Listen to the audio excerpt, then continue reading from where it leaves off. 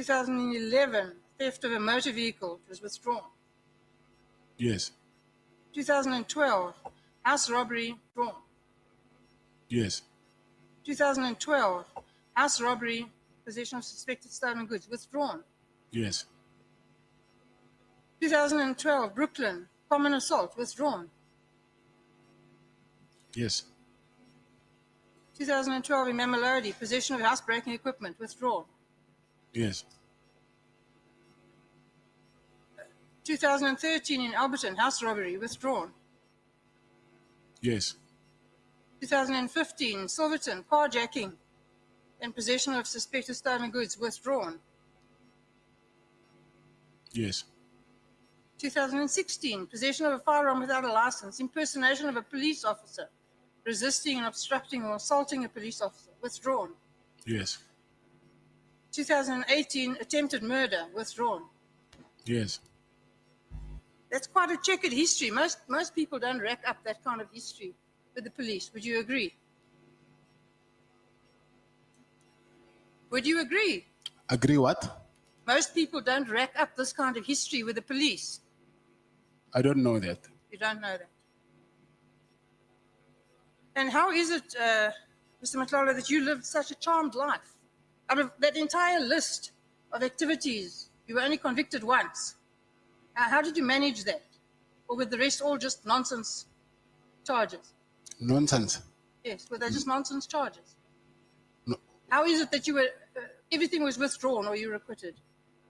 Was I supposed to be convicted? Well, if you were guilty, yes. Yes, if I was guilty. Yes. Yes. So you're saying you weren't?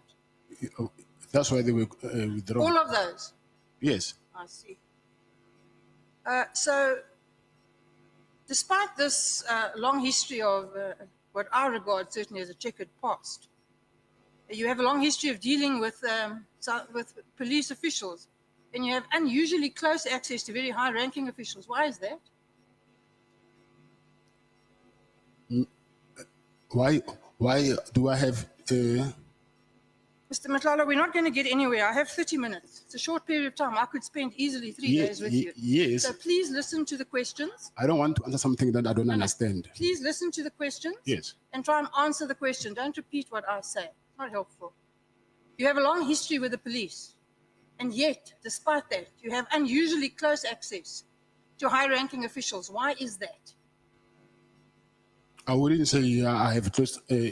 Like I said before, it's not only high-ranking officials. It is different people, so they are part of them. I see. So, I've been a prosecutor for 26 years. I've been in Parliament for 14 years. And I don't have any generals in the police on speed dial. Yet you have an entire list full of them. How does that happen? Some of them it was because of the contract that I was having with them. Yeah, and the rest? It's people that I know. You just know them? Yes. I see. So what legitimate basis does an ordinary businessman have to have this level of access to police leadership? I don't understand how I must answer that. It's fine, then we'll move on. Did any police official ever question why a private individual like yourself had such close access, deep connections with high-ranking police? No. No. They took it as quite natural. I said no. You currently hold a license for all the firearms, your personal firearms? Yes. How many? Personal firearms? Yes. 4. What kind? 9mm. And all of them? No. 9mm and a shotgun and an assault rifle. That's 3. 2 9mm. And how did you get these licenses? You apply for them in the police station. Did you apply for them in the normal course? Yes. No favors? No. No money changing hands?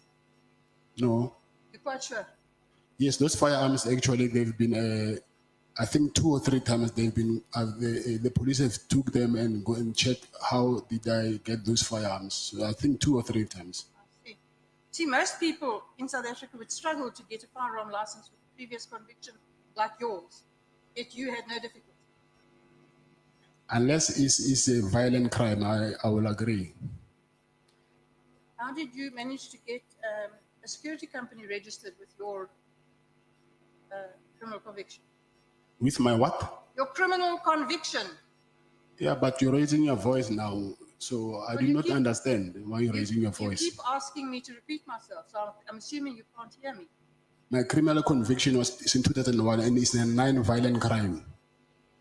Yes, that wasn't the question. The question was, how did you get a security company registered with a previous conviction?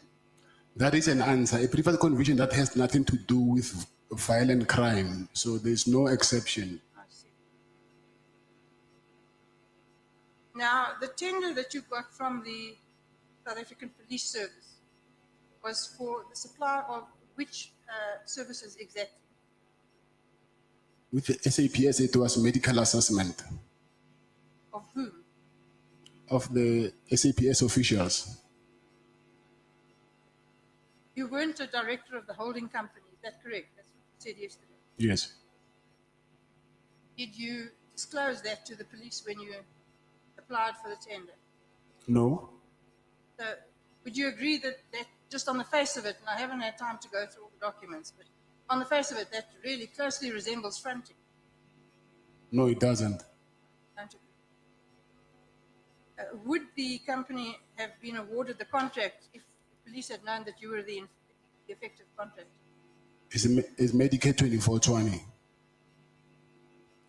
Who in the South African Police Service at that time knew that your entity would be performing the work?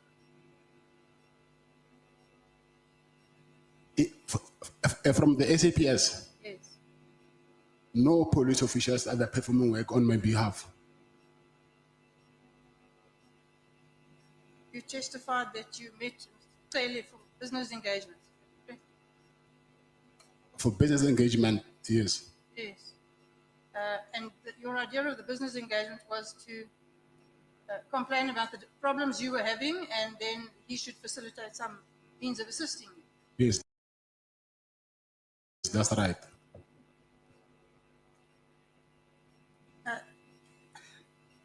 And is getting manicures part of your business protocol?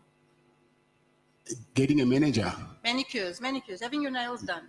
Manicures. Yes. It's part of what? Your business protocol. No, it's not. No. Is it not so that you and Mr. Taylor met on at least 5 occasions at Edge for Men in Menlyn, where you get your nails done, both of you? I've never met Mr. Taylor there. I see.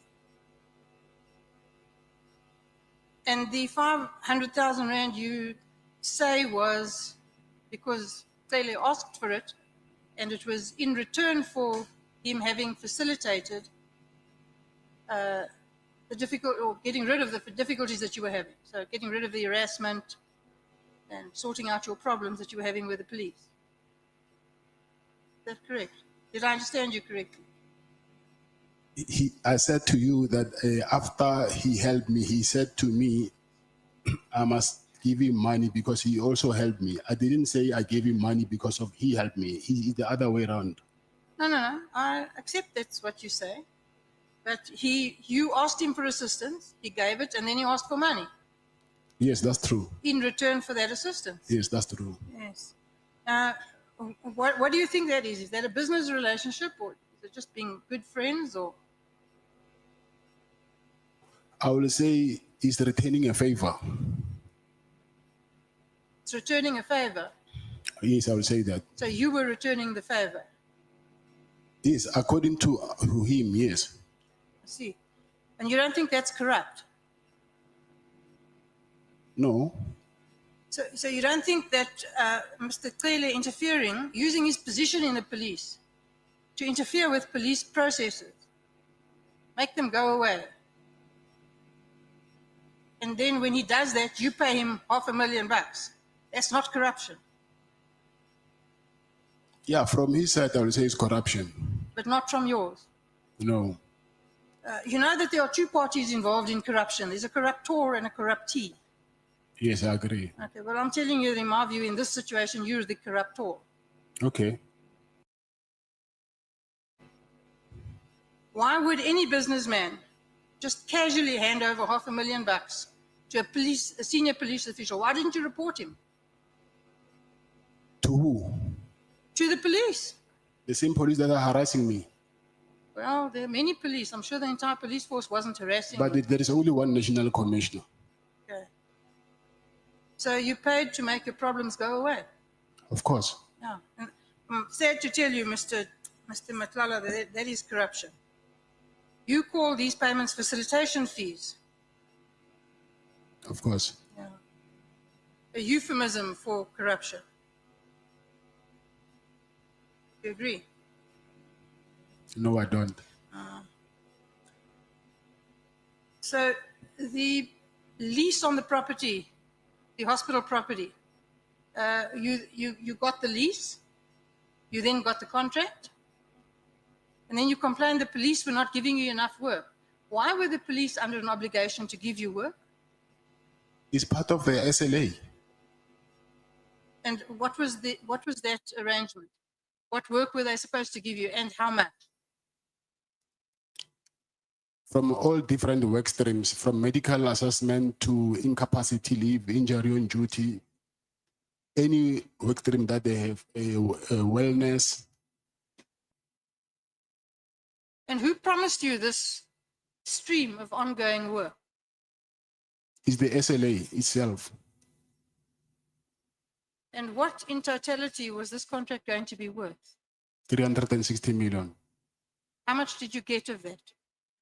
I'll say maybe 50 million. 50. Yes. So, you know, what other streams of income do you have apart from this this contract? Security. Yes, and what do you earn, just generally speaking, from that? It's not the same. It depends on how many clients you have. Yeah, well, that's why I said generally speaking, just a ballpark figure. So maybe 2 million. Is that a month, a year? A month. See. So you're quite generous. You know, you give away quite a lot of money. You bankrolled Taylor to the tune of $500,000. You bankrolled the ANC's party on the 8th of January. Again, you must surely feel this money. I for the January 8th thing, I think I explained that why I had to give that money. Yeah, I'm not suggesting anything about the reason. I'm saying normal people would feel that money. No, nobody just hands out that kind of cash. Even myself, I felt it. To the prejudice of your family, you're just handing out cash to corrupt policemen and the ANC for the birthday party. Chair, can I call him? And my apology to Honorable Bredenbach, but I have a very serious problem with a sentiment or an assertion that says that Mr. Matlala's money was used to bankroll the ANC January 8. Mr. Brown Mohoti cannot and will never be the ANC. So to say the ANC was bankrolled because the money went to Mohoti is simply to reduce the ANC to an individual who had whatever kind of a relationship with Mr. Matlala. And we don't think as the ANC that is a correct appropriation of what we've understood to have been a relationship between Mr. Matlala and Mr. Mohoti.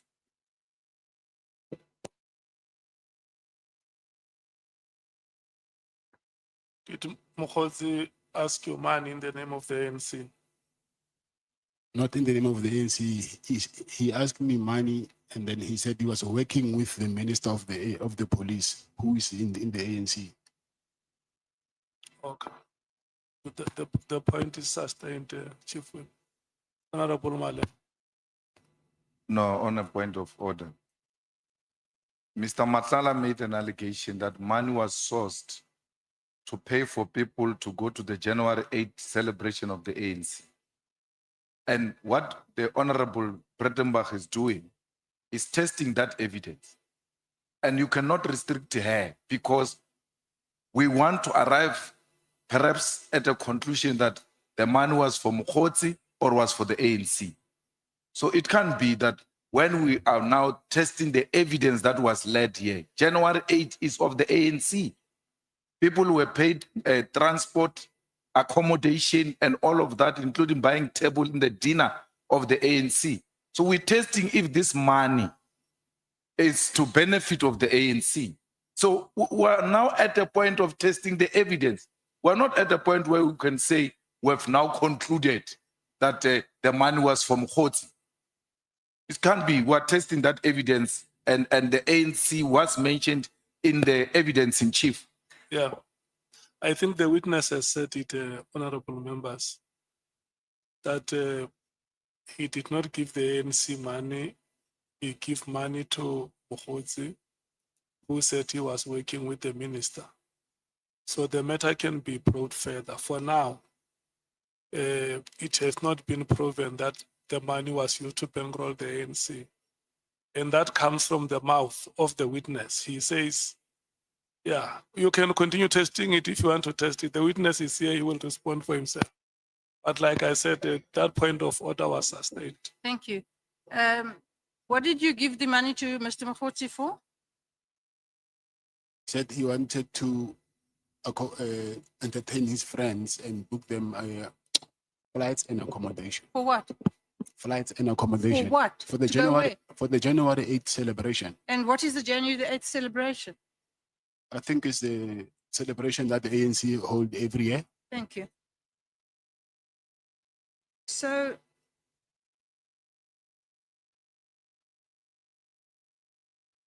the truth is that you received 50 million on that contract that had run for how many, what period of time when you received the 50 million? What period did that cover? I will say from maybe,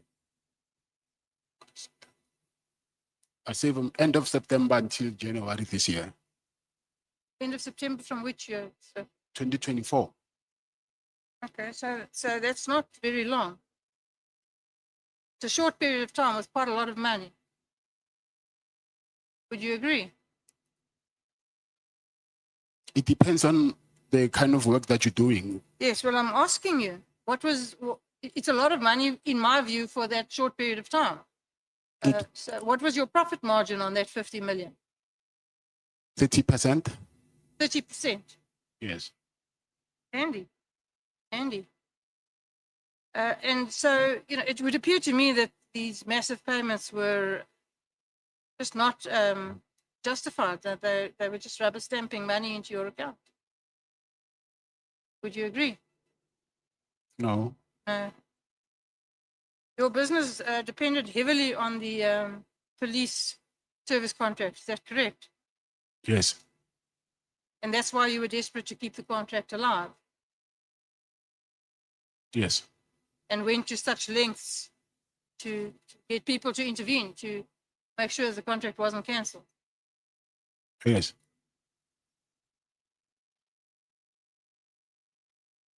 And the payments that you made in order to ensure or to try and ensure that the contract wouldn't be cancelled are nothing more than bribes in just common parlance. Is that correct? No.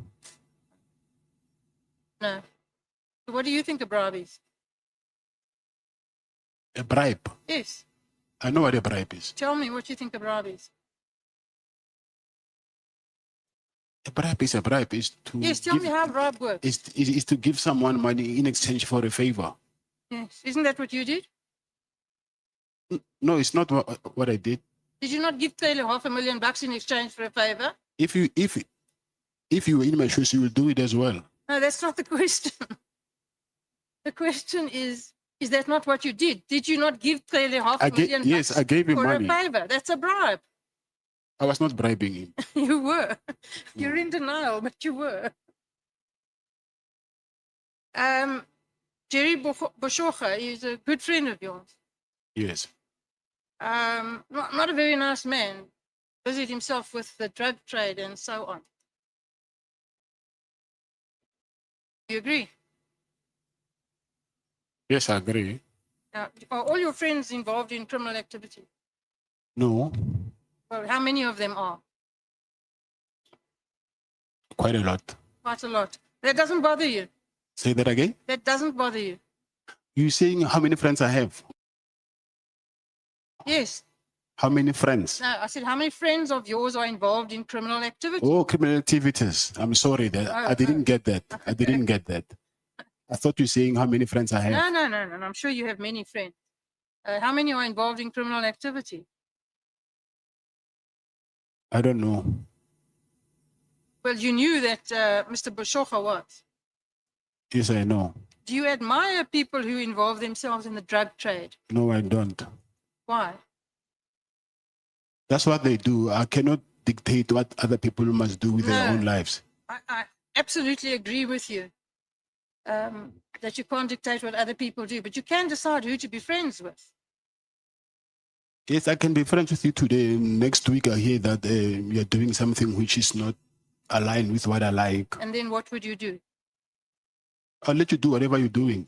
And you still remain friends. Yes, on conditions. What conditions? What conditions could there possibly be I can for only remaining friends with a criminal? meet you at church. Hey, Wena. You lent money to somebody who you knew manufactured drugs and then sold them at a huge profit to South Africans who go bent under misery and poverty. And your friend and people like him, keep them there. That doesn't bother you, It does. but you still gave him money. Yeah, but that money was not for that. You don't know. You just said yourself you don't know what it was for. Exactly. I'm saying from when you ask money from me saying you want to buy bread, even whether you lie to me or not, that's you. But I gave you money for what you asked me for. You know, Mr. Matlala, you're a clever man. That's very clear. You're not a stupid man. You've been around. You know about business. You know about crime. And you are not the naive person you're trying to portray. I don't believe you for 1 minute.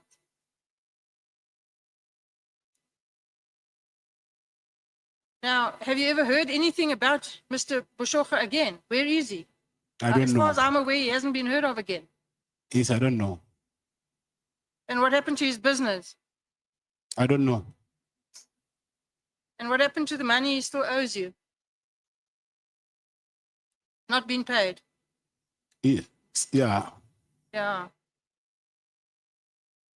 Very suspicious. That whole thing is suspicious. Does it not rouse your suspicions? This disappearance. It's suspicious. Yes. Of course, it's suspicious. Yeah. Where's his wife and his child?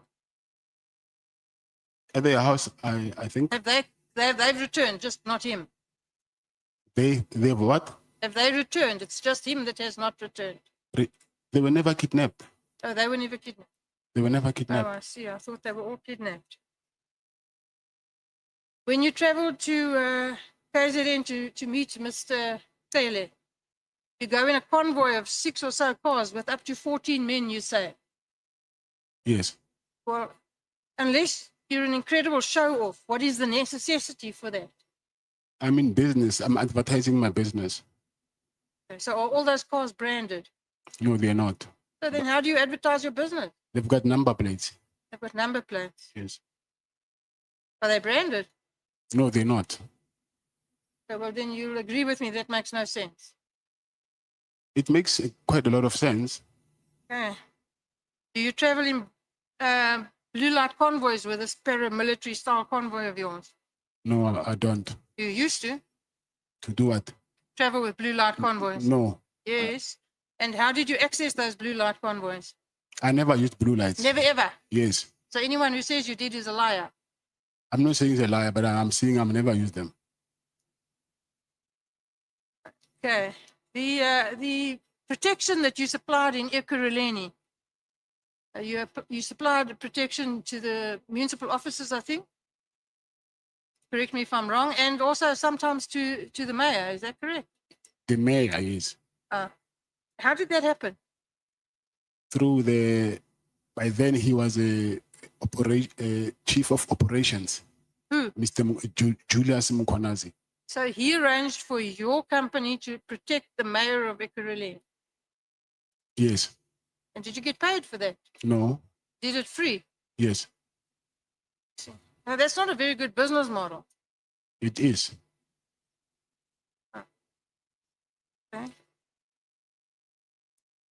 You donated vehicles to the Ekurhuleni Metro Police. Yes, I did. Why? Like I said before, I wanted to do medical response for them. So I did that as to show good faith. Yeah. How many vehicles? Four. 4 vehicles. Yes. What kind? It was a 2 BMWs, 1 Mercedes, 1 VW Golf GTI. Don't mess around. And was there any benefit from this donation? No, there was no benefit at all. Did no business flow from it? I was expecting it, but it never happened. Also, not a very good business model. It was. The intention was, I see. So I would suggest to you that the reason that you drive around in a convoy like you do got nothing to do with safety. It's just to promote your image and intimidate people. I don't agree. You don't. Do you have any links, business relationships with anybody who's a member of the Boko Haram gang in Pretoria? No, You don't, or you're not aware of it? no, I'm not. So you don't have those relationships. No, You've admitted to bribing, although you think it's not bribing, police. Have you bribed anybody else in the criminal justice network? Have you bribed judges? Have you bribed prosecutors? no, Have you done favors for them? no, Have you given them gifts in No. exchange for favors? no. No. So I've only got 5 minutes left, so I'm going to wrap up. In my view, Mr. Matlala, you're not a businessman. You're a crook. I am. You're a thief. You're a fraud, and you're corrupt. And the problem in this country today is that people like yourself clothe yourself in the respectability of calling yourself a businessman when you are nothing but a dishonest thug. You make an illicit fortune by stealing from the poorest of the poor. It's people like you and your associates that have robbed generations of South African children of their futures. Shame on you, sir. I'm finished, Chair. You, Mr. Matlala, do you have any comment to make on the statement? I don't have any comments. No comment. No. Okay. Are we continue with the DA or?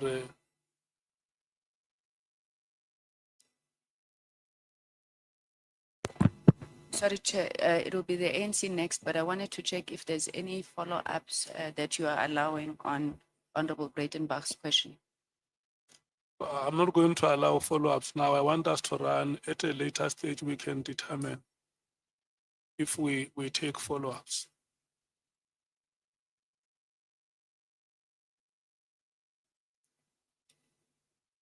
Yes, it's 14:30 now. Your time expires at 15 hours. Oh, thanks, Chair. Mr. Matlala, you said, who did you send to buy batteries for your boat? You said it's whom? Who are sent to buy batteries is Nkosi. Nkosi. Brigadier Ngos, No, Sergeant Nkosi. Sergeant Ngos. Yes. Oh, so around here, you make police officers run your errand. You are in charge. But Policemen here run your personal business. but he's a human being after all. So after work, he's no longer. Okay. He is a policeman. Do you agree? Yes, he is. Do you agree that you send a police officer to buy yourself batteries for your boat? Do you agree? Yes, I sent him. Okay. So do you agree that you send a police officer to run your personal errands? I agree. Okay. Do you know the relationship between Sergeant Ngosi and General Spear? I don't know the relationship. Okay, I put it to you that Sergeant Ngosi is a very, very close person to General Spear. Remember, the SC made an example of a video at Molefe's home. Yeah. But you don't know personally General Spear. You have no personal relationship with General Spear, but his right-hand man runs your errands. You also attend some of his family occasions. How is that possible? It is possible How? because I do not think Sergeant Nkosi only knows General Sibia. So he has other interactions with other people besides him. Know what I'm saying? In your statement, you claim not to have a personal relationship with General Shadrach Sibia, Yes. but he says you went to his office once. You say you went to his office 3 times. Yes. You have his right-hand man as your errand boy. You attend his family occasions. How is it possible that you don't know that person in person? But Sergeant Nkosi, he is not General Sibia. Those are 2 different people. Beg your pardon? I'm saying Sergeant Nkosi, he is not General Sibia. It's possible that I can. That's not what I said. But I'm just making a series of events and asking and linking them to General Spear and asking, how is it possible for you not to have a special relationship with General Spear if we have been able to be close to him in this manner? I'll say it's possible. It's possible. Yes. Thank you. Who is Farmer Brown? I don't know if I'm. Yeah, you talk about a lot of Farmer Brown, eggs, this, krall, this, farm, this, in the WhatsApp messages with a person of Kun, what. That WhatsApp bundle, I also received it yesterday after we adjourned. Who is Farmer So Brown? I don't know anything about that thing. You don't know Farmer Brown? Yes. Would you agree with me that the conversation that is contained here is full of coding? These things that I said here are just coding what was actually happening. It's not about eggs. It's not about krall. It's not about farm. It's not about everything that is said here, but it's about a particular dealing. This conversation is a coding conversation. Would you agree with me? But I cannot. At least you saw it. I cannot account on something that I do not know. Okay.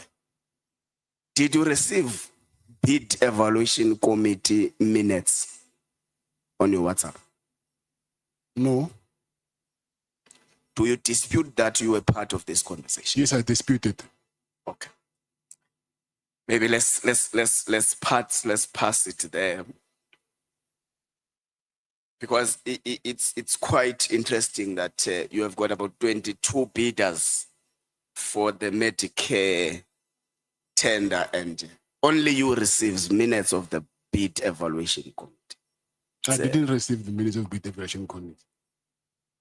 Okay, that's fine. So part of what our terms of reference instruct us to investigate is an existence and the operation of a sophisticated drug cartel. Do you know about any drug cartel operating in Gauteng? I don't know.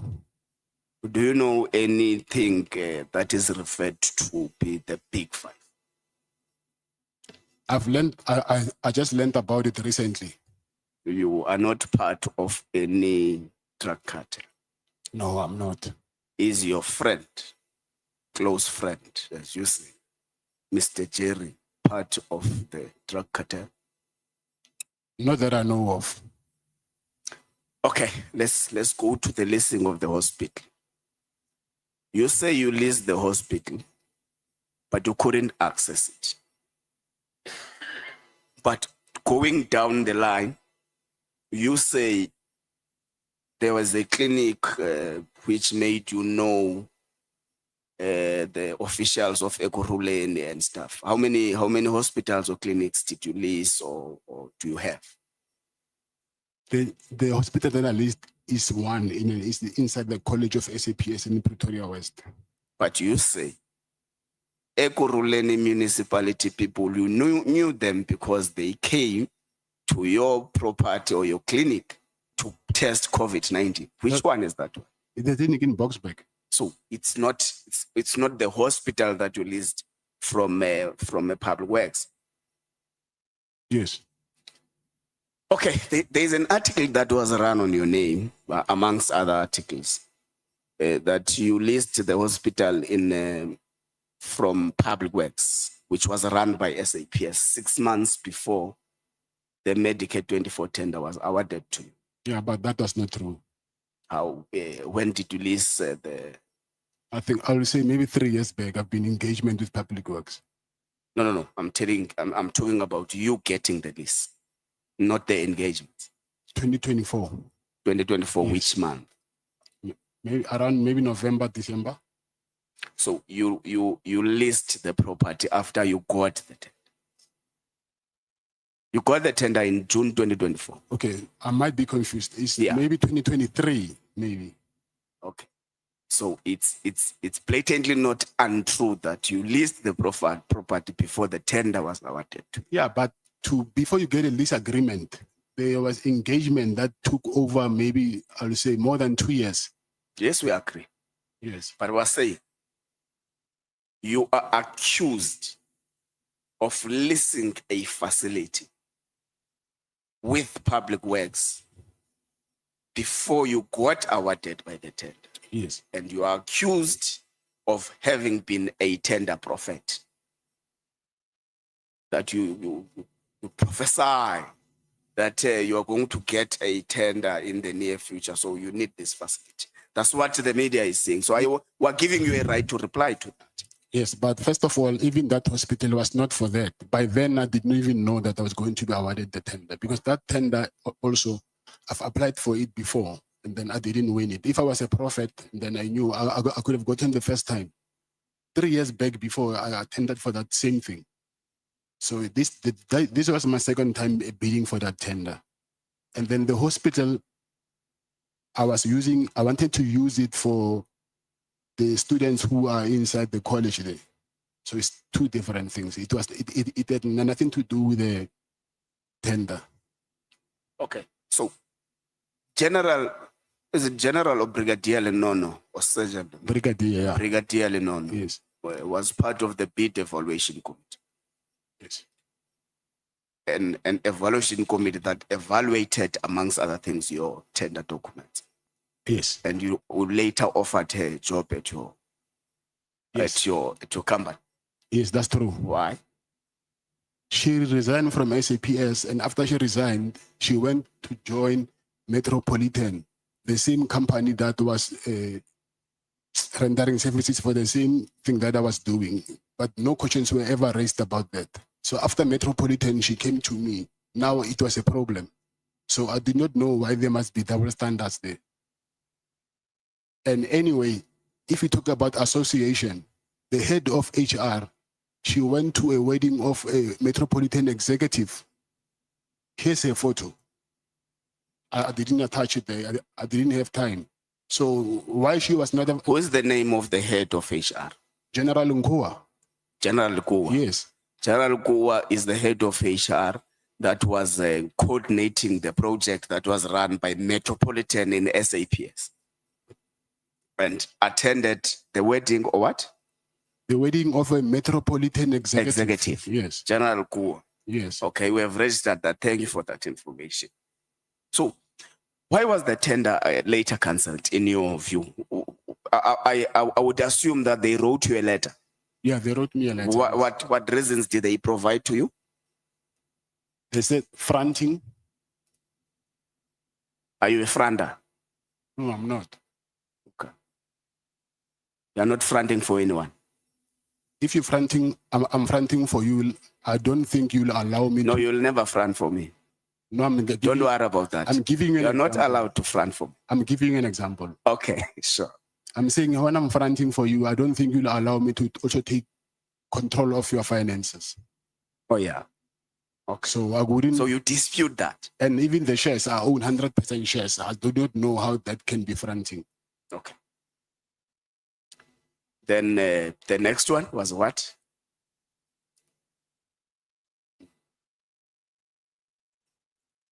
Was there no supply chain irregularities that they mentioned? Yes. They did. Yes. Then the supply chain irregularities Yes. At the process that was run amongst other people by General Lenono, you offered.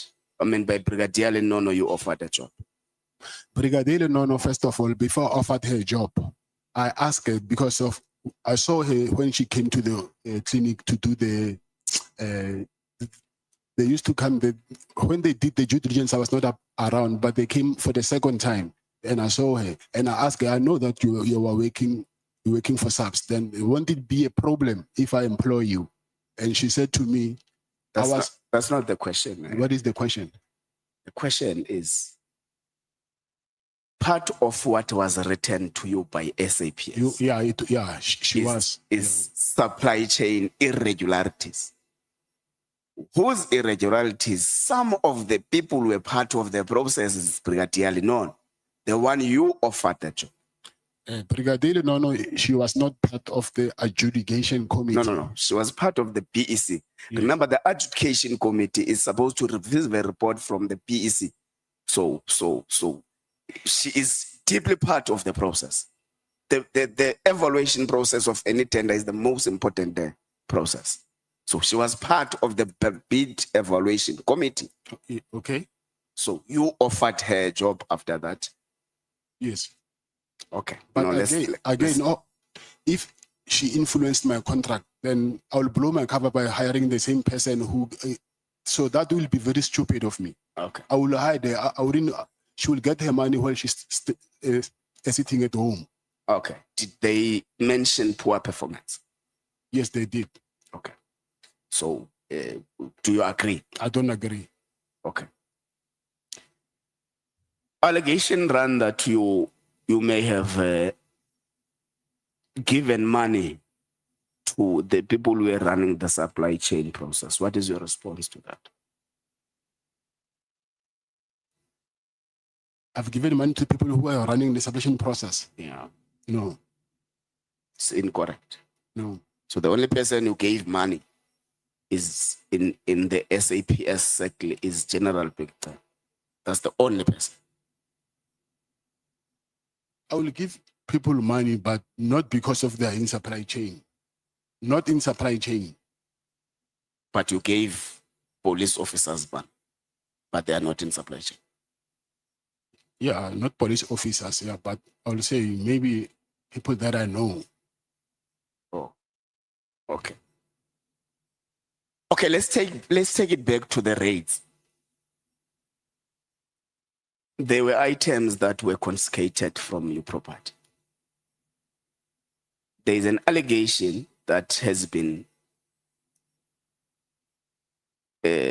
set in the committee that part of what happened after the raids in your house was that you were made to go and open a case against the PKTT under the pretense that a Rolex watch was stolen and some other item, necklace, I'm not quite sure of and all that. But it was alleged in this committee, in this setting, that was a pretense. There was no such a thing. You were made to open a fake case and all that. What is your response to that? That is not true. It's not true. Yes. Tell me why, if you believed that robbers entered your house and took items, you only went to the police station the next day. Why? It was early in the AMs. I went the first thing in the morning. Okay. They enter your house. They harass you, as you claim. They steal from you. They have paraclavas. Then they leave. It's only the next day where you can be able to go to the police station. Not the next day, the next few hours. Okay, that's fine. So Brown Mokgotsi pretended to you that he's from the minister's office. He said he's doing what there? He just said he's working from he works from the office of the minister. He didn't tell me his job description. So you didn't ask us? I didn't. Okay. Because usually one would call and say, I'm so and so, I'm this and that in that particular office. So with you, You didn't even bother to check or verify whether the information you are given by this person you claim to not know is correct. Yes. You just moved with the flow. Yes. Okay. Don't you find that funny? No, I don't. You don't. You say in your paragraph 29, you got disturbed by all this when you were starting to pursue a legitimate business. What do you mean? What do you mean you were starting to pursue a legitimate business? Paragraph 29. Yebo.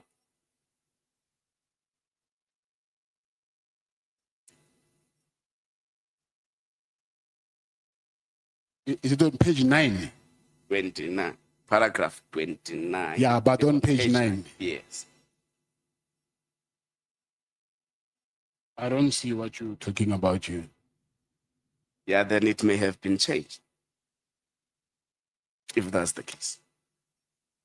But let's leave it there. Did you say to your lawyers that this process has caught you when you were trying to pursue a legitimate business? I don't remember. Can't remember. Okay. That's fine. That is not a bad denial. You don't remember.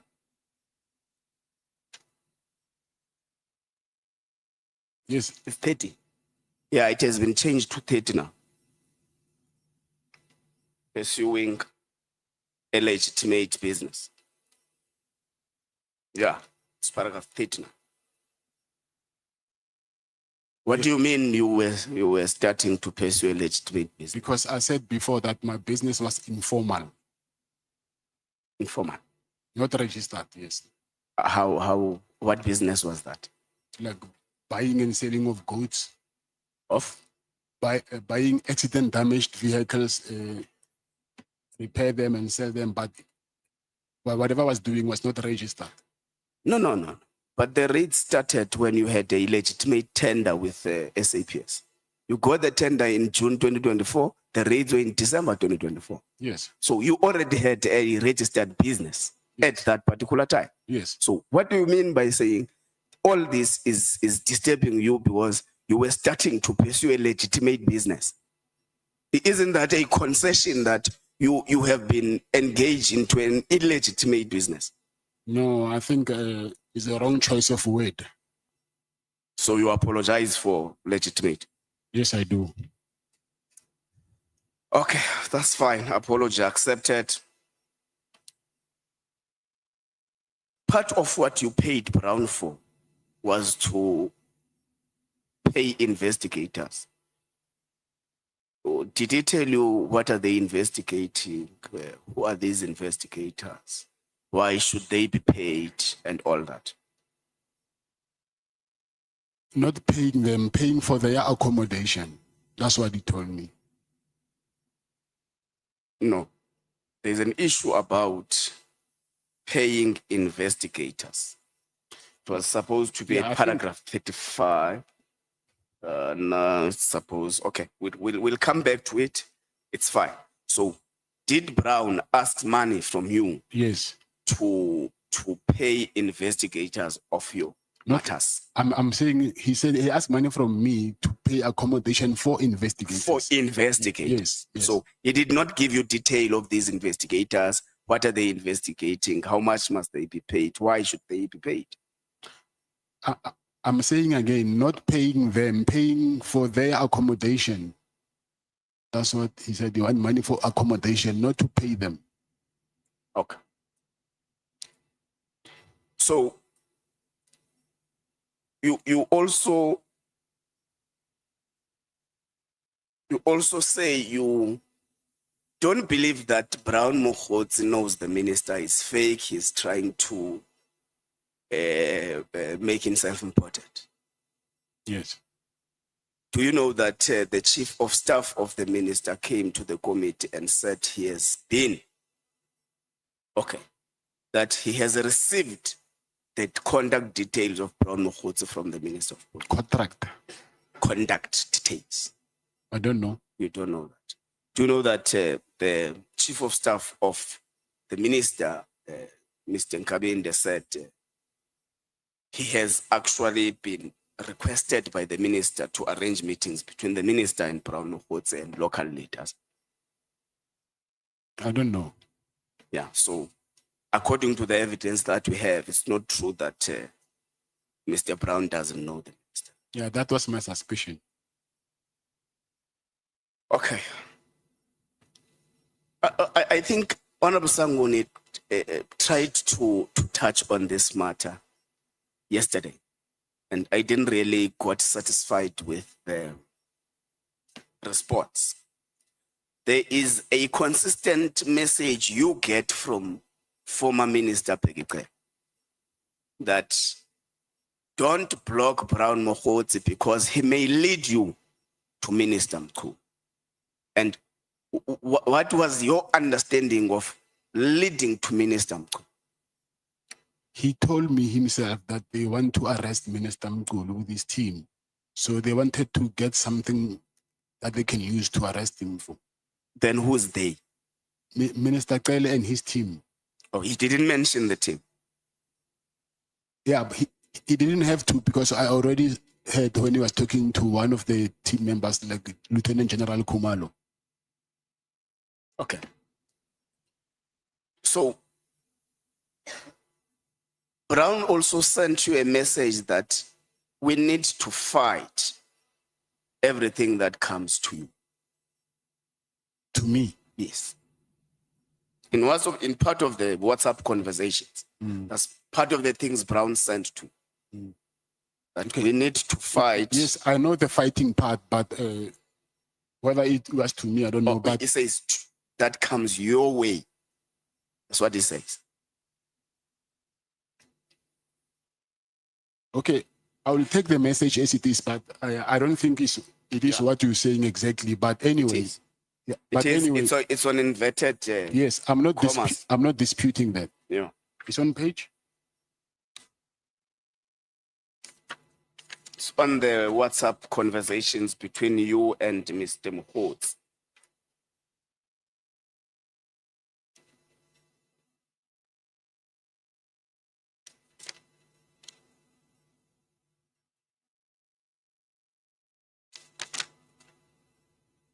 Okay, we'll check it because there are many Yeah, but, texts that are but reflected. anyway, we don't have to check it. I'm not disputing that. You're not disputing it. Yes. Okay, that's fine. What was coming your way?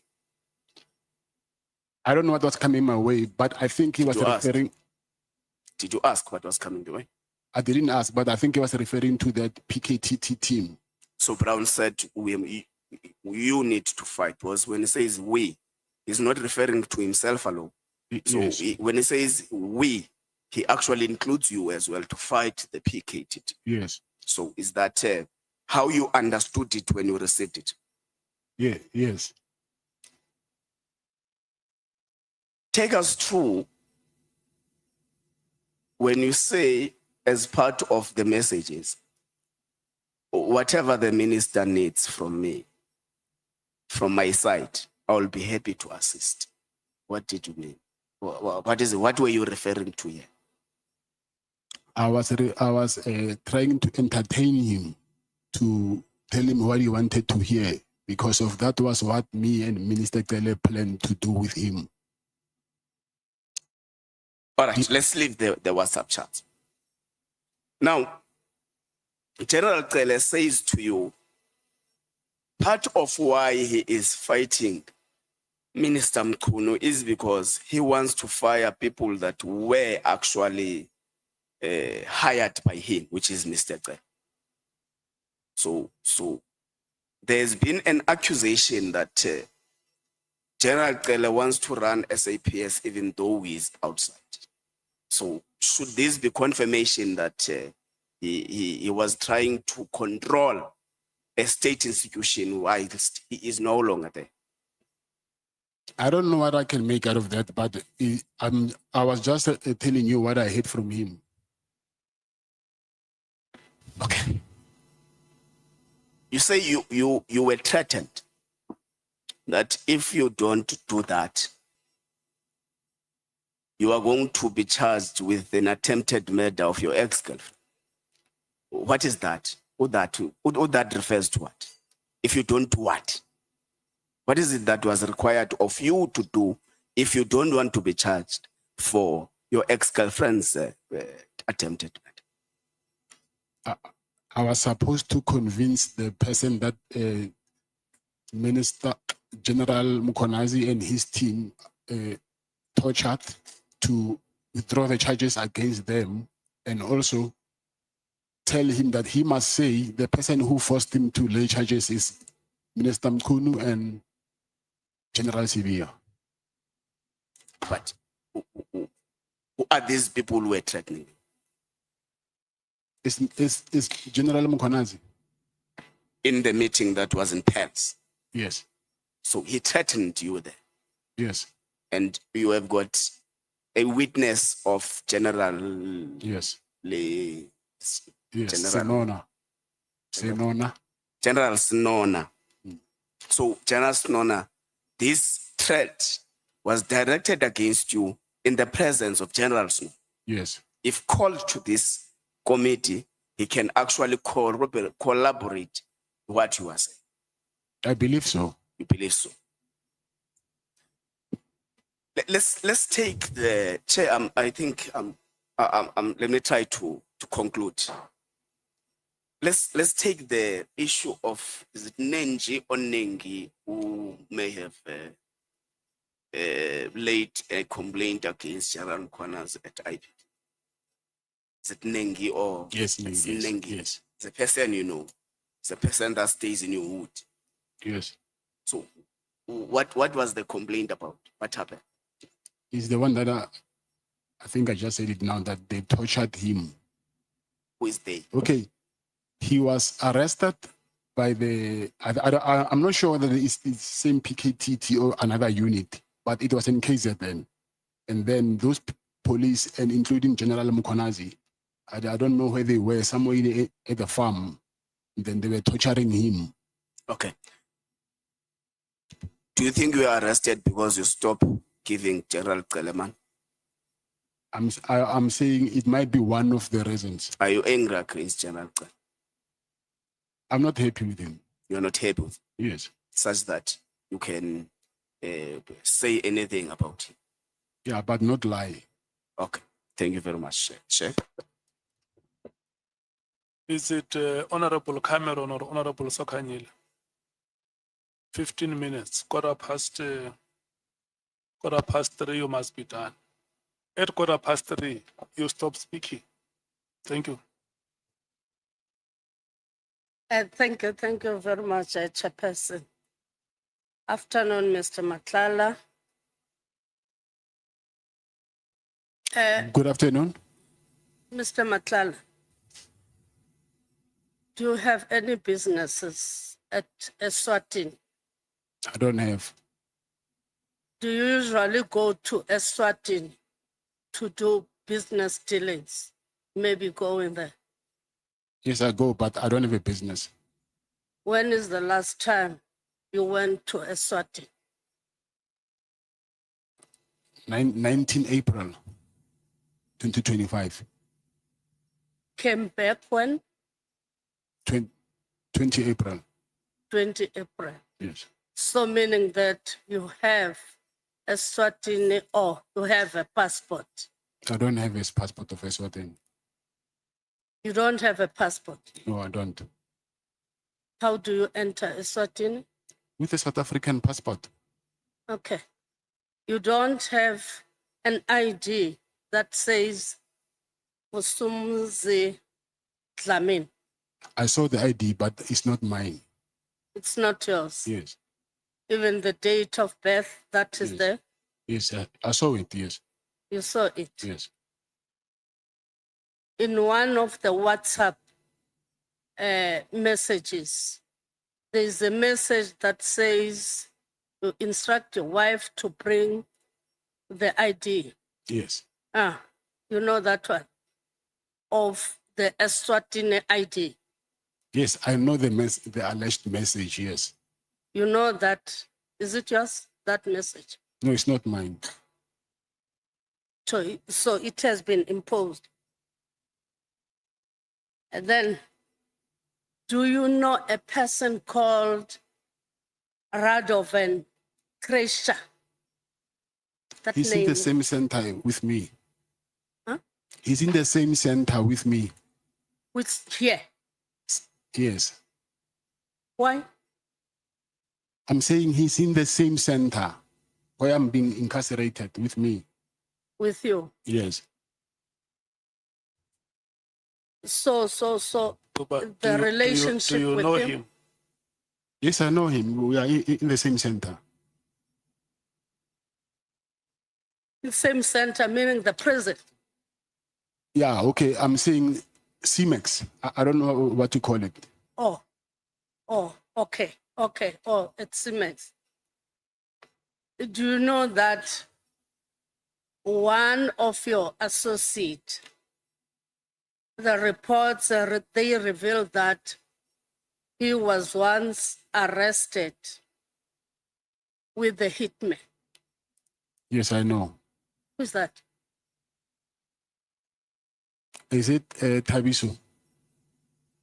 Tabiso who? Tabiso Ledwaba. Okay. Not it- Kagiso.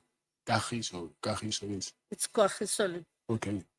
Then yesterday, when you were introducing yourself, being asked by the senior counsel, then you reflected only about this conviction of buying and selling the stolen goods. Yes.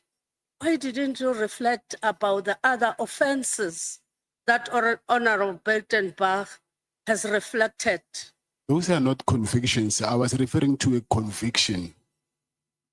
So, But you didn't reflect about the offenses. And even myself, I'm saying that it's an offense because most of them, they were withdrawn. yes.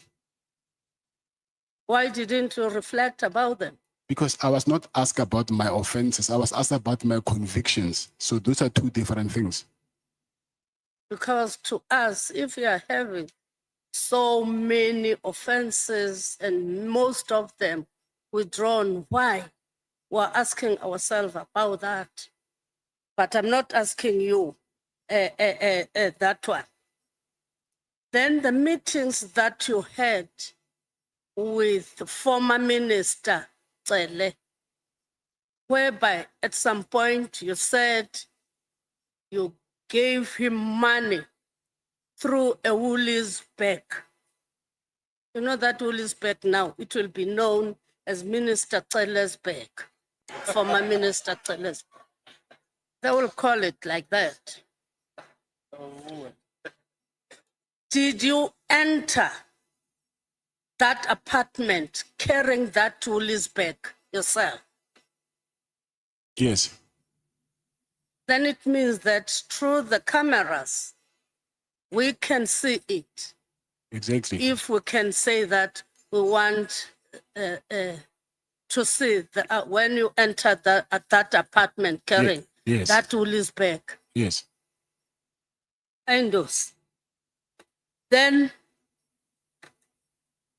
let me check now. You said you withdrew as being a director in one of the companies, but you instructed your sister to go and withdraw money from the bank.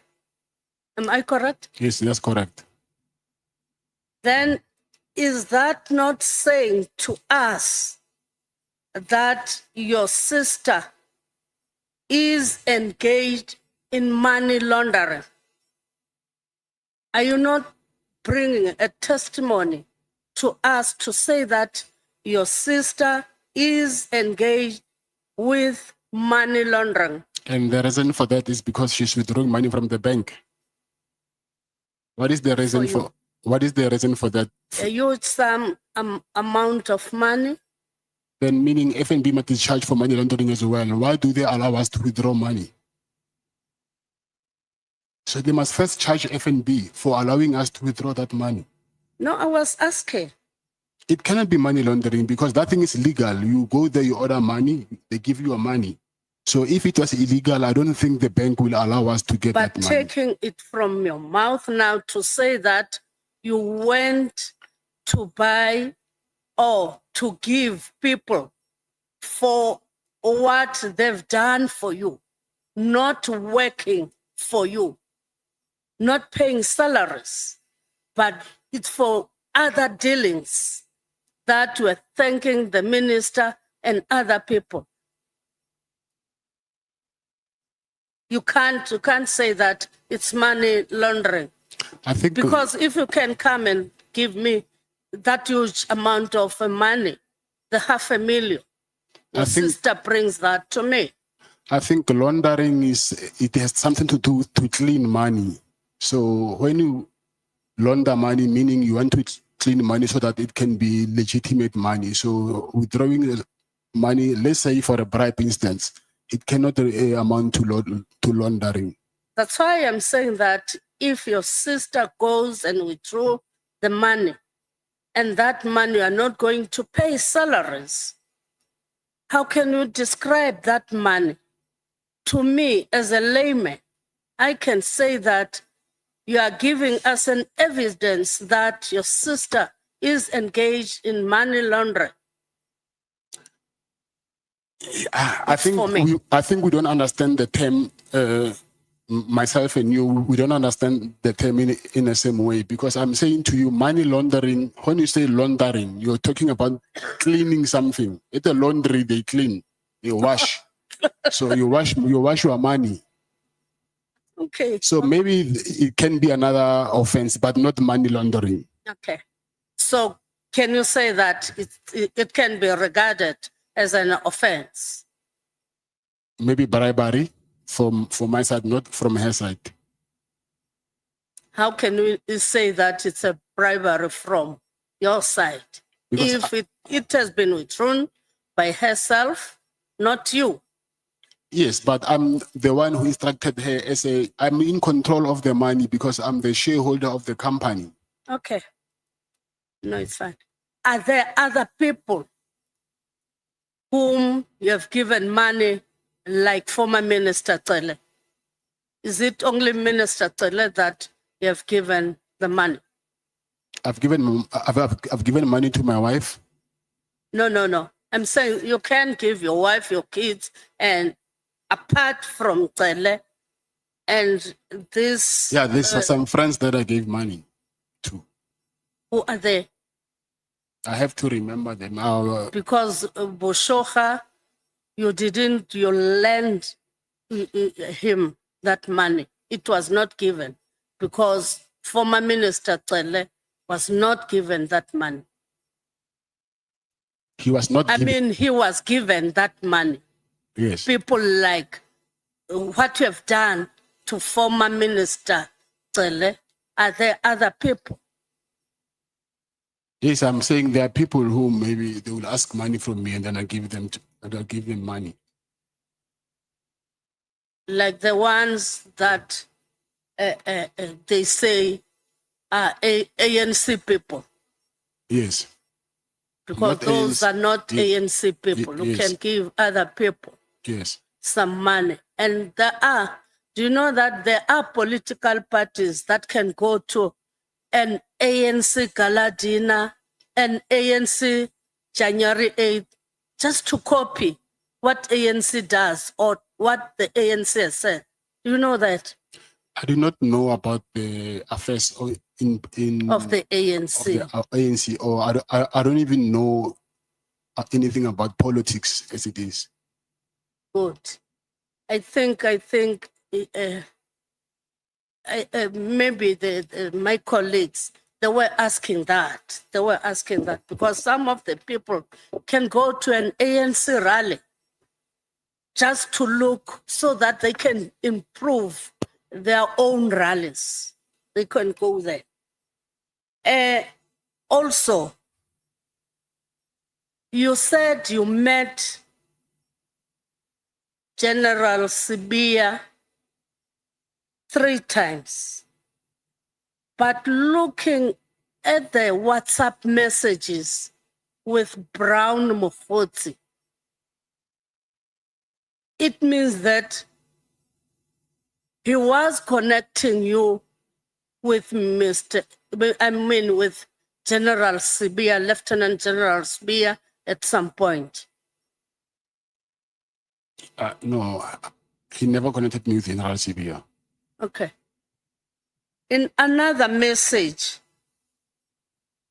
you are very much disturbed to say that you sent a message to Mokgotsi, to Mr. Brown Mokgotsi, saying that morning, just to let you know that my contract was cancelled yesterday. I see you have been avoiding me, and you are saying that you are not going to let that thing lying down. You are going to be very much brutal. What did you mean about that? And to who were you going to base your anger? To Brown. I was frustrated and then I was angry. Then I took it out on him because of the cancellation of the contract. Then in another message, you say, I hear that you told Mr. S that I told you that I gave him some animals to keep at his plot. So I wanted to hear from you if is there any truth in this. Who's Mr. S? It's Mr. Sibia. Mr. Sibia. Yes. So you were talking with Brown Mokgotsi, talking about Mr. S, Mr. Sibia, and Yes. yet you're saying that he didn't connect you with Mr. Sibia. Yes, he didn't connect me to Mr. Sibia. You connected yourself with Mr. Sibia. But can you discuss with Brown Mokgotsi about Mr. Sibia?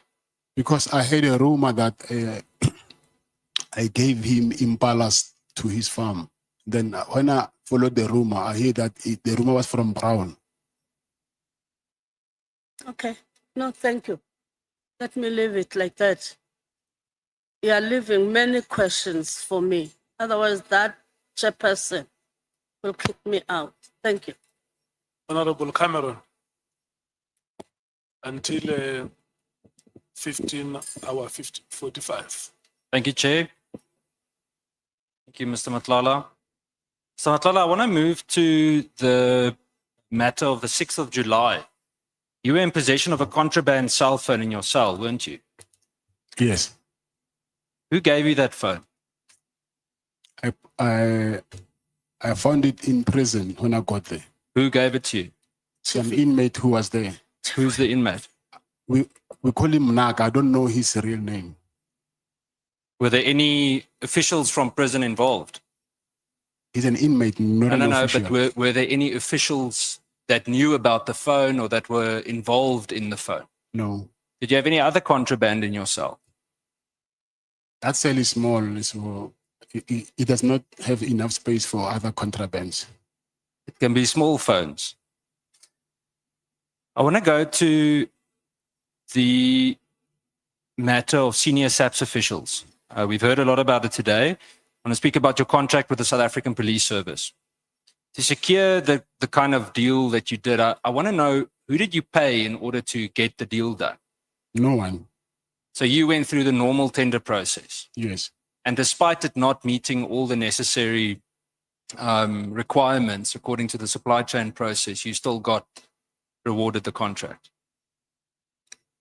When you say not meeting all the necessary I think there were requirements, 12 requirements according to supply chain management that that internal audit found your contract didn't meet.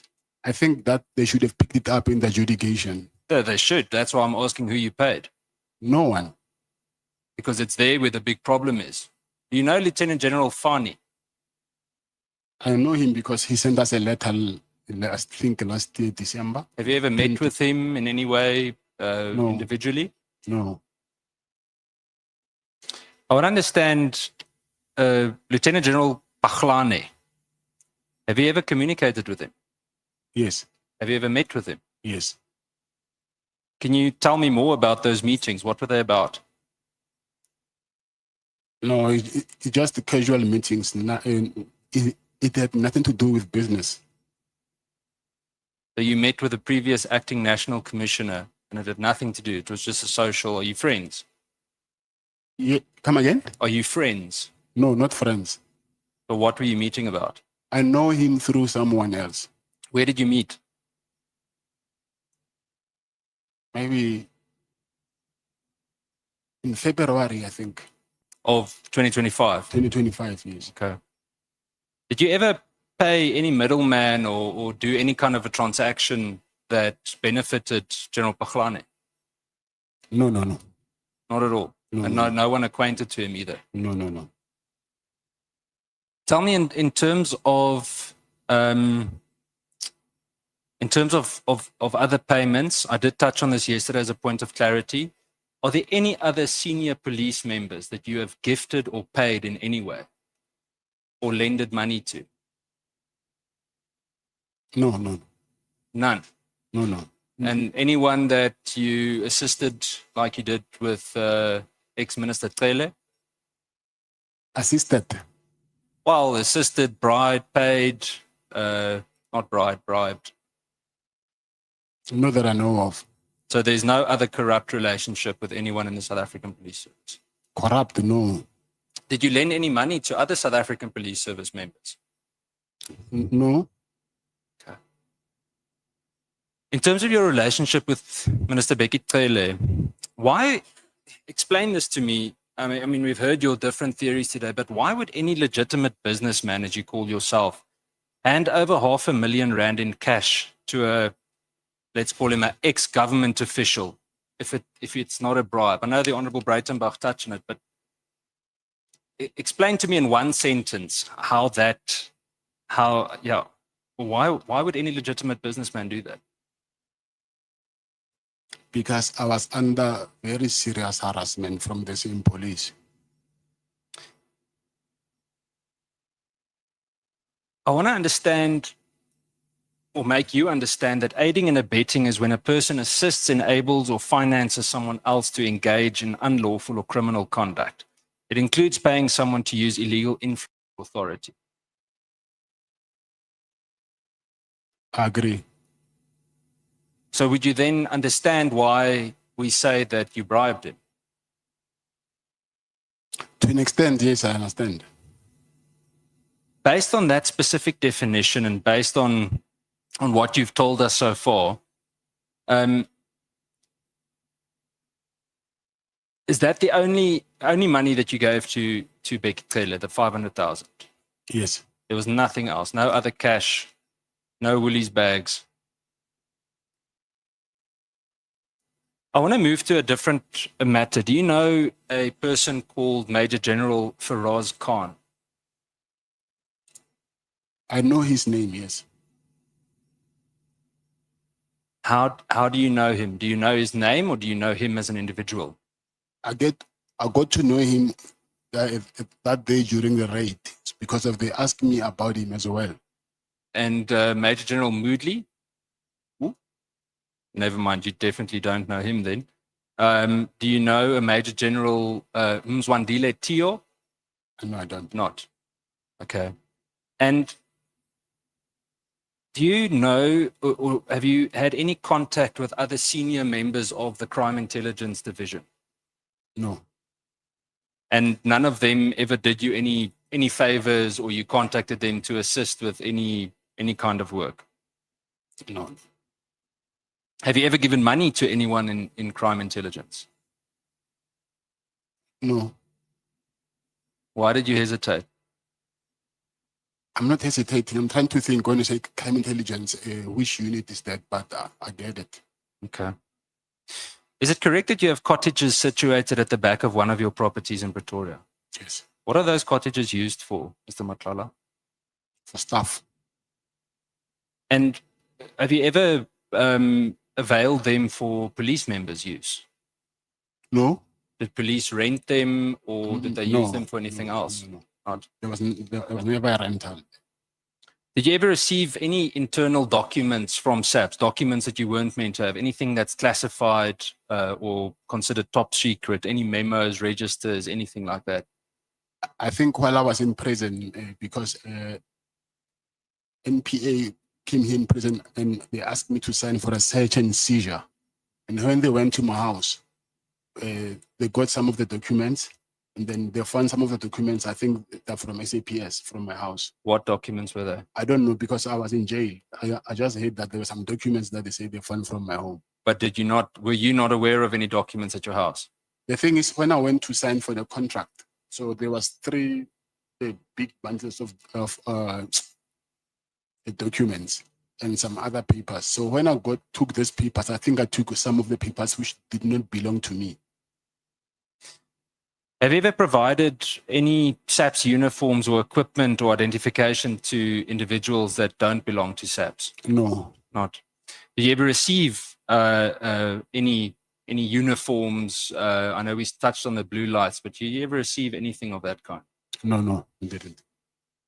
And then the last few questions, Mr. Matlala, you accuse multiple ministers, SAPS generals, crime intelligence, I believe some of you mentioned the IPID complaints and investigators of wrongdoing, correct? Harassment, as you call it. Yes. Yet in every instance, your allegations arise only after action was taken against you, correct? No, that's not correct. Okay, what action did you take before then to report it? I tried to do the High Court interdict, and then they advised me to cancel that thing. No, but I mean, we know you bribed Tele, Minister Tele. I want to understand, what did you do as an ordinary South African, as you claim to be, to report the harassment that you spoke of? Did you ever open any criminal cases? If I had to open it, it was supposed to be in South Africa, but that was not possible to do it. I tried, but I couldn't win. Where did you try? I tried in Brooklyn. I also tried in Soweto. So that thing never happened. And what was the reason that they gave you? In Brooklyn, they said they cannot open a case against the police. I want to understand, it seems that you never reported any of these allegations while the relationships benefited you. I mean, if Minister Becky Cele asked you for money, shouldn't you have reported it right there and then? You can't report the police to the police. You absolutely can. We wouldn't be sitting here if people didn't report the police to them. But I tried that. So for me, it never worked. Mr. Matlala, do you want us to believe that the former minister, multiple police generals, IPID, a torture victim, a task team, all conspired to target you, one businessman? That's what happened. Why? What makes you so threatening? I mean, the way you sit here, you come across either extremely naive or you want us to believe a totally different version of what your rap sheet says. So why are you so threatening to them?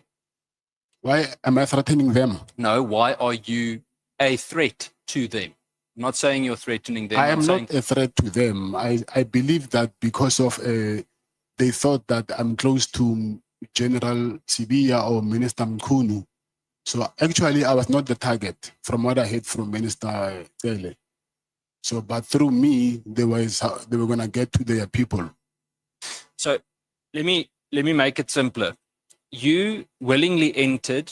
You may not have been understanding how big the conflict internally was, but you willingly entered a corrupt network to secure a multi-million rand contract.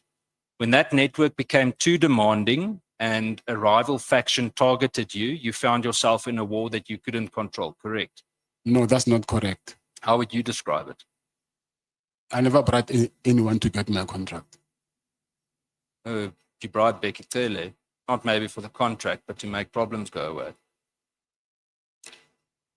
I had to do what I had to do with this Becky Tele issue. And now, to save yourself, you're accusing everyone else of the very corruption you willingly participated in. Isn't that true? Everyone else like who? Becky Tele, Brown Mogotsi. I'm not accusing even those are facts. well, whether it's a fact or not, you partook in the process. Like Honorable Breitenbach explained to you the difference between a corruptor and a corruptee. Yes, I admit that. Mr. Matlala, there's one constant in every strand of this entire web, everything we've heard so far. And it's you.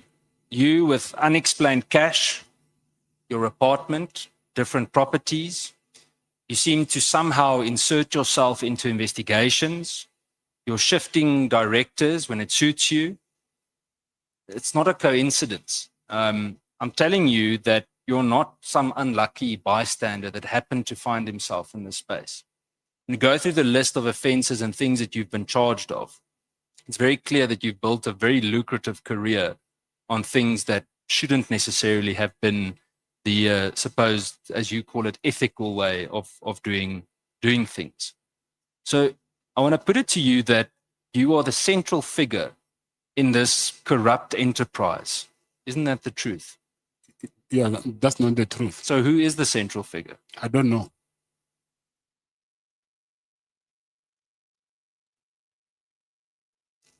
I think, Chair, as a closing statement, I want to emphasize, Mr. Matlala, that you've caused significant damage with your dealings, whether you willingly or unwillingly gave people money and knew or didn't know what they were doing. I said this to General Sibiya, and I'm going to say it to you. The Afrikaans saying, and I know the committee laughs about me repeating it very often, but the saying says, "Meng jou met die semels, dan vreet die varke jou op." And I said it's very ironic that I'm saying it to you today, because I said it to General Sibiya as well. And it means that if you mix with pig feed, then the pigs will eat you up. And that is exactly what you're doing. Thank you, Chair. Good. Any comment? I don't know. Actually, I forgot it, but let me just say no for comment. Thank you so much, honorable members. The reason why we brought Honorable Breitenbach and Honorable Cameron forward is because they have pressing matters that they may have to attend to. At any stage during the proceedings, if you feel that you no longer have time with us, you can just quietly leave the chambers. Thank you, Chair. We appreciate the indulgence. Thank you. And to my colleagues, thank you. Thank you so much. Chair, you must remind them to clean the table before they leave. Yeah. He eats all the sweets with us. Chair, And then he complains. I've got 2 chocolates for you. That is good neighborliness, just make sure that the table is clean. Sleep well, DA Honorable members. Nomvalo, is it you or Honorable Skosan? Is it you starting? Your time expires at 16 hours. It starts now. Thank you, Chair. Good afternoon, Mr. Matlala. Good afternoon. You said you don't have any ethical or unethical deal or relationship with Mr. Sibiya, correct? Yes. Is there any ex-girlfriend or ex-wife of Mr. Sibiya that works for your company? No. Mr. Sibiya, when he was here, he conceded to an assertion that there is an ex-partner that works for your company. That is not true. No, So he was lying. no, I don't think he even said that. It's impossible. My company is protectors. Is that person, that woman, also a protector? No. One of your companies. You have many companies, right? The healthcare company. I'm saying you have many companies. I don't know which specific company, but you have many companies. I think this thing comes from what I heard, that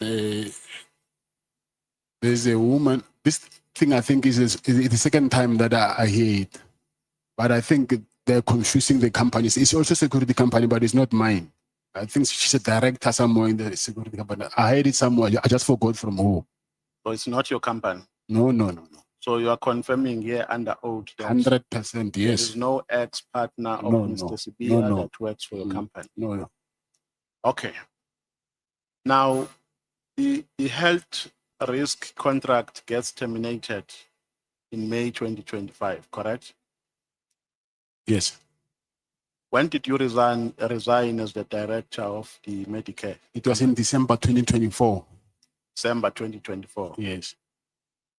In May 2024, after the termination of the contract, you wrote a WhatsApp message, correct? 2025. 2025, my apologies. You wrote a WhatsApp message to Brown Mohosi advising him that the contract has been terminated, correct? Yes. Now, you were writing this message as who? Come again? Were you writing this message as who? You were writing the message to Brown Mohosi telling him that the contract has been terminated between Medicare and SAPS as who? Because you are no longer the director of the company, correct? Yes. Now, when you say, and you went to an extent of threatening him, Yes. that if he doesn't fix this, then heads will roll.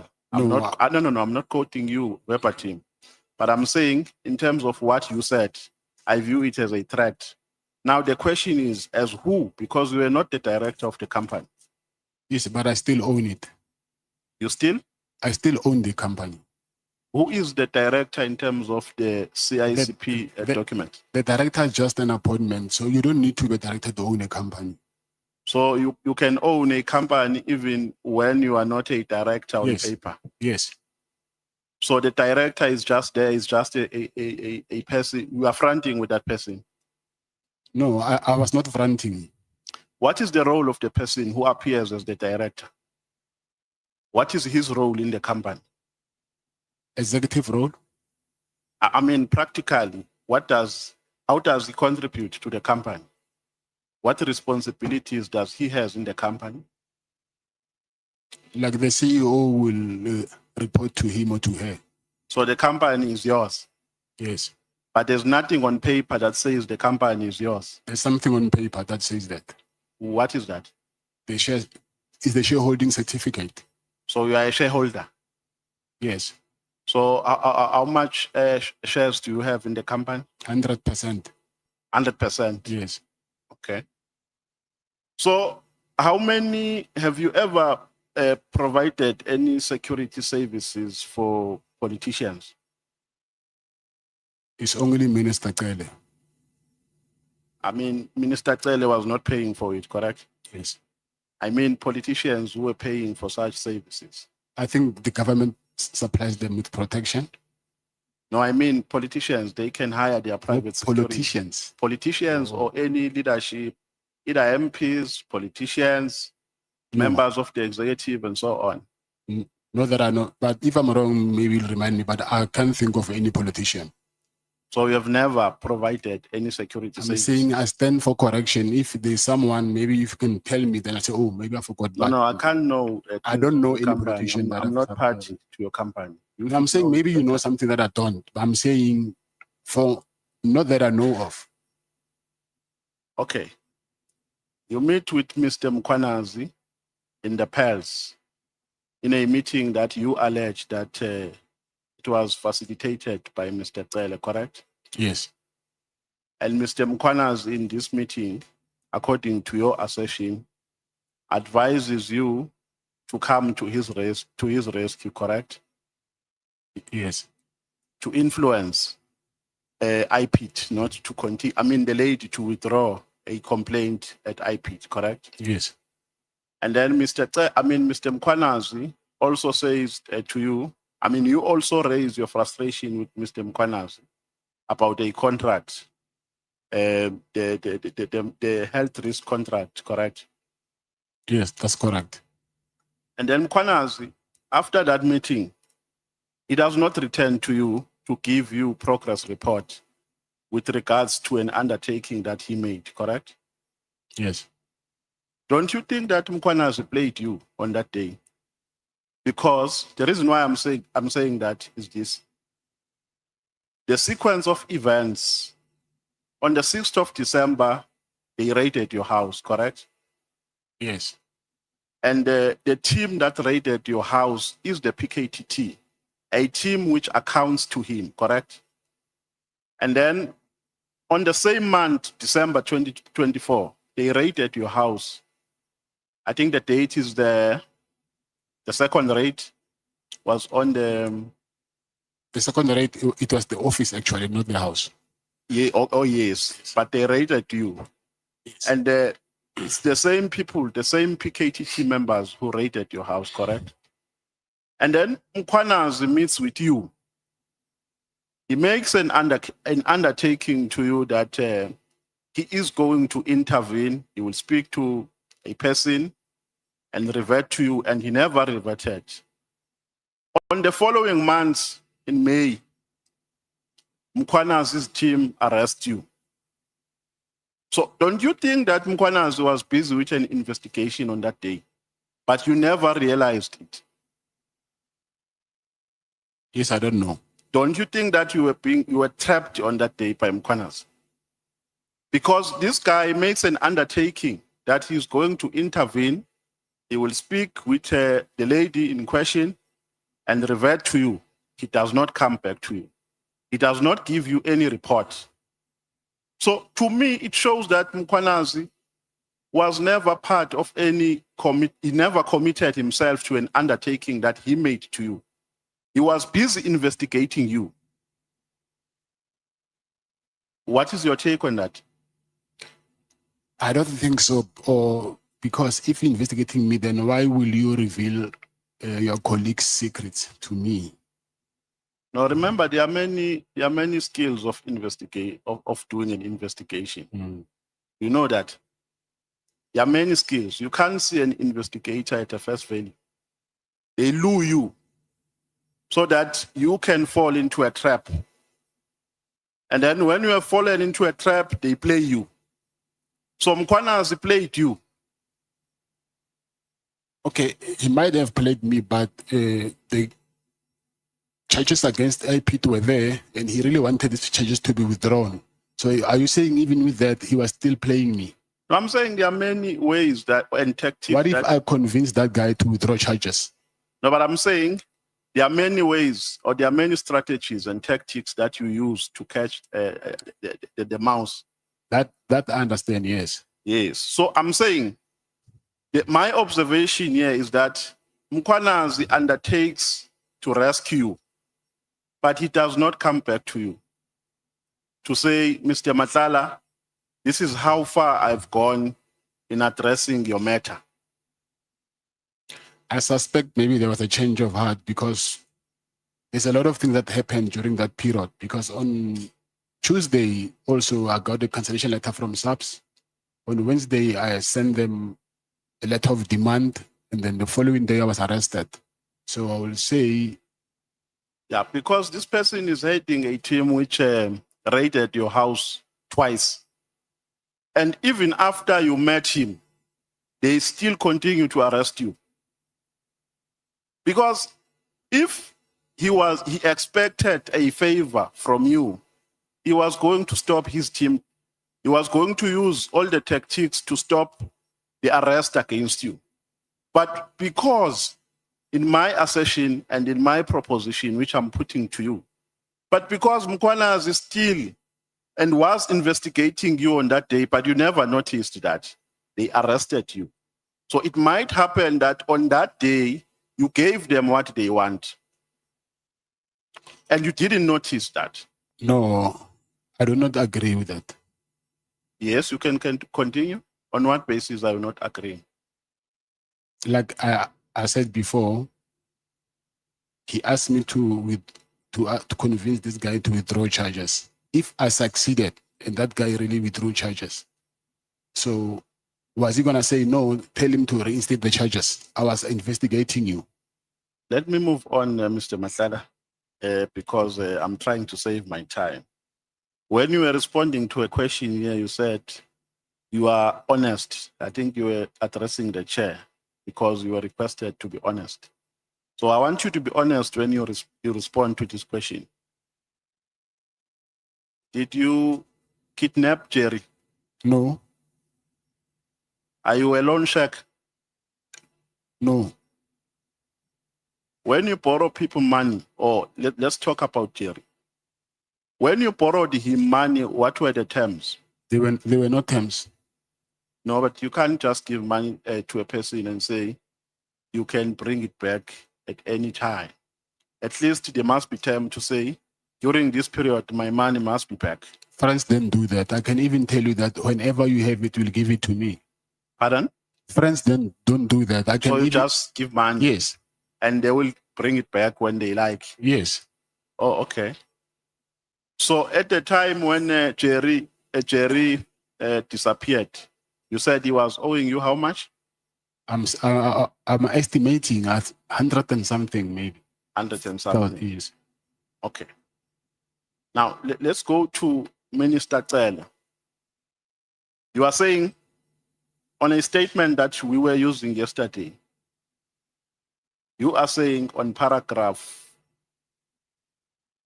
on page 120, you say, open quote, my arrest on the charge is a direct consequence of my refusal to continue being extorted and manipulated. Now, before this question, who else extorted you besides Tsele and Mukhozi? Because in your statement, the people that you pointed out to have given money is Tsele and Mukhozi. Yes. Who else? Yeah, it's only them. It's only them. Yes. Now, this statement, if what we are saying is anything to go by, means that the reason why you are here today, you have been arrested, is because you stopped giving them money. Is that what you are meaning? One of the reasons. Yes, but I'm saying in terms of this sentence, Yes. it doesn't say one of the reasons. This sentence says, my arrest on this charge is a direct consequence of my refusal to continue being extorted and manipulated. Now, the following question is, so Mr. Tsele influenced your arrest and Brown Mukhozi? Not Brown Mukhozi. Mr. Tsele. I suspect him, not Brown Mukhozi. Yes. Now, how do you suspect he influenced it? The timing of my arrest and me not ignoring his calls. No, but I'm asking, how can he do it? How can he practically do it? At least you have a leverage because you have worked with to a particular extent. You have worked with him. You are alleging that he made calls to Dumisani Kumalo.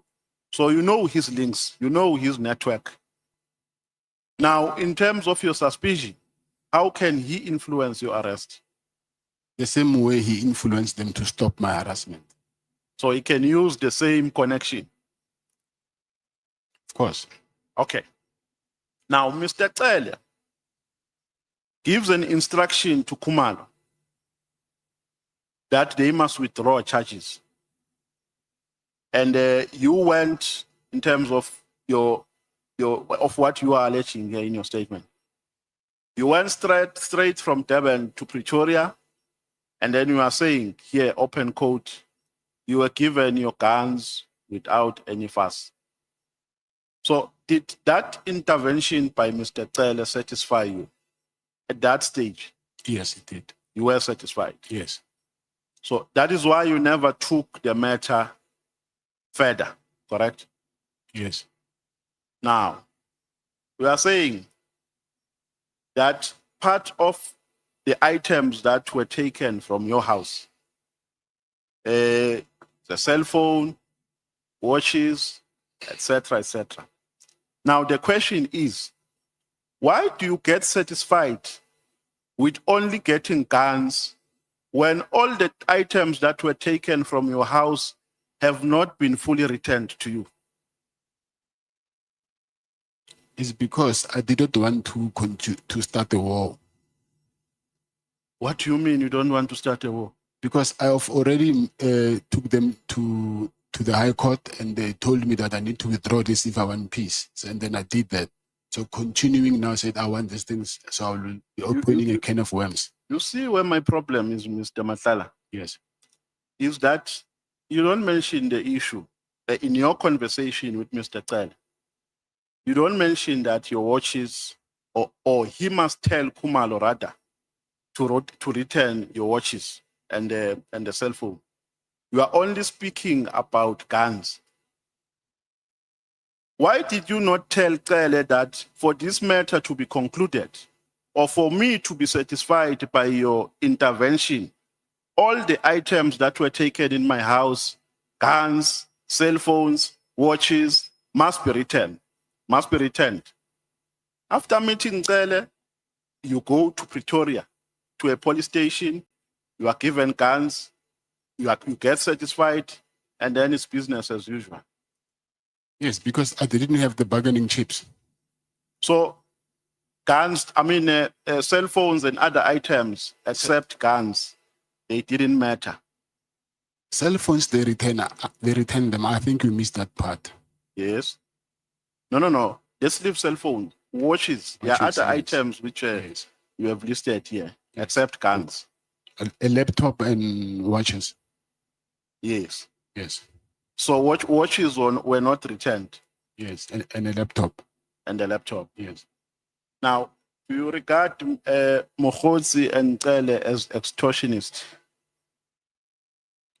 I will say I will regard Brown Mokhozi as a con artist. And Kele, yes, I will say he's an extortionist. Mokhozi is what? A con artist. Or a con artist.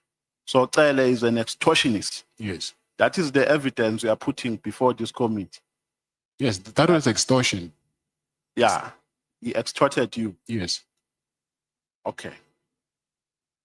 And then you say that in your statement that Mokhozi requested for money from you for a region, I think in Northwest. And then you decided not to give Mokhozi that money because you had no interest in funding his political activities.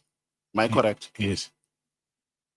But on the 27th, after you rejected Mokhozi's request, on the 27th of December, you gave money to Mokhozi. Yes. How much? Before the January 8th money that you gave to him. Yes. How much did you give on the 27th of December? I think it's 38,000, right? I need to go back and check, but I think it's 37, 36 or 37, somewhere there. And you further say that the reason why you were not interested in giving him money is because you were only interested in funding affairs which are related to the minister. Yes. Correct? Yes. Now, was that money related to minister's affairs? The one that you sent to him on the 27th of December? When you say the minister, I think the former, are you referring to Minister I Kele don't know or whether he's suspended or he's on leave, but Mr. Mkhunu, Mr. Mkhunu? yeah. Yes. Anything that has to do with Mr. Mkhunu, that's what I was entertaining. That's what you were entertaining. Yes. Now, the money that you gave on the 27th of December, what impression, under which impression did you give that money to Mr. Mokhozi? I need to check what was that money for, because I made different payments. So for me to answer you, I need to go back and check on that day what was that payment for. Maybe if you can refer me to what the payment, what page is that payment in? Yeah. Now, there's a question here which has been asked by Honorable Ngola, and he did not reach the level which I want us to reach. He asked you about the Medicare. In fact, let's start from the lease agreement between yourself and Public Works. For which activity was this lease agreement obtained? It was for the trainees that were in the SAPS college. For the trainees. Yes. So it had nothing to do with the health risk contract. No. It had nothing to do. No. Now, we are saying on paragraph 4, in fact, on paragraph 10, page 4, You say you secured a lease agreement with the Department of Public Works. You further say that as far, okay, you are saying you secured it in 2022. And then in your meeting with General Spear, according to what you are saying here, you are saying that General Spear advised you to produce the appointment letter. Which appointment letter was he talking about? Not appointment letter, lease agreement. No. You are saying here. What paragraph are you at? No. You are saying, let me look for this paragraph. But you are saying, Mr. Spear advised you that in order for you to not confront problems with regards to securing the building, you must produce the appointment letter. Yes, I'm saying, where is, what paragraph is that? Let me look for the Because paragraph. I think you're No, talking about let's the go to lease agreement. paragraph. Let's go to paragraph 10, page 4. Page 4.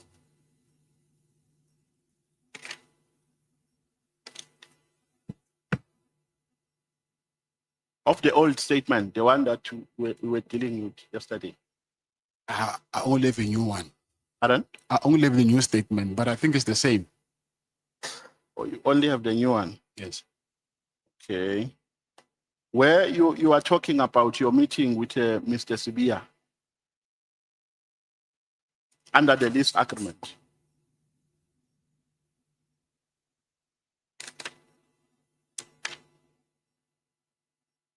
Don't you have a new one there?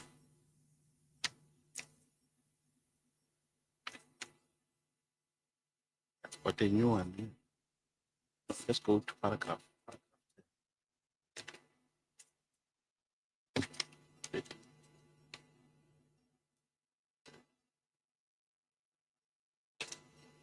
Paragraph.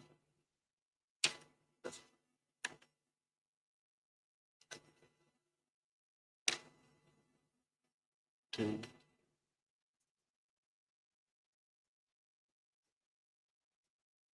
Okay, no, let's move on because I'm running out of time. We will come back to this one.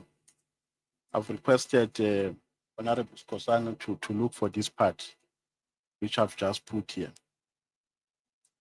Now, but I'm saying here, so you are denying in the meantime that General Spear advised you to produce a lease agreement, the appointment letter, so that you are not going to confront problems with regards to the occupation of a building. But how can I be with an appointment letter? Remember, you get it after you've been awarded the contract. Yes. So I do not understand whether you're talking about the bidding. No, remember, this was in 2024. You're talking about what the. You had a meeting. Pardon? Oh, yes. Let's go to paragraph 15.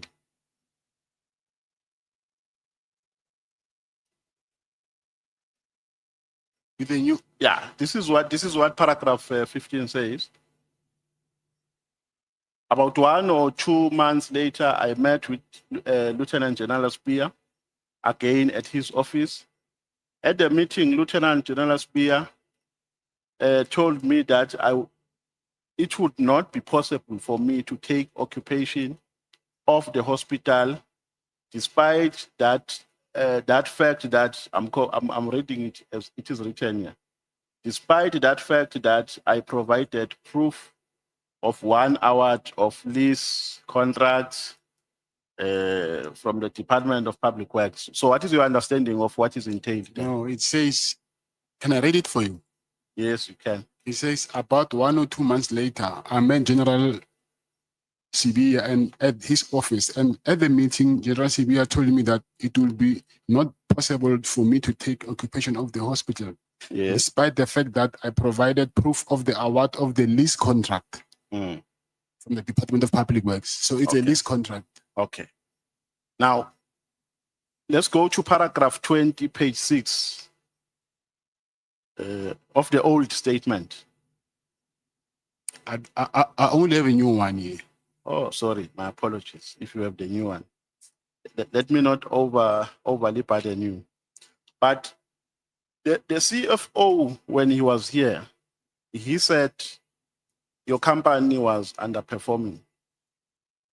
That is why, and they received complaints in that regard. Are you aware of that? Yes, I'm aware of the complaints. Yes. Yes. Was it underperforming? No, it's not. I also have proof here. Was it addressed to you by SAPS officials that your company is underperforming? Yes, How was it addressed? through email. When was that addressed to you? I think it was addressed in 2024, December. December. Yes. So what issues were they raising in relation to your performance? The medical assessment. Yes. Yes, yes. So did they give you an opportunity?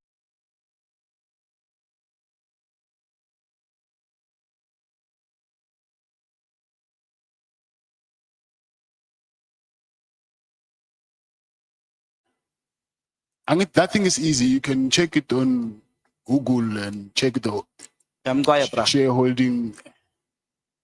Ket Matlala usaba umnikazi we-Metropolitan bra. Yeah, ngiyamsaba. Khotman.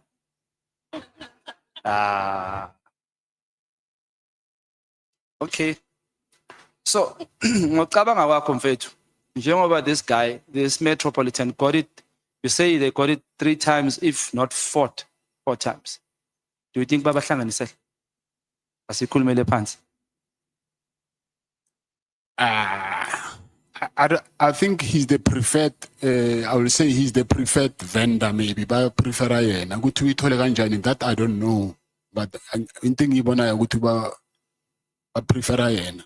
Ngoba mengibheka nama amount lawa, they say 360 mara yena bampatale 1.9 billion.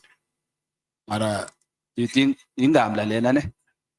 angifuni ukukhuluma ngomuntu lo. Mqaya Khotman. Yeah. Ngicela ukubona umuntu omsha kanje. So uKhotman uBracele makada apartmentini yakho. Uhlale for how many days? Okay, it's different occasions, angithi. Akazange kayi-1. How? Maybe it was him 3 or 4 times, I don't remember well.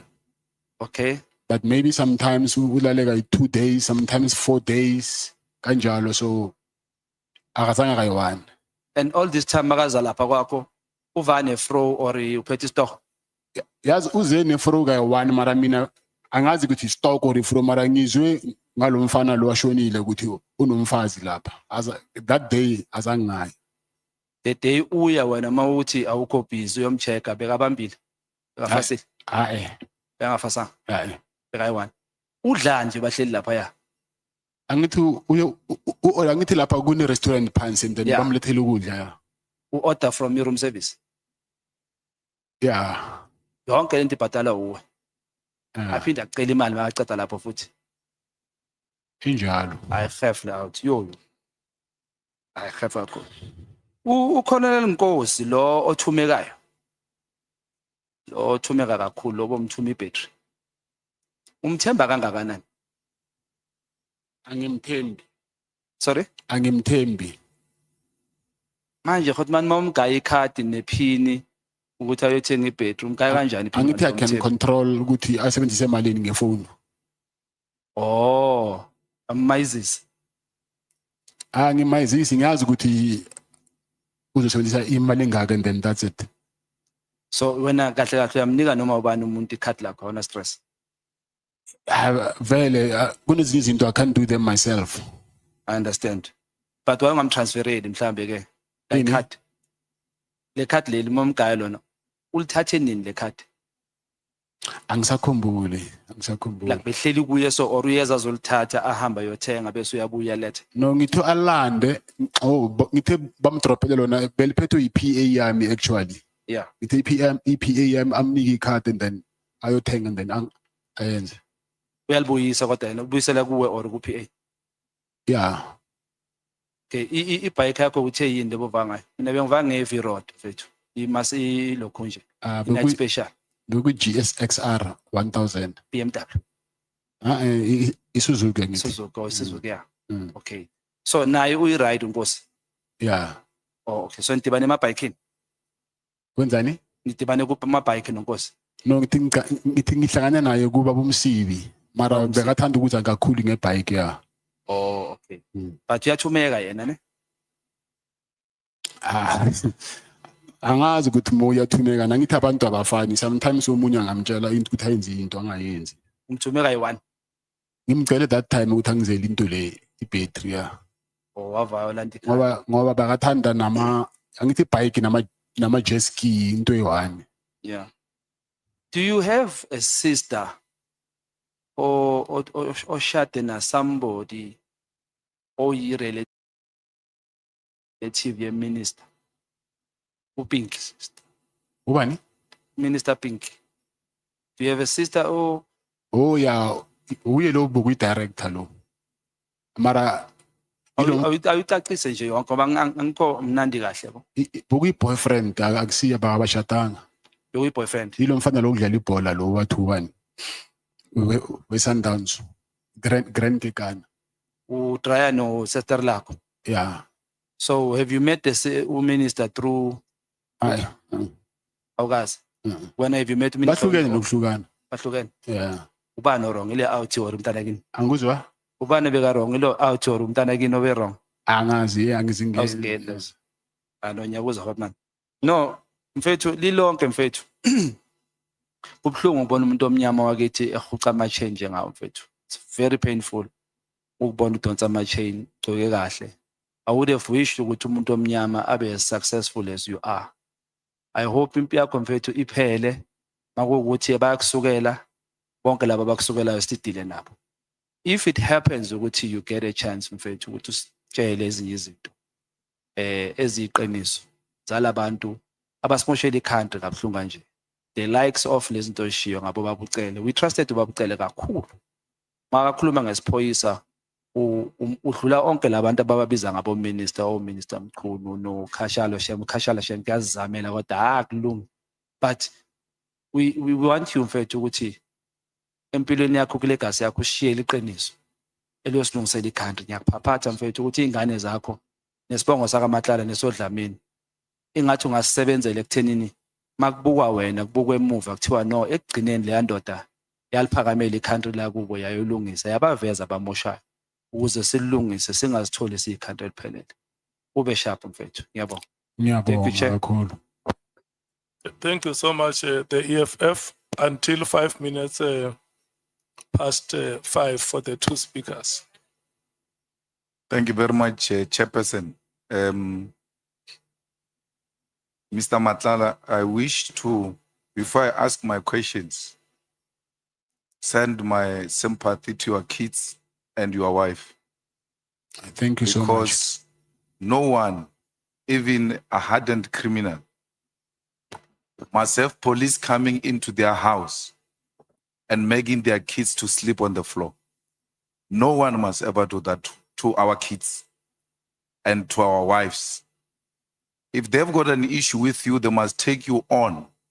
Because the procedure would have been, once they arrive, they should have isolated the kids and put them with a female police officer in one room who's reassuring the kids that everything is fine. We are going to be fine while police are interrogating you or doing their business. If this happened, it deserved to be condemned, Chair, because it was brought to our attention that kids were made to sleep on the floor. As Black people, we have inherited trauma, and no one must pass that trauma to our children. And no one must take advantage of our wives. Whatever we do on the streets is between us and the streets and has got nothing to do with our children. And police must understand that wherever they are, that no one must ever take advantage of young kids. How do you put a child on the floor and point a child with a firearm? It is uncalled for, even if they are looking for the most dangerous criminal. That must never be done to children. I thought I must make that statement before I proceed. Mr. Matlala, just tell me your place of birth. I was born in Seshou, But in Petersburg Hospital, provincial hospital, where were you born? I was born in Mamelodi. Yeah, which hospital? It's no longer there. They used to call it a nursing home, but it's no longer there. You have a birth certificate from there. Yes, I do have. And then the primary school you went to It's called Uwani Primary School. was a principal there. Principal, it was Serudu. And then were you baptized? No, I was never baptized. And then high school, you said it yesterday. Lesabile High School. Who was a principal there? Ngwe, Mr. Ngwe. After high school, you didn't proceed to tertiary education. No, I didn't.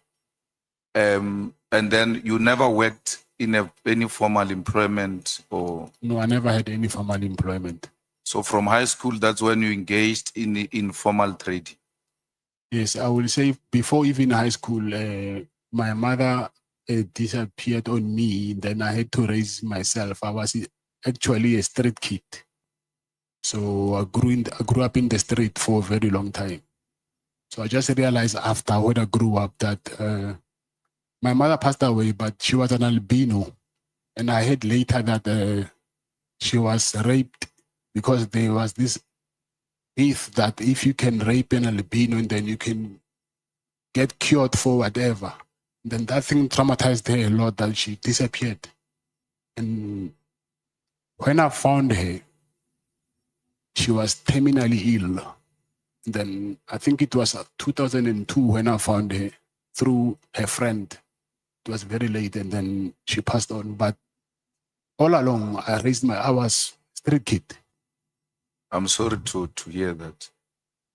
Now, Dlamenis have got some roots in Swaziland. Yes. And you said to us your grandmother is from, is a Dlamini. Yes.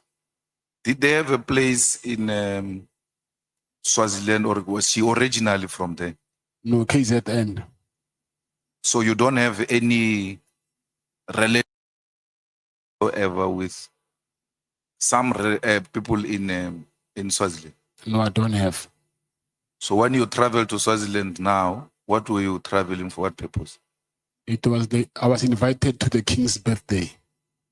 Oh, so you know the king? And the queen mother. Yes. But I was invited by the queen mother. Oh, so you know the queen mother? Yeah, but it was the birthday of the king. But I went there through the queen mother. Yes. You were a guest of a queen mother. Yes. So this ID that has got your picture and the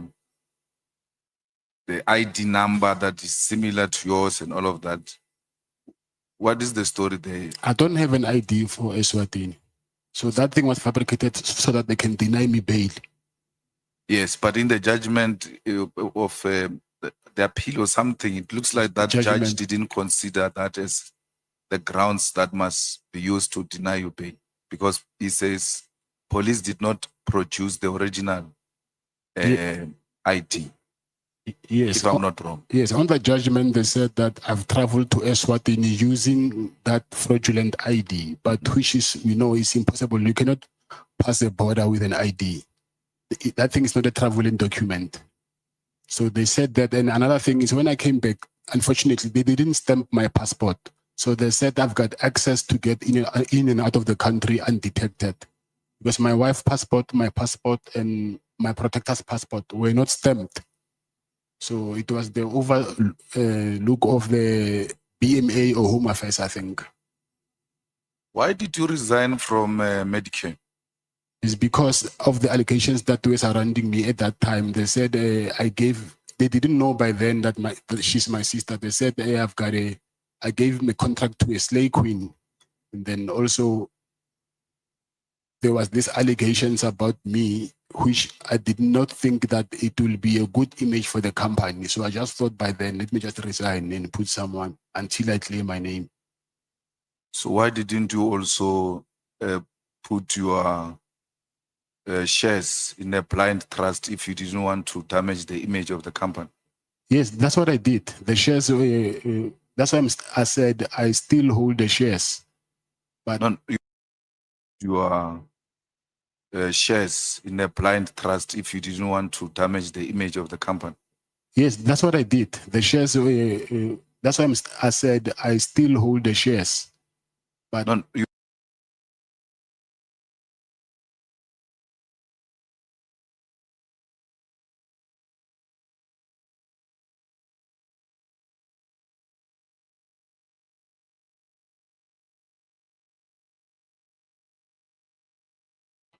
I was just avoiding me being the director of the company. so do you accept that after you wanted to save the image of the company, you put your sister as a director so that you can front her? Because you didn't relinquish for business reasons. You relinquished because you want to face some challenges and someone must be holding the fort for me. Well, I'm still fighting, but effectively I'm running it. I can call money on it. She can't say anything. I can tell her to do this. It's effectively you doing it. She's just a friend. Yes, I agree. Sister, so it's not like I was using her. So she's family, and then it was only for the time being until I clear myself. I clear my name. No, once you are fronting a person, you are using a person. You just agreed with me that you are fronting her. You are using her. But she was getting salary.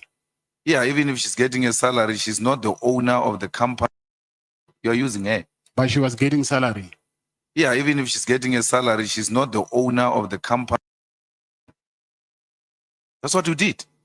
And in the empowerment of women, it defeats the whole purpose, because if she walks around with the image of a person who has got a tender of 360 million and therefore does not need any kind of empowerment or an assistance because she's got all this tender to herself. But in reality, there is a man behind her who's controlling this company.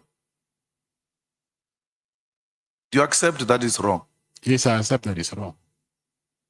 Mr. Matlala, how does the cell phone goes, your cell phone, you see this one? Yesterday I left with this honorable member to a meeting, and when we were on a podium, I left to a bathroom and I left my phone. When I came back, she food and goes to a prisoner inside here, and when you come in here, you find it in a cell.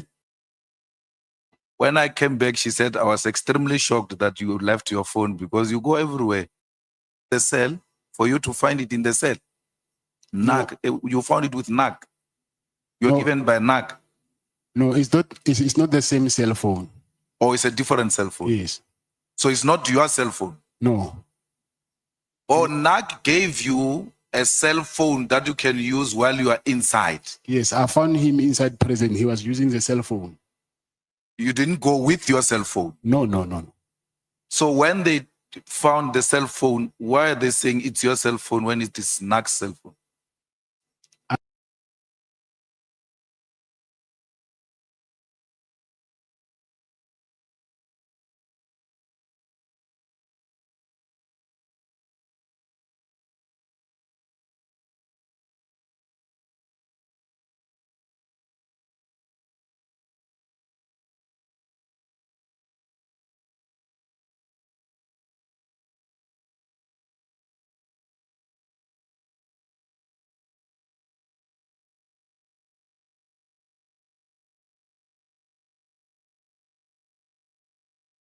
I'm saying I got the cell phone from him, but because they found it on me, you know, if I was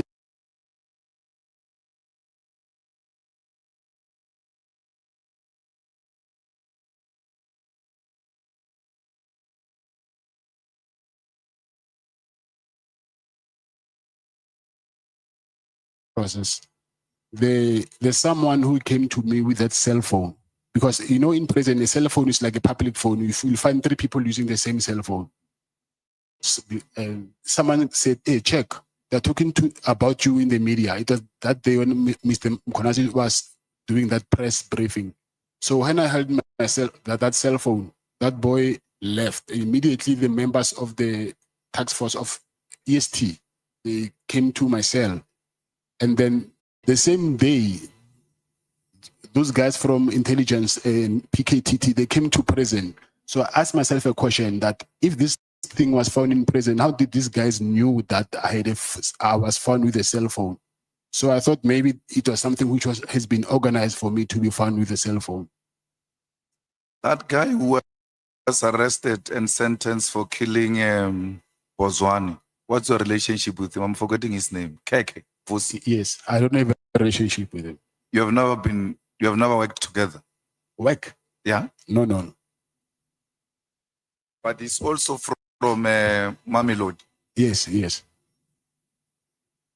Mokotsi believes that you are John Wick, and everybody else there believes you are a John Wick in Mamelodi, that you have been killing people in Mamelodi. Yes, I heard that. But what are you, John Wick? No, I'm not. Do you kill people? No. Have you ever been accused of murder before? No, never.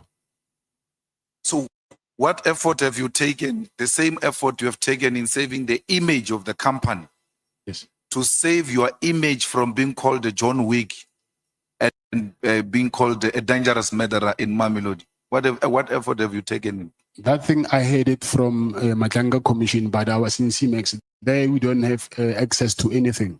So there's nothing I can do at this moment. My main focus now is to fight to get myself out of this place.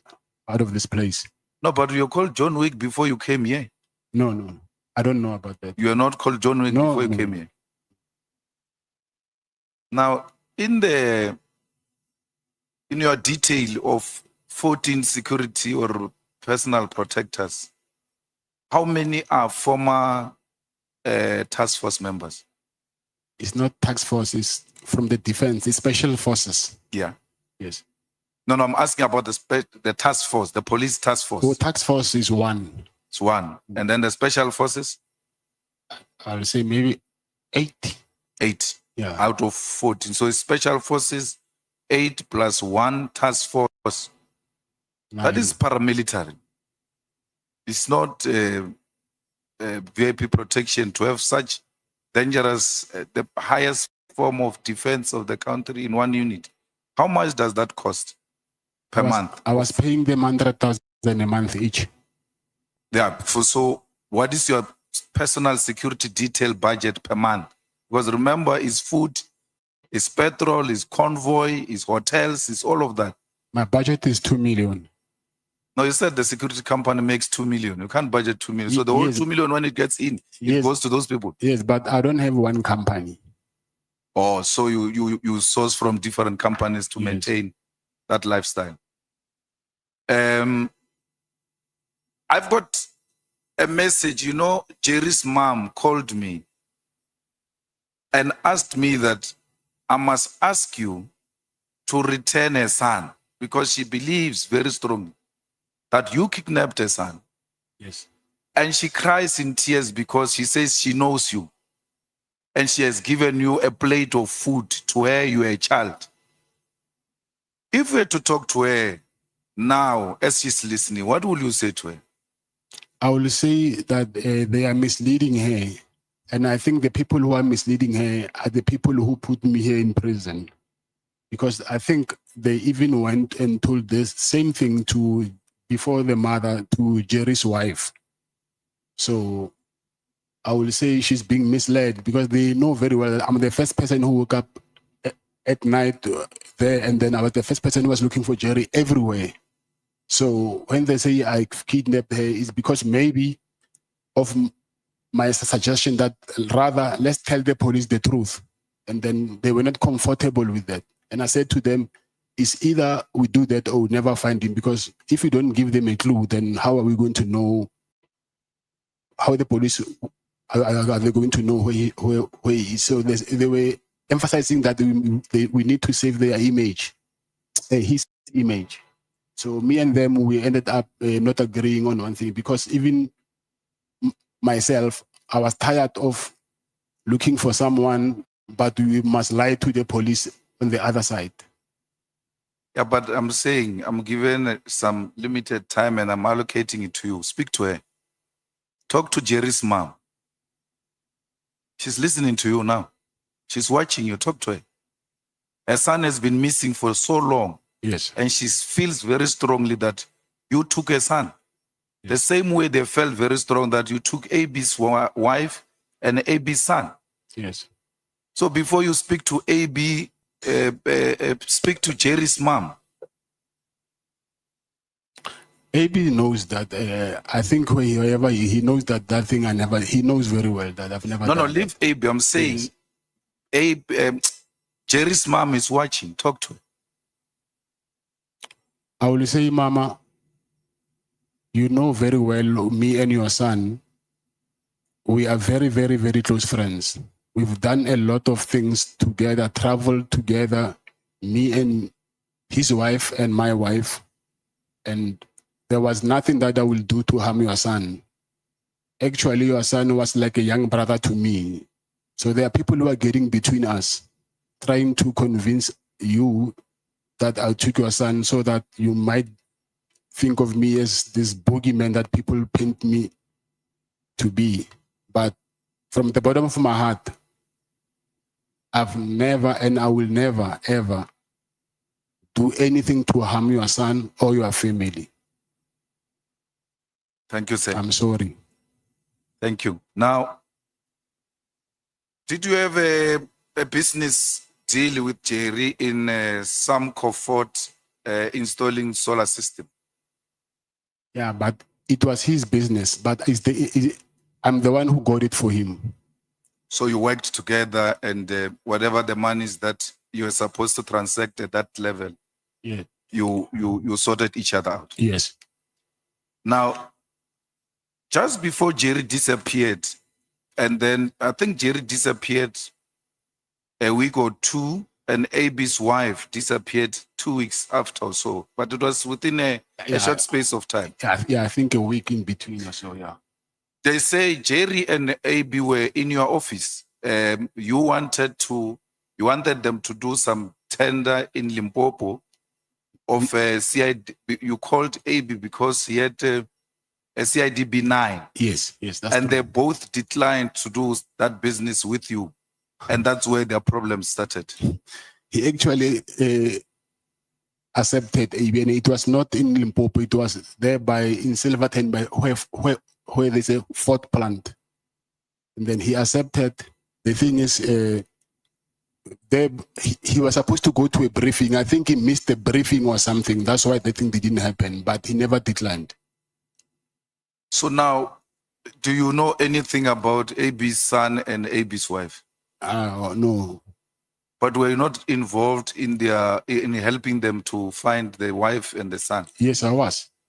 And then as from a security company perspective, what were your suspicions or your findings, as it were? Actually, there is this Pakistani guy whose employee was kidnapped. The Pakistani guy, he's a Muslim. We go to the same mosque. So he told me that his employee is being kidnapped. So I asked around and I found out there's some guys in Attridgeville who kidnapped that employee. And I took my chances. I just said, call the guy, and I said, I know it's you, but I was just testing the waters. Return that guy because we do not want to come looking for you. Luckily, he dropped him off by Church Street at Sasol Garage. Then we found the guy. So now with AB's family, because the guy who kidnapped the Pakistani guy were from Attridgeville.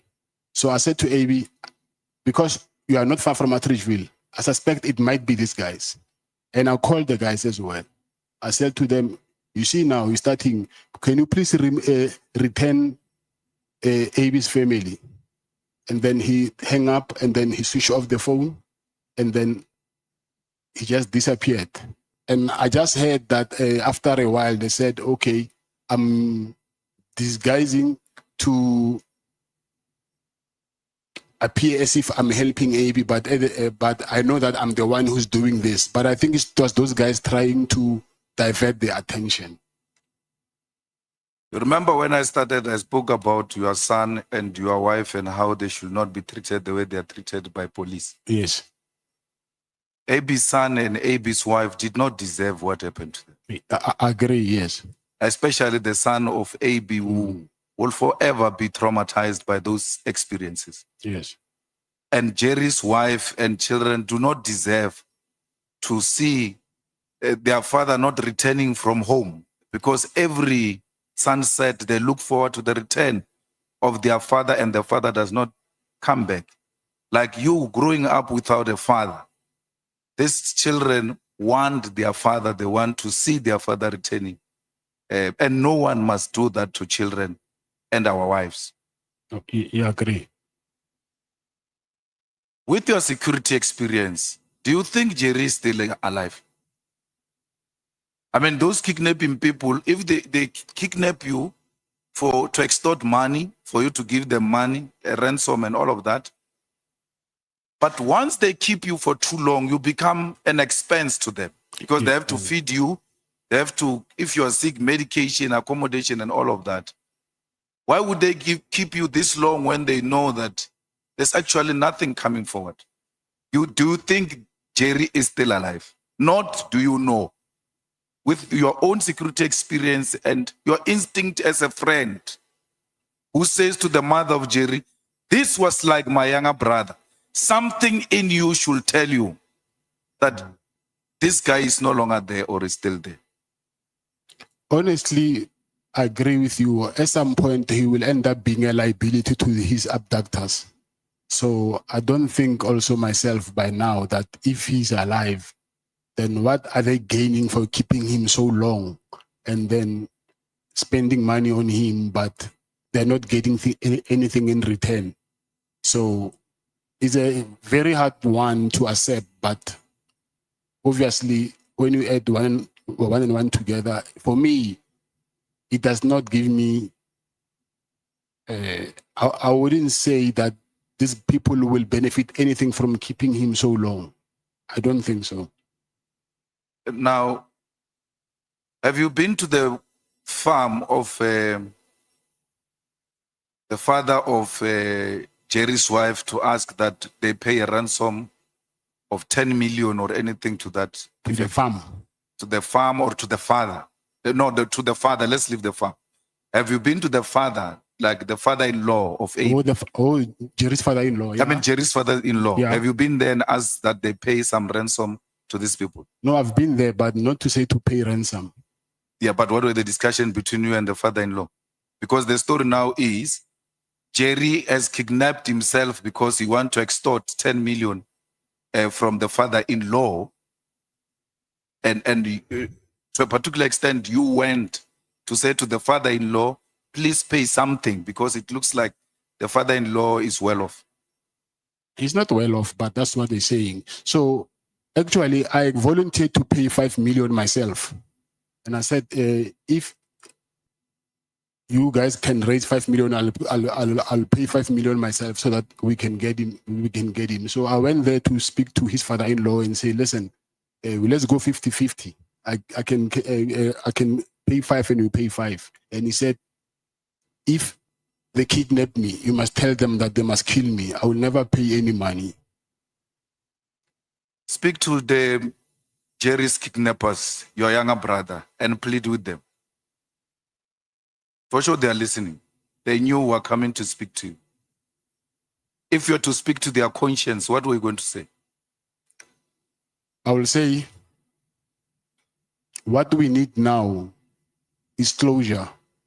So whether they have them, they must just release him because he's diabetic.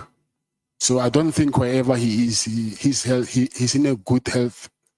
And also, if they did something to him still, let them give us a sign somewhere to at least have a closure to know, because it's not nice every day sleeping, not knowing what happened to your brother, your father, your son. So what can at least comfort us now is closure, whatever it is. So at least we can know going forward what to do. Thanks.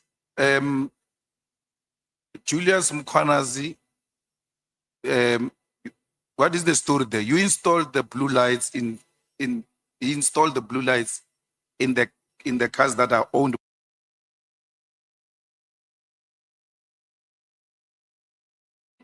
Julius Mkwanazi, what is the story there? You installed the blue lights he installed the blue lights in the cars that are owned. What is the story there? You installed the blue lights he installed the blue lights in the cars that are owned. I donated cars to his to EMPD to him. So they took them into you. No. But there was a News 24 article that showed a lady saying Mama Cat is taking his kids to school in style, and they were playing with blue lights like Yes. they are playing with yo-yo.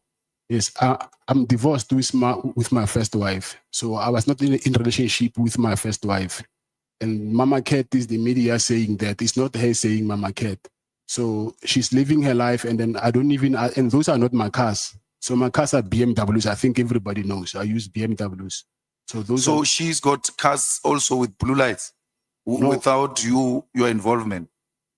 she don't have cars. Maybe she sourced a security company or what she did. I don't know. Because me and her, we don't have that relationship anymore. We divorced.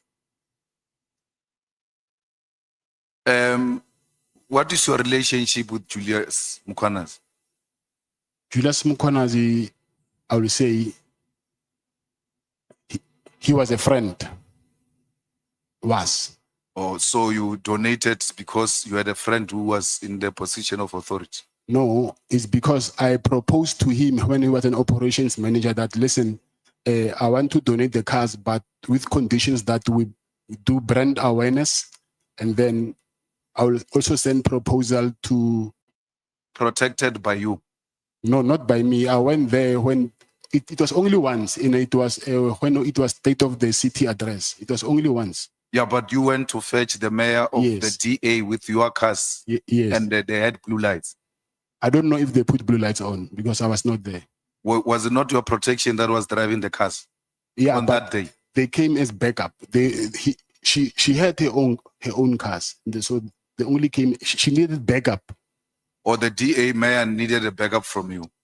Yes. How does she need a backup from you when the Metro Police there is even as some sort of a task force? Yeah, sort of. I think Mkwanazi convinced them that my guys are special forces. Okay. That recording we heard about it in the thing there, you say it's not legitimate? No, it's not. It's not. I even have proof of what happened. So you never gave Sibia money? No, never. You never said Sibia is a criminal? Matlala, you stop speaking. But Can what if we- I'm taking a time? We pass the microphone to Honorable Matthys. I'm on, Chief. I'm in charge. No, yes, I'm the one who is running the meeting. But I'm in charge. Yeah. I'm That's the one time we have who is allocated. running the meeting. I want to hear her speak. Honorable Matthys, This is your is our time. arrangement. We won. Honorable Matthys, is your I time. see, I see you speaking. Okay, Thanks. thank you. Now, She's fronting, Chair. She's Yeah? fronting. what? I didn't hear that.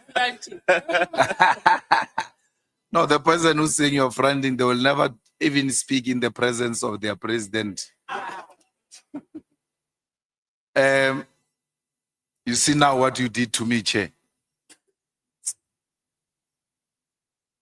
So, the meeting with Mkwanazi, if we're to go to Lieutenant General Senona, will he give us or give you a confirmatory affidavit that you actually brought back the report from the guy who was tortured? Because you said you didn't go back to Mkwanazi. You actually told Senona that the guy has declined. Yes. Is Senona, the head of works in KZN, prepared to depose an affidavit to this committee, confirming that you gave him that feedback and also confirming that he was part of the meeting where Mkwanazi made those kind of requests to you? I think he will, but I've never spoke with him since I'm here, so I need to contact him, but I think he will. So why would Mkwanazi think that you are the best person to talk to people who are accusing him of torture? Because he didn't know your relationship with those people. Yes, because of he found out that me and the guy, we are in the same estate. So he asked me first that if I know the guy in this estate, because he heard that I'm from Midstream as well. So, and it was Minister Begitele who arranged a meeting. Yes, And Minister Begitele is the one who said, Mkhwanazi can make these problems go away that you are confronted with. yes. And to that effect, then arranged a meeting. When he arranged a meeting, were you present like the time he was calling No, Kumalo? no, I was not. And so how did Minister Kele know about your penthouse? You are meeting for the first time. He doesn't know you and Yes, all of that. The next thing, there is penthouse staying there and all of that. How did it come up? It's the guy that he introduced me to him. He said, hey, this guy's got a nice penthouse. I assume the guy knew that Mr. Kele traveled a lot to Pretoria, and then he was struggling with accommodation. Not struggling, he had to pay accommodation. That guy said to him that actually, Kathy's got a nice penthouse there. So I think you can talk to him, he can offer you. How many times has Minister Kele been to the penthouse? I think 3 or 4 times. But it looks like he said he's been there twice, only twice. No, it cannot be twice because he's been there twice when that guy was alive. And then after that guy's death, I remember he left his white Hugo Boss shirt in one of the bedrooms. And I sent him a message. I said, it's me. I took a picture of that shirt and I said, it's me, Cat in Pretoria. And I even showed him his shirt so that they can know who is he talking to. So after that, it was the 3rd time. And I think, 3 or 4 times. It cannot be twice. It cannot be twice. Now, which year was that? This year. So if you're to be released here and you go and ask as a resident or the owner of the penthouse there by whatever the place might be, you go and ask for the footage of all those days. Will we find those footage of or more than twice? I think that will depend on the security. Sometimes the footage after a certain period gets deleted. So I don't know how long they keep the footage. As a security person, how long does it get deleted? Do you delete it or it automatically deletes itself? It does. After 3 months, sometimes it does. And if it's a residential, you'll find after 2 weeks. So we will not find your CCTV coverage of you and Kele at the hotel in Durban, where you gave him 200,000 because you said you walked to the car where the cars park normally in hotels. There are CCTV cameras for security purposes. Yes. Yeah. So you send your security, and then you walk with Kele to a red car, Yes. Jeep. You put the money in, and then he drives away. Yes. If we're to go and subpoena such a CCTV Yes. camera, will we find it? Yes. Yes, 100%. And then that day when I'm happy because you and Minister Kele are agreeing that you went to Durban to deliver the last, the other portion, the second last, I suppose. And then when you are there, your conscience said, no, this should stop. I'm not continuing with dishing out money. This is now amounting to abuse. And then you stopped. But he kept on calling you. So where you and him agrees that you were supposed to meet in Durban. Yes. That's why he gave you 20 calls. And you are saying, yes, I drove to Durban for purpose of giving him money. And that day, I took a decision, I'm no longer doing it anymore. And he gave you 20 missed calls. And we asked him, why did you call him so many times? He says, we were supposed to meet. Yes. So on the meeting part, you and him are agreeing. What we need an evidence of is this portion of the exchange. Even if it's not visible money, but as long as we see the Kele money from you, the Kele bag from you to his car, that's prima facie enough. So did he really make those calls on that day when you decided no more? I'm no longer answering his calls. My phone is even now is here with my legal team. His missed calls are still there. You can even see them now. And we need some, even if it's small evidence that demonstrate that you indeed exchanged money, because the problem is that Mabonga is dead. Yes. And the protector that went to fetch the Woolworths back, is he still alive, and will Yes. he be prepared to dispose Yes. an affidavit that you send him in the presence of Minister Kele to go and fetch a bag? And obvious, if he's a personal protector, meaning a bodyguard, he will walk with you or Yes. behind you Yes, as yes. you walk to the car Yes. with Minister Kele, and then you putting, will he give us some affidavit? Yes. Yes. I'm worried, Mr. Matlala. 12 cases withdrawn, 1 guilty verdict, 1 not guilty verdict, 1 acquitted. And you've got police around Pretoria here who are sent around as your eyes boys. Why would the police go and fetch a car to, your story is actually making the case of that police officer even worse. Because you take a card from your PA, you give it to a police officer. What stops a PA from taking the card to go and buy a battery and bring it to you? Because generally that is the work of the PAs. And here police are being converted into PAs in the absence of the PAs. They're actually being given the job by PAs that they said, I must give you a card to go and do what I'm supposed to do or I'm employed to do. What should we take of this kind of a relationship you have with police? And the next thing, cases are withdrawn, and meaning the people who have actually complained in these cases have never experienced justice, because this will somehow, the reason we're asking you about this police officer is to determine your proximity to the police in this area and to determine whether police are actually under your control. No, they're not under my control. Yeah, but why would you send the police? And he's probably older than you, No, he's not. or is a small boy. He's a lighty. Okay. So you were sending a lighty policeman to run around. Not a lighty. You know, when you, like a little brother, I will say that. So not a lighty in a defamatory way, manner. So I'm saying sometimes, yes, you might be policeman, but at home, you are a brother, you are a sister, you are a father.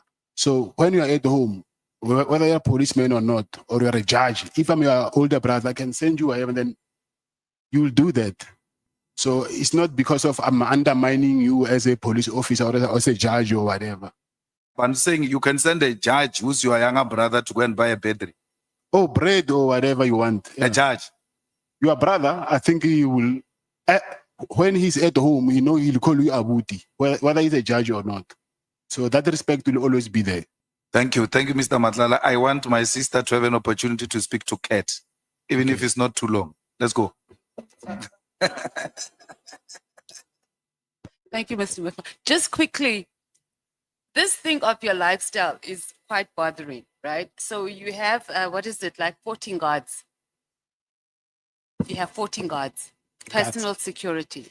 Yes. So President has said the expense that just comes with that, you generate, you said you've got like about 2 million that you generate from one of your security companies, but you also have other businesses. Your lifestyle is large. It's large. It's large. 14 guards a day going around. Just talk about the guards. Then you said you've got 9 kids. I'm assuming most of them, if they're still at school, they all go into private school. I'm sure you live in a very huge flash. I'm just talking your lifestyle alone. Does not quantify the amount of income you're saying. that you received from your legitimate businesses. So I don't think, and maybe you must talk to it, is that one of your best friends, you've said, is the producer of drugs. How is it that you're not part No, I'm of not. selling drugs when your best friend is that? You've just spoken to his mother. His mother has even said he's given you a plate of food. How are you supporting your lifestyle? With my businesses. But there is proof in my bank statements where the money, you can trace where the money comes from. It's not like it's cash deposits from private people. So you can see that it's this company and then there's an invoice. So you can trace where the money comes from. So you'll be open to having a SIU investigation into your lifestyle to match. They're doing it now as we speak. Okay, so I guess we'll have to wait for that to come. This is also bothering me. So when you're going through passport, do you have special treatment? Because how is it that when you're going through border control, you don't know that passports are not stamped? It's not possible. I'm saying it's an oversight. No, it can't be. There's no way you're there by the passport control. So do you go to passport control or do you sit in the car and you have handlers go through, stamp the passports and then they go through? Because you're there at border control. You sit Yes. there and you see, like, you'd know that your passport is not stamped. So, but it's not only my passport. I can, So that's why I'm asking. yeah. Did you personally go through border control or Yes. did you have handlers do it for you and you were standing on the side? The car will park next to the office and then they'll want to see. Obviously, I'm inside the car and then the BG will take all our passports and then the authority will come and then they want to see our faces first before they can compare with the passports. So they do that.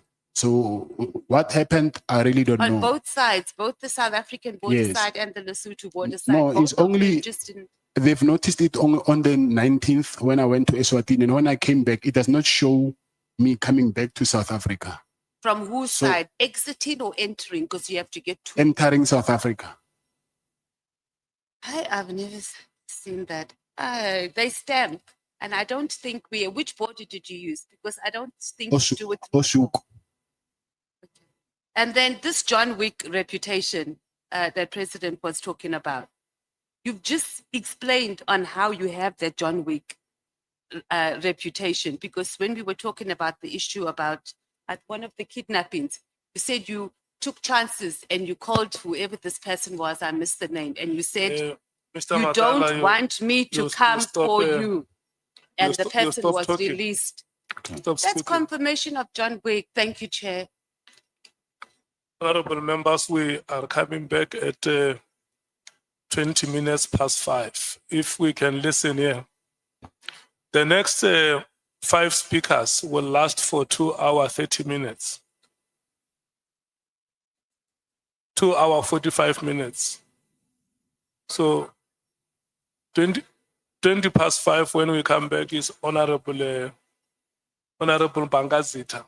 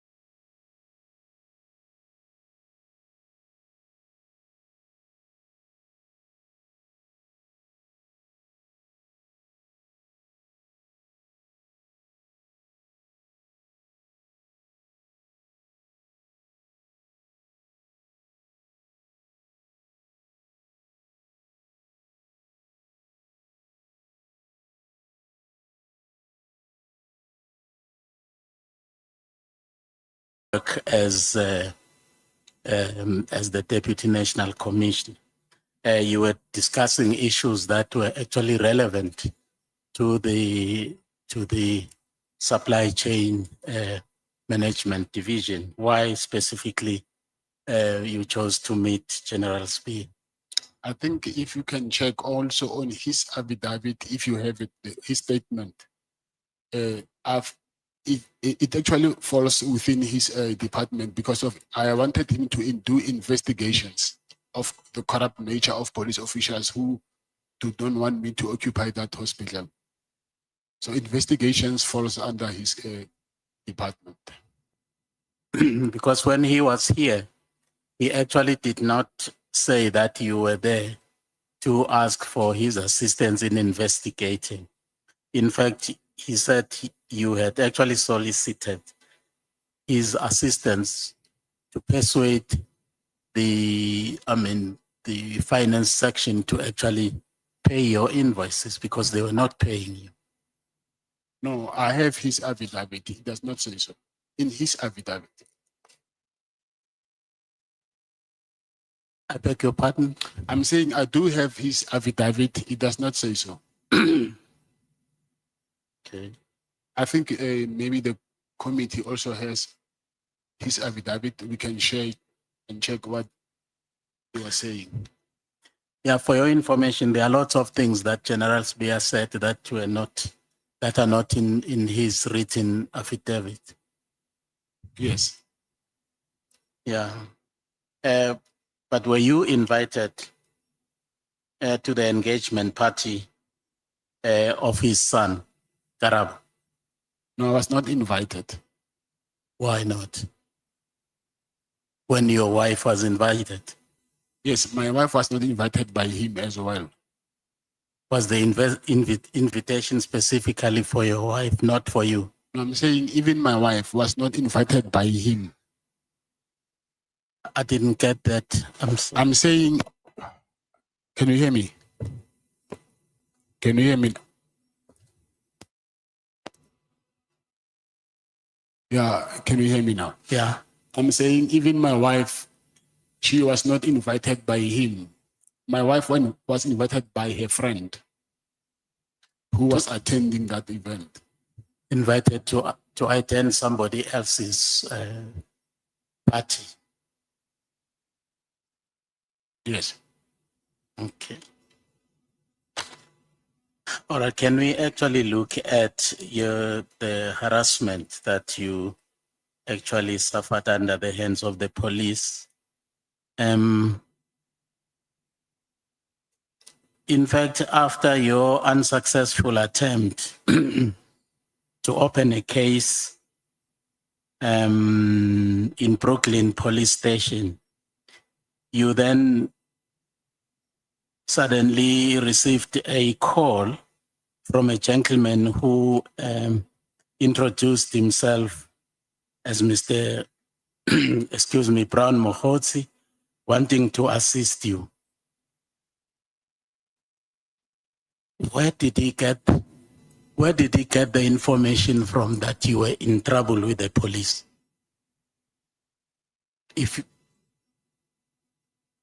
I don't know. Did you know him before? I did not know this him. call? I did not know him before. Why this interest in wanting to help you without knowing you? I think he, obviously from what I learned later, that he had his own disputes with the police, and he wanted to use me because he was also pushing the fact that I need to report the matter to IP a lot. So I realized later then that he wanted to use me to fight his own battles. And another thing is he also used me as his cash cow.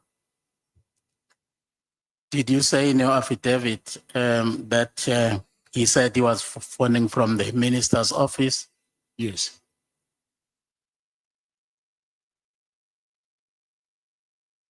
And did he ask you for money to pay for the investigators? And you paid and you gave him? Yes, I did. where do you know Bongan Pungase from? I knew him from his friend. Who is his friend? He's a guy called Shubi from KZN.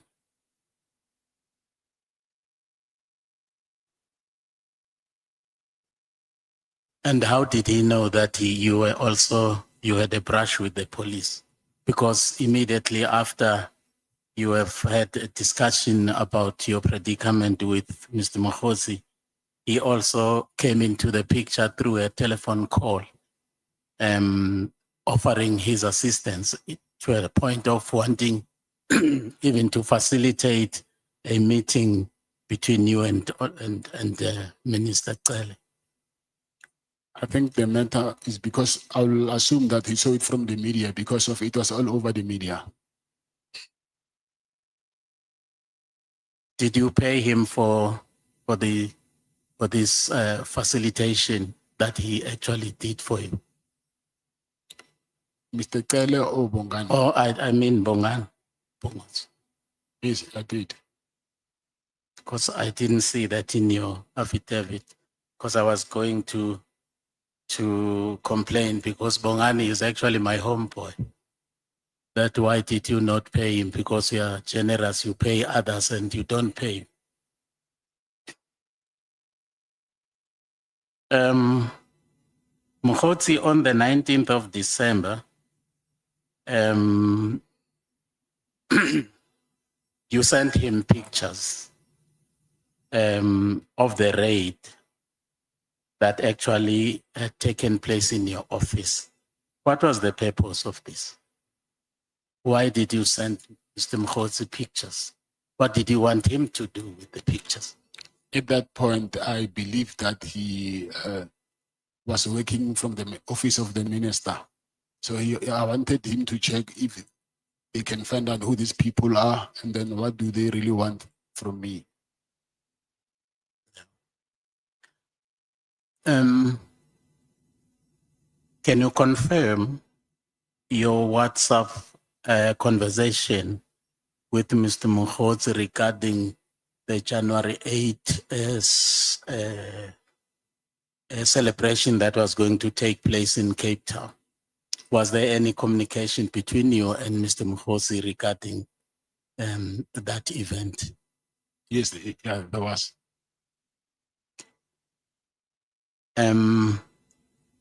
Mkhotsi actually wanted you to assist in actually providing finance for some people or a group of people who had wanted to attend that function in terms of transport and their upkeep when they were in Cape Town.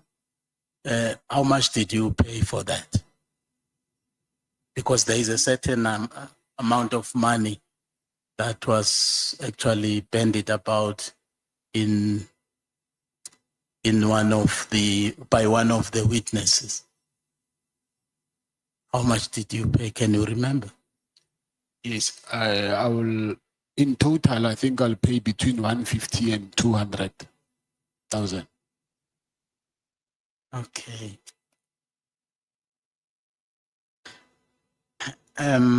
Did you know Mr. Cele before you had that meeting in Durban? Yes, I only knew him as the police minister. Okay. Where was this meeting held? Was it in Beverly Hills or in Zimbabwe? In Beverly Hills. Sorry? In Beverly Hills. Beverly Hills, okay. And Mr. Cele told us that you had ostensibly wanted to see him because one, you wanted assistance from him to help you with the problems that you had with the police. That's one. Two, also to advise you what you need to do because you had been approached to fund a particular project involving someone who had actually some ambitions to become a president or a deputy. That is Mr. Tele telling us that those were the two issues that were on the table when you met. But here is the rider that in discussing that, you actually should never disclose that to one, Mr. Zuma, and secondly to, what's the second one? Or to Mr. Kele himself. Now, you defy that, you go along and have a meeting with Kele. Don't you think that your present predicament, the fact that you were arrested, actually emanated from the fact that you had actually met, you have disregarded the instruction that you should never come anywhere near Mr. Kele and Mr. Zuma? First of all, the name of President Zuma was never mentioned. So I don't know why is he mentioning President Zuma.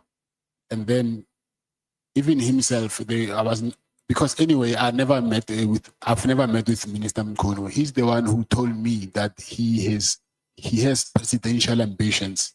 So it's not me who told him those things. Mr. Kele told you, it's in your evidence in chief, that you were caught in a quote unquote Zulu war or a big dispute. What did you understand him to mean by that? I'm saying that I'm a Zulu, I'm not at war with anybody. Yes. And now here is the Honorable Minister saying to you, you are caught in the Zulu war. What did you understand him to mean by that? I just understood the part when he said, I'm caught up between a fight. But when he mentioned the word Zulu war, I do not understand what was he trying to say by that. Yeah. Why do you call Mr. Kele an extortionist? Because clearly your dealings were based on the principle of quid pro quo. You scratch my back, I will scratch yours.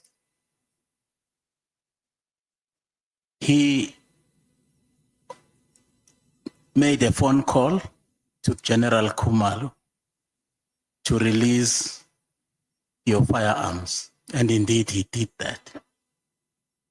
And he instructed you to go and withdraw the case, which was actually coming before court the following day. You did that. And now you are calling him an extortionist. Why do you say that? Because that is the basis of your operations. Scratch my back, I will scratch yours. Because his demands were becoming very unreasonable.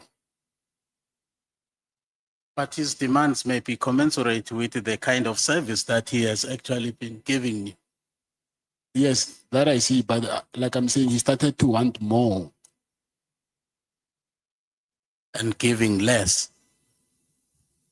No, there was nothing to give anymore. Because what I want actually happened. So there was nothing that I wanted from him.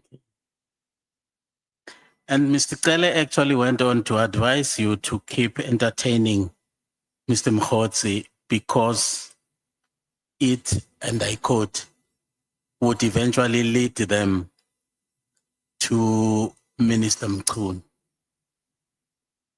Lead them. I would like us to look at them. What did you understand them to mean? Who is them?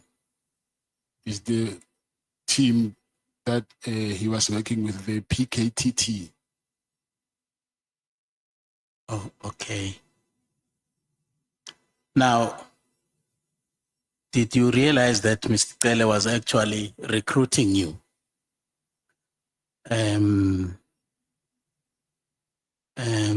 To aid and abet the conflict between the two factions, by saying that keep entertaining Mohotsi because it's going to lead us to eventually, to reach the minister in whatever way. So you were now becoming a participant, active participant in the fanning of the flames of that conflict between these two powers. Don't you think that you are now an active participant? Yeah, I believe so. Okay.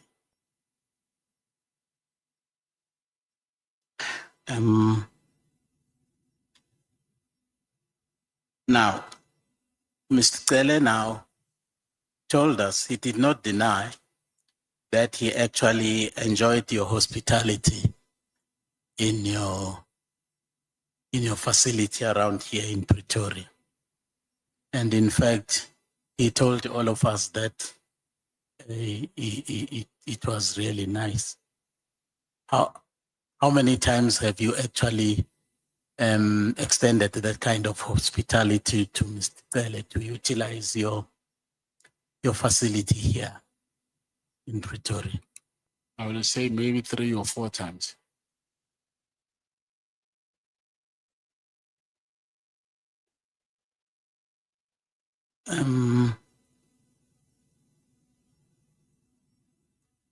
The payments, you actually said that you can actually substantiate that allocation that you actually paid these 2 tranches of money to Mr. Tele, namely 300,000 and 200,000. And then you said you would be able to substantiate that through production of some kind of documentation. Do you still stand by that? I said the bank statements. And also with regard to the list of people for whom you paid for their transport to the January 8 event, you said you were also given a list of people with ID numbers. Can you still make available that list? I think it's already available to you. Okay. No, thank you, Honorable Chairperson. Thank you so much, Honorable Sols. Your time starts now and ends at 11 minutes past 6. At 11 past 6. Yeah. Thank you, Chair. 30 minutes. Yes, so much. Mr. Matlala, good Yes, evening. sir. Are you able to hear me clearly? Yes, I can hear you. Mr. Matlala, I think I'll start by saying that I had sight of the phone, your phone, based on what you said earlier. So I want to state for the record, I did see the library on the phone dated 15th May and screenshots taken on that day around 11 p.m. 11:30 p.m. Different screenshots from Brown Mohotsi messages. And so that does show that screenshots has been taken after. It still doesn't show me that WhatsApps has been fabricated that we have here. So I just want to put it to you that you must still prove that somehow. But what you can prove based on what I've seen and I have is that indeed in your library, the phone's library, on the 15th of May, there are screenshots. Okay? Okay. Let's start with the questioning. How well did Mr. Cele know the gentleman that arranged the meeting for you between the two of you? He said to me he was friends with his father. Yes, but how well did he know him? How well Mr. Cele knew Bongani? Yes. Yes, I'm saying he was friends with Bongani's father. Yes, but I can be friends with somebody's father and don't know the son well. So okay. I'm asking that for a particular reason. Do you think that Mr. Cele knew the son well, the late Bongani well? Yes, I can say that. Why would you say that? Because I couldn't sit with Mr. Cele for long because I had nothing besides what I came to talk about. After that, I would leave. I wouldn't have a casual chat with him, but he will stay long. And when he came to visit here in Pretoria, he will stay long with him, bring alcohol for himself, Bongani, and then maybe he will come with two of his friends, and then they'll leave at 10, 11. So I assume that for him to stay that long with him, obviously they had things to talk about, which I didn't have that relationship with him. So you are testifying that they had a very close relationship? It's based on what I'm just, yes. Yes. Yes. And the reason why is because Mr. Cele testified that he didn't know him that well. He only knew his father. You testified that you sent a text message to Mr. Cele with a picture of his shirt. It was a WhatsApp message? Yes, it was a WhatsApp message. Did Mr. Cele reply to that WhatsApp message? No, he didn't reply.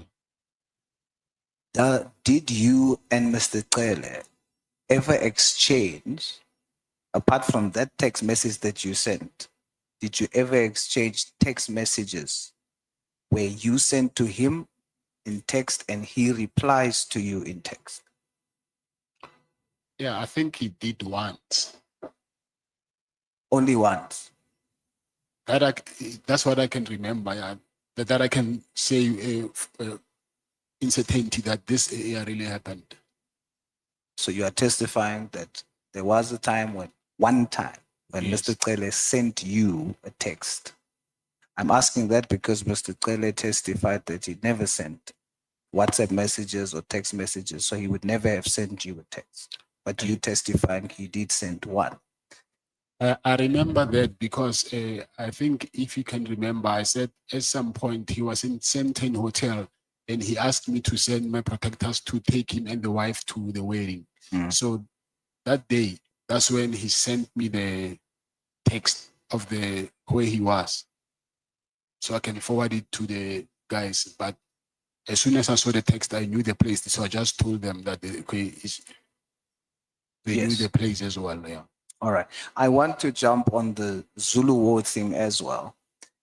When Mr. Cele called General Khumalo, you testified that he said to General Khumalo, he's not a danger to us. He's just caught up in a Zulu war, correct? Yes. Who do you think he was referring to when he said us? We already know us would mean himself and General Khumalo. Who else do you think he would refer to? I'll think maybe that whole unit.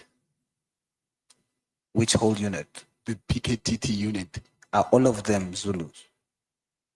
No, I don't think all of them are Zulus. So the war is some of them within them. Yes. Would you think potentially that the war would be because you testified that Mr. Cele told you to continue talking to Mr. Mohotsi, so that you can get information that they can use against Minister Nkunu, correct? Yes. And by they, it is himself, General Komalo, and General Konas, correct? Yes. So would you then say, based on that testimony, that this war could also refer to a war between General Mkwanazi, Mr. Tele, General Komalo, and Mr. Nkunu? Yes. Based on that, would you say that all of this that we are doing here now, possibly, all of this taxpayers' money that we are using to deal with this, your testimony would mean we are doing all of this because we too are caught in the middle of a Zulu war? I don't know about that. But would it make sense? I can say that you're caught up in the Zulu war. Okay. You testified that after that call was made, you got your firearms back. Did you get your jewelry back too? No, I didn't. So as we stand now, the call just ensured that you got your firearms back, but not your jewelry. Yes. Yes. Why do you think it's that? Why do I think that I didn't get You didn't get your jewelry. Didn't you want your jewelry back? I wanted it, but I saw that I will now start to irritate the guys that I'm fighting with. I see. Do you think that when the meeting between yourself, Mr. Tele, and General Mkwanazi, that meeting, do you think on arrival of that meeting, General Mkwanazi knew what your problem was? Yes, he knew. You think Mr. Tele told him about your problem? Yes, he did. And he agreed to meet? Yes, he did. So, Mr. Tele, at the time, had the power to instruct or call General Komalo, and he followed the instruction. And he had the authority to call and set up a meeting with General Mkwanazi. So both of them listened to Mr. Tele.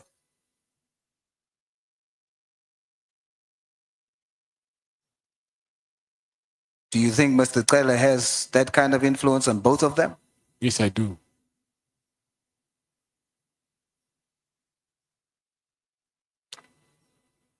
So we know that you were going to get something in exchange for what you were asked to do in that meeting, to go and speak to the guy that was tortured. In return, you're going to get your contract saved. We know what you were going to get. But the guy whom you went to talk to withdraw the case, what was he going to get in exchange for withdrawing the case? Nothing. So General Mkwanazi sends you, ask this guy, and the guy must just withdraw the case. He gets nothing in return. Nothing. Nothing.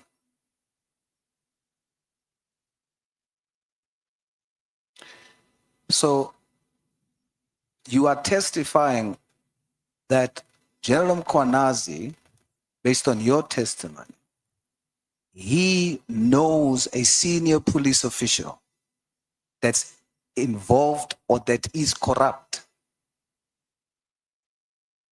and that takes bribes. You are testifying that he knows such a senior police official and does nothing about it.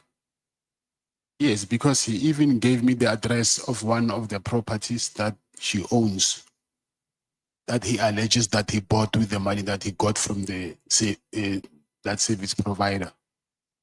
So you are testifying he knows what she does, he knows it's wrong, and he does not arrest her or do anything to stop it. Yes. Furthermore, are you testifying that not only does he know, but he also facilitated an arrangement so that you can participate in the same kind of corruption. Of course.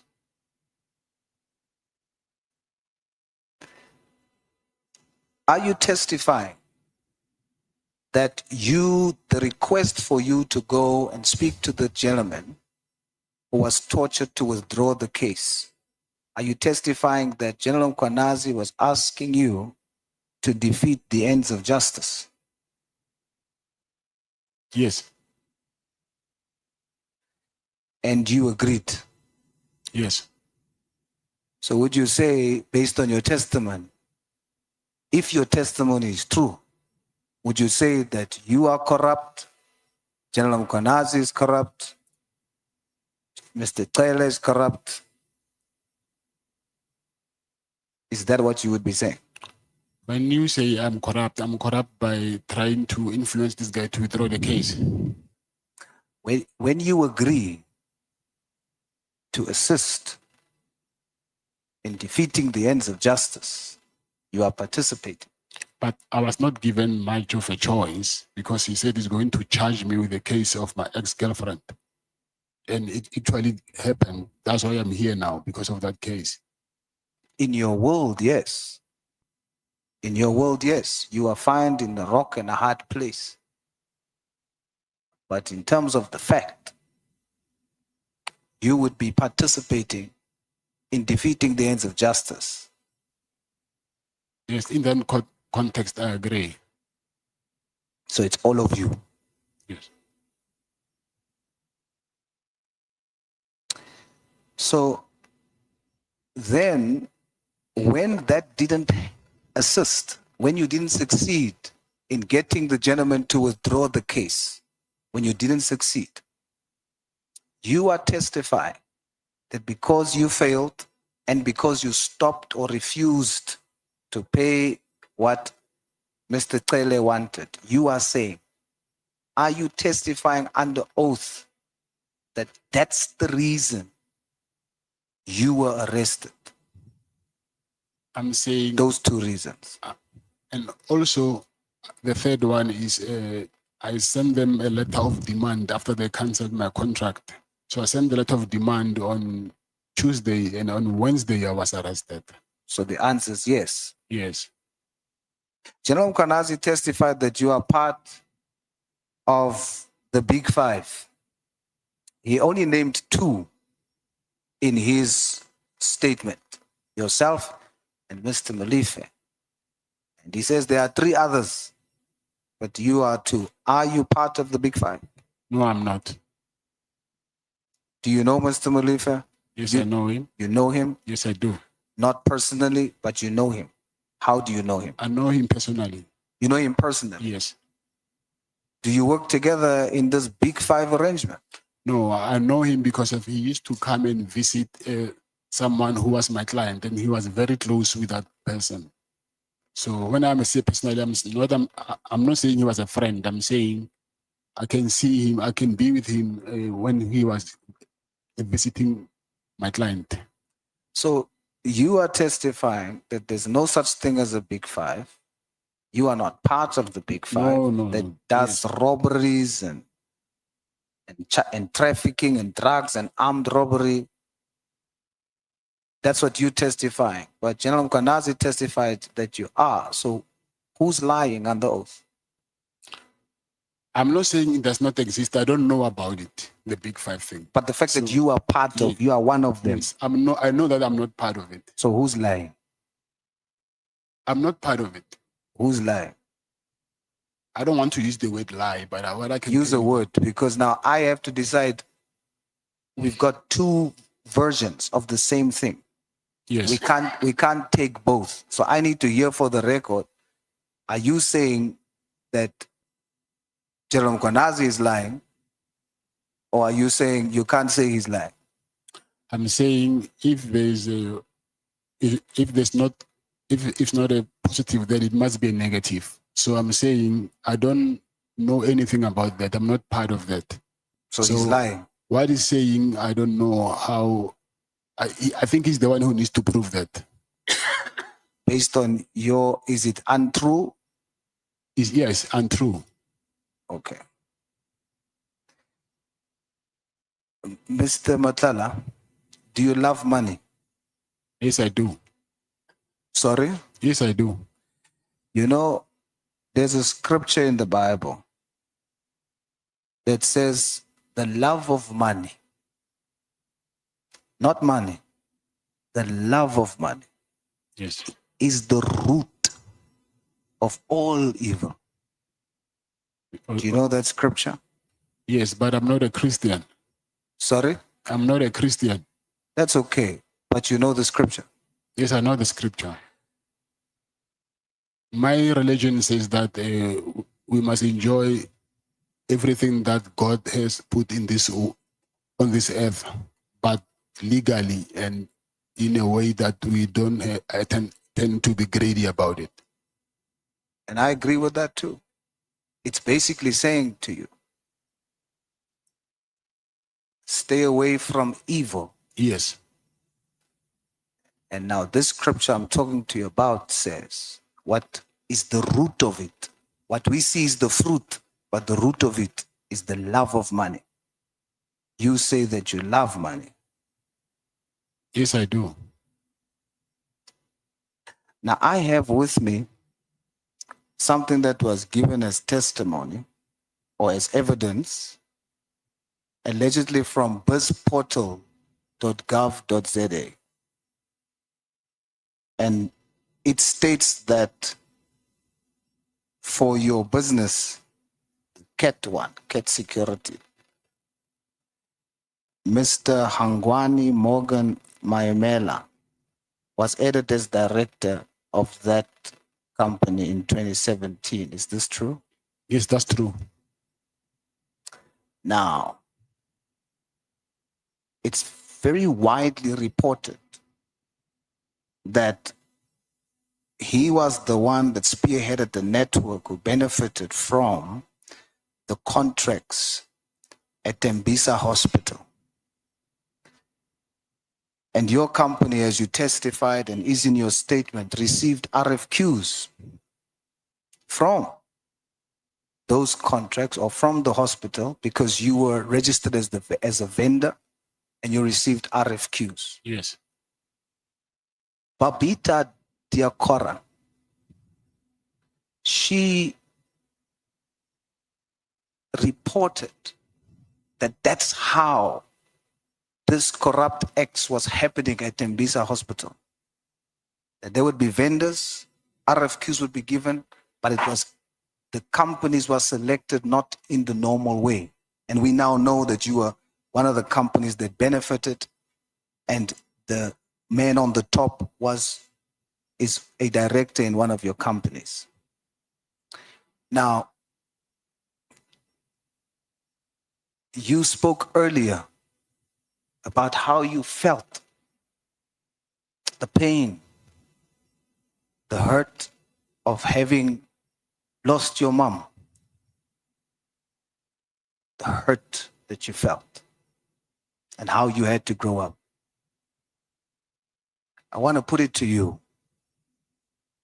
that the gentleman that's a director and those RFQs that you're receiving in that way,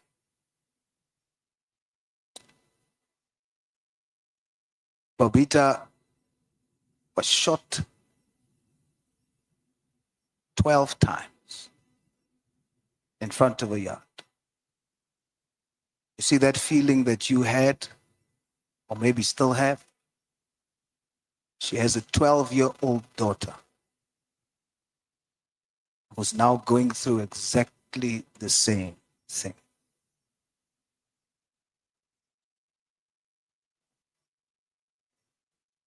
How does that make you feel? You mean for someone losing her mother? She lost her mother. Yes, that's a very because of the kind of way this business contracts was done at Tembisa, and her mother exposed it. And she was shot. Now that's evil. Yes, I agree. And do you know why that evil took place? You might not have been there that day, but that evil took place that her mother exposed, because all those people, including what you participated and received benefit from, was due, the root of that was the love of money. That evil, the root of it is the love of money. Mr. Matlala, I respect all faiths, even yours.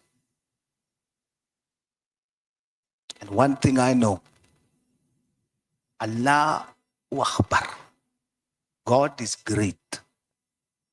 And I tell you today as I close, God has entered the ring. God has entered the ring to fight this evil in our country. All of you are going to lose. See what you see here? It's not just personal vendettas. It's God entering the ring. You know, scripture speaks of the number 12. And you see my colleagues making fun of it. But I put it to you. That child is 12 years old.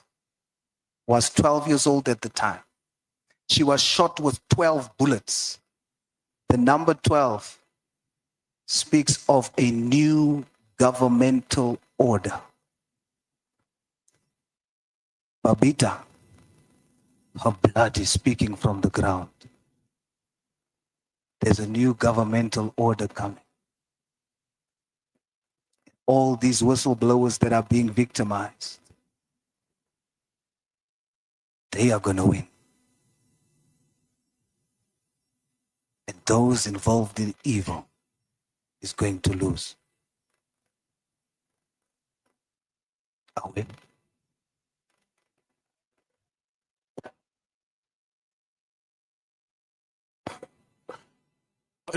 So much, Honorable Solse. Mkweni, do you have any comments that you may want to make? No, I don't have any comments. Not even hallelujah.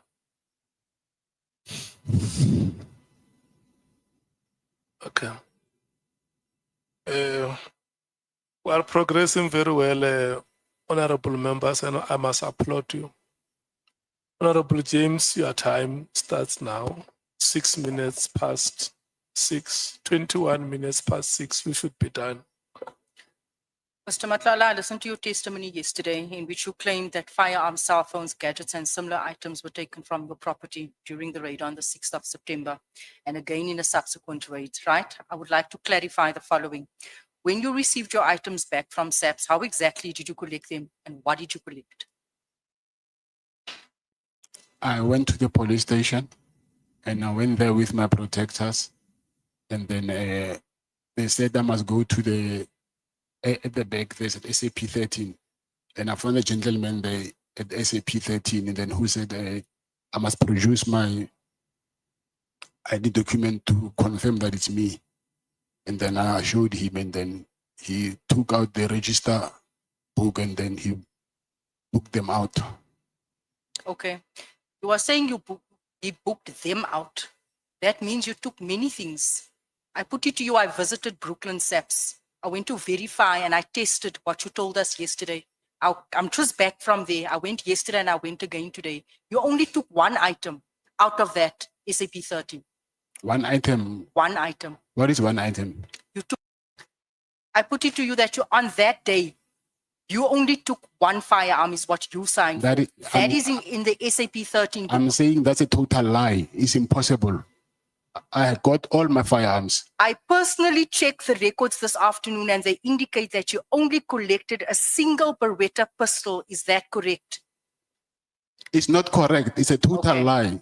And I'm starting to have worries now. Why did you not collect all the other firearms? That because is a on lie. the first raid, I think they raided and they took about 5 firearms that was there with ammunition. The second raid was probably about 20 firearms that was recorded in that book that I saw today.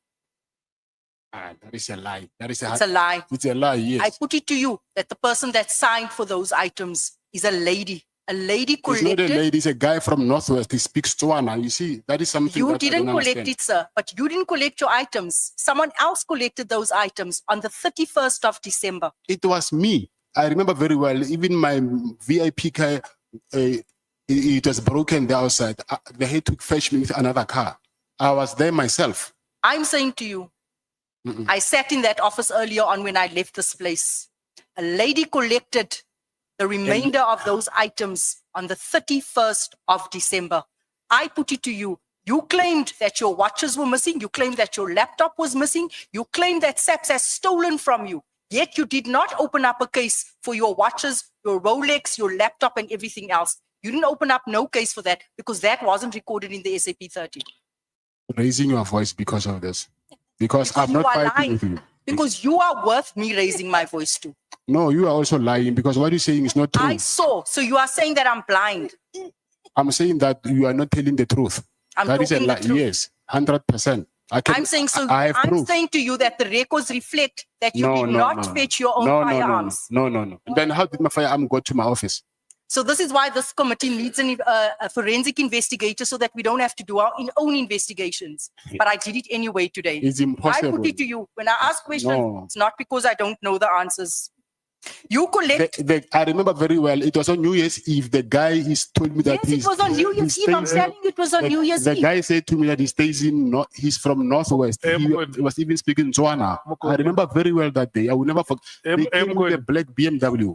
Matlala Yes. and Honorable James. Or James Wayaga. No, wait, Matlala, you. Why are you raising your May you, with due respect, honorable members, may you, with due respect, withdraw that statement. Yes. I request you to withdraw the statement. I withdraw the statement. Yeah, I want to make this request to you. I want you to have a conversation.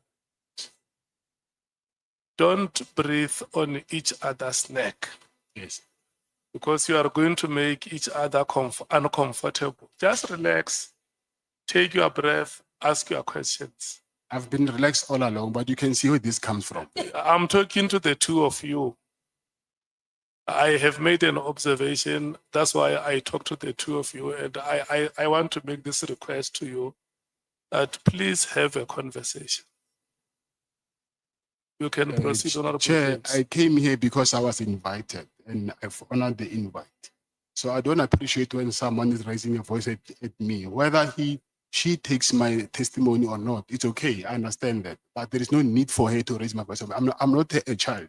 I don't even think she's older than me.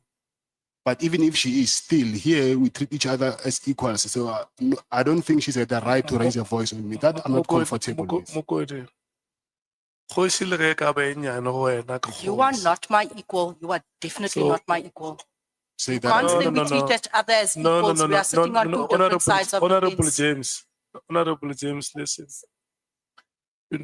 You know, let's tell the South African public that when we are here, we are the supreme leadership of this country. There is no institution in the Republic of South Africa bigger than Parliament. Parliament is the highest locus of power in this country. And it will become a very sad day if a member of Parliament will appear on television or on any media platform toe to toe with an ordinary citizen. That's why, without passing any judgment on either of you, I request you to have a conversation. And it's unfortunate, Mr. Matlala, for the statement that you made. And I'm once again going to request you to withdraw it. This part that says she may even be younger than you, it's unfortunate, and I humbly request you to withdraw it. No, I'm sorry, and I withdraw it. Chair. Yes. Listen now, as we are going to proceed. I don't want to invite honorable souls to pray for you for peace to reign. I just want you to have conversation. Your time is guaranteed, Honorable James. You will have it.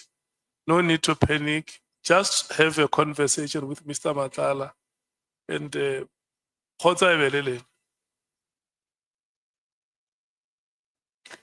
If you could not collect all your firearms from Brooklyn because you were not the owner, because that's what we were told, right? Why did you proceed to launch a High Court application regarding all the firearms? I was not the owner Yes, of what? of the firearms, of all the firearms, over 25 firearms. Even now, I still have the licensed firearms of my firearms, and I even have the copies of the licensed firearms. They are just not under my name, under my company. So when you say they're not under my name, I do not understand. Or we can do this if it's possible, I don't know, that I can arrange that tomorrow. I don't know where, then they can bring the licenses to check when were they issued and who did they belong to. They are mine. There's Definitely. something I think that is exactly what we should have had at this Yes. committee.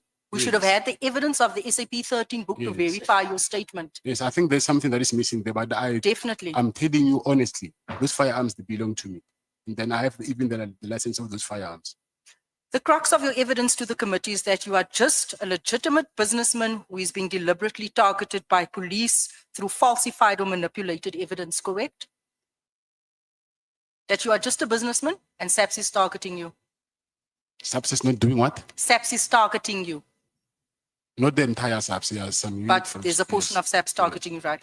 You said earlier on that you are not and have never been associated with any drug trafficking network or organized crime syndicates. So to be clear, your evidence is that you want us to believe that you are not a gangster, right? That you are not a member of any drug cartel and play no role in any criminal syndicate or organized crime structure. Is that what you want us to believe here today? It's what I'm telling you. For you to believe that's something else, but that's what I'm telling you. Okay, very well. Now let me test the credibility of that denial, right? You refer to Jerry as a close friend and confirm that you never questioned, you distanced yourself from or passed judgment on his involvement in drug trafficking. Is that true? Yes. Can you tell Jerry's mother also today, can you tell Mama that Jerry was a drug dealer, a drug kingpin? Did you tell her that? No, Do you think she needs to know that her son was a drug dealer? I didn't tell her that. I'm saying, do you think that it's time she gets to know that her son was a drug dealer? I don't know about that. You don't think that she must know that her son is a drug dealer, and when you destroy people's lives, ultimately this is what happens. Because Jerry's mom has nothing to do with us. She's a mother. She's a mother. Whether Jerry's a drug But I dealer think or it's not, time that she knows her son is a drug dealer. that's what you're saying.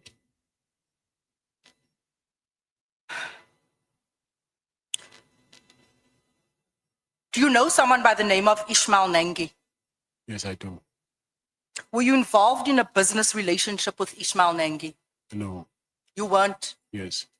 involved. Business. Yes. Any dealings? Do you have any dealings with him? No, I don't. You don't. Were you present at the meeting with Ishmael and Jerry on the night that he went missing? No, I was not. You weren't present at the meeting. The Meeting? night Jerry went missing, you didn't meet with him. No, I didn't. You didn't meet. No, Would this not be the reason why they think you've got something to do with his kidnapping? No, I didn't. I didn't meet him that day. It was on Monday, I remember. Sunday, that Monday, he called me actually telling me that he was in the club on Sunday. So I was talking to Jerry on the phone, and we never met. But you never met with Ishmael and Jerry? No, Never. no. What would be your response if I put it to you that the allegation that you and General Sibia were allegedly involved in the sale of illegal drugs from stolen forensic laboratory to the value of 40 million rand, which was given to Jerry to sell, and that Jerry in fact owed money to you and Sibia and Nagy, and that was the reason for meeting him on the night of his disappearance?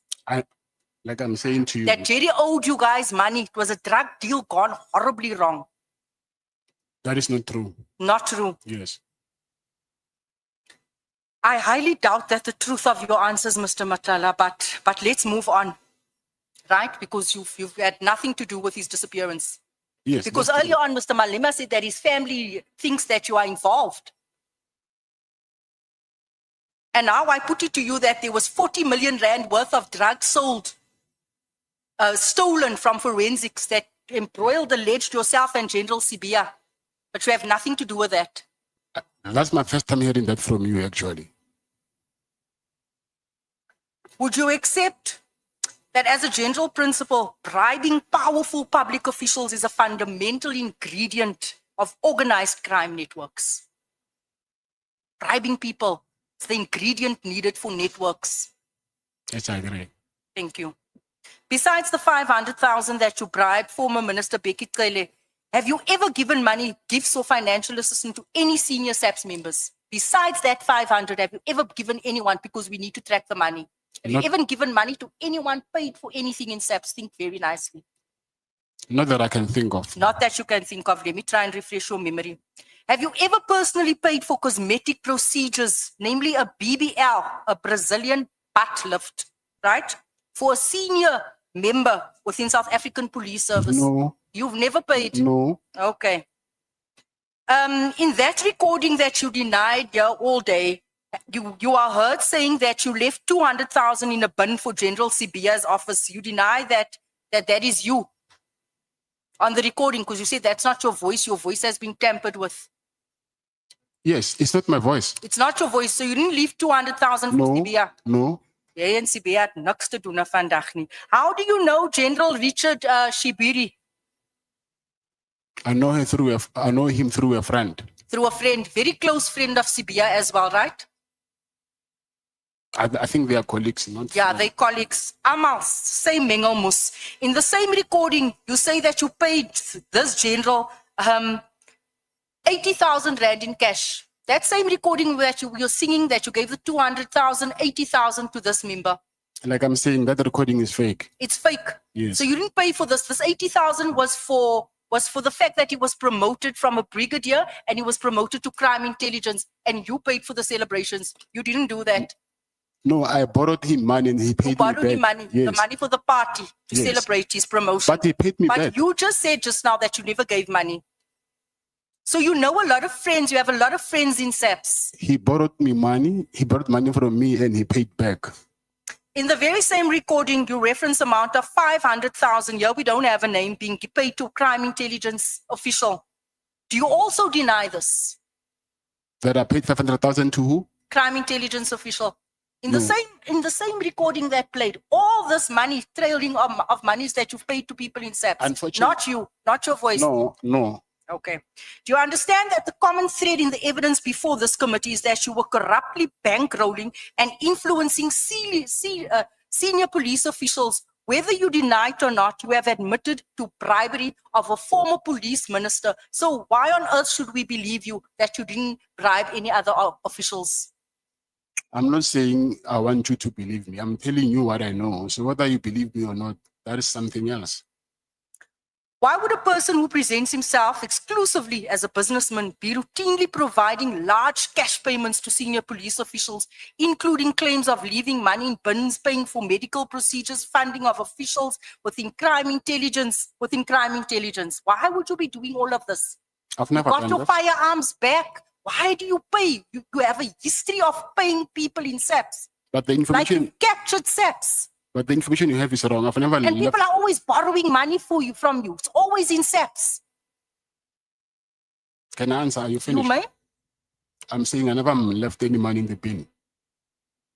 I put it to you again, if these payments were not intended to influence wrongdoing, unlawful protection, preferential treatment, disappearance, or withdrawal of cases, then for what legitimate business purpose, you being a businessman, for what legitimate business purpose were they made?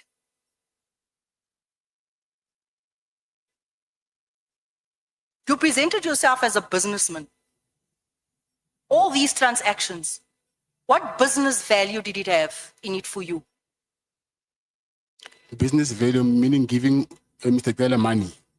Yeah, and everyone else who's That was not a business transaction. not a business transaction. Yes. I put it to you, as my colleagues have said, you are not merely a business. You are, in fact, a criminal involved in the destruction of our communities, in the destruction of our children. I also put it to you that you tried to avoid appearing before this committee. I also went and I got the records of your consultation with your lawyers, you were actually privileged to have been with them almost every day. You received visits, hours of consultation from 12 o'clock until 5 o'clock. Yet your lawyers wrote this committee a letter saying that you weren't given ample time and you weren't given privacy. And when I check the records, it shows that you were given ample time. In fact, you were favored. In fact, you actually have your family. I'm not sure if your wife is your legal consultant, part of the team. You have your wife here every day with you in the consultation room.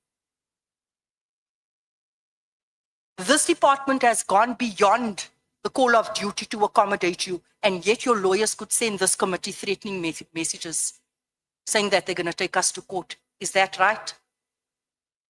Can I answer? First of all, yes, they gave me time from prison, but there were we had some experiences that we've experienced some difficulties. There was no internet. I think at some point they have to move us to the office of the head of prison. And when we got there also, we had other problems because for my wife to be there, most of the things that I was doing, I asked because she's the only person that knows that which document I'll need where, because I don't have access to for a phone. I've got limited time to call from prison. So my wife, she was there to collect all the documents that I needed. It was not like as if it was a leisure day. It was my legal team and my wife, and it was not like I was using that thing to be with my wife. So that is not correct when you say that the prison is giving me opportunity to be with my wife. So that way it was because of my legal team asked that she can be present so that I can give instruction of which documents I need from them. I'm done. Thank you, Chief. Yeah, thank you so much. I have given you the referee's optional time for the minutes that you spend in an altercation.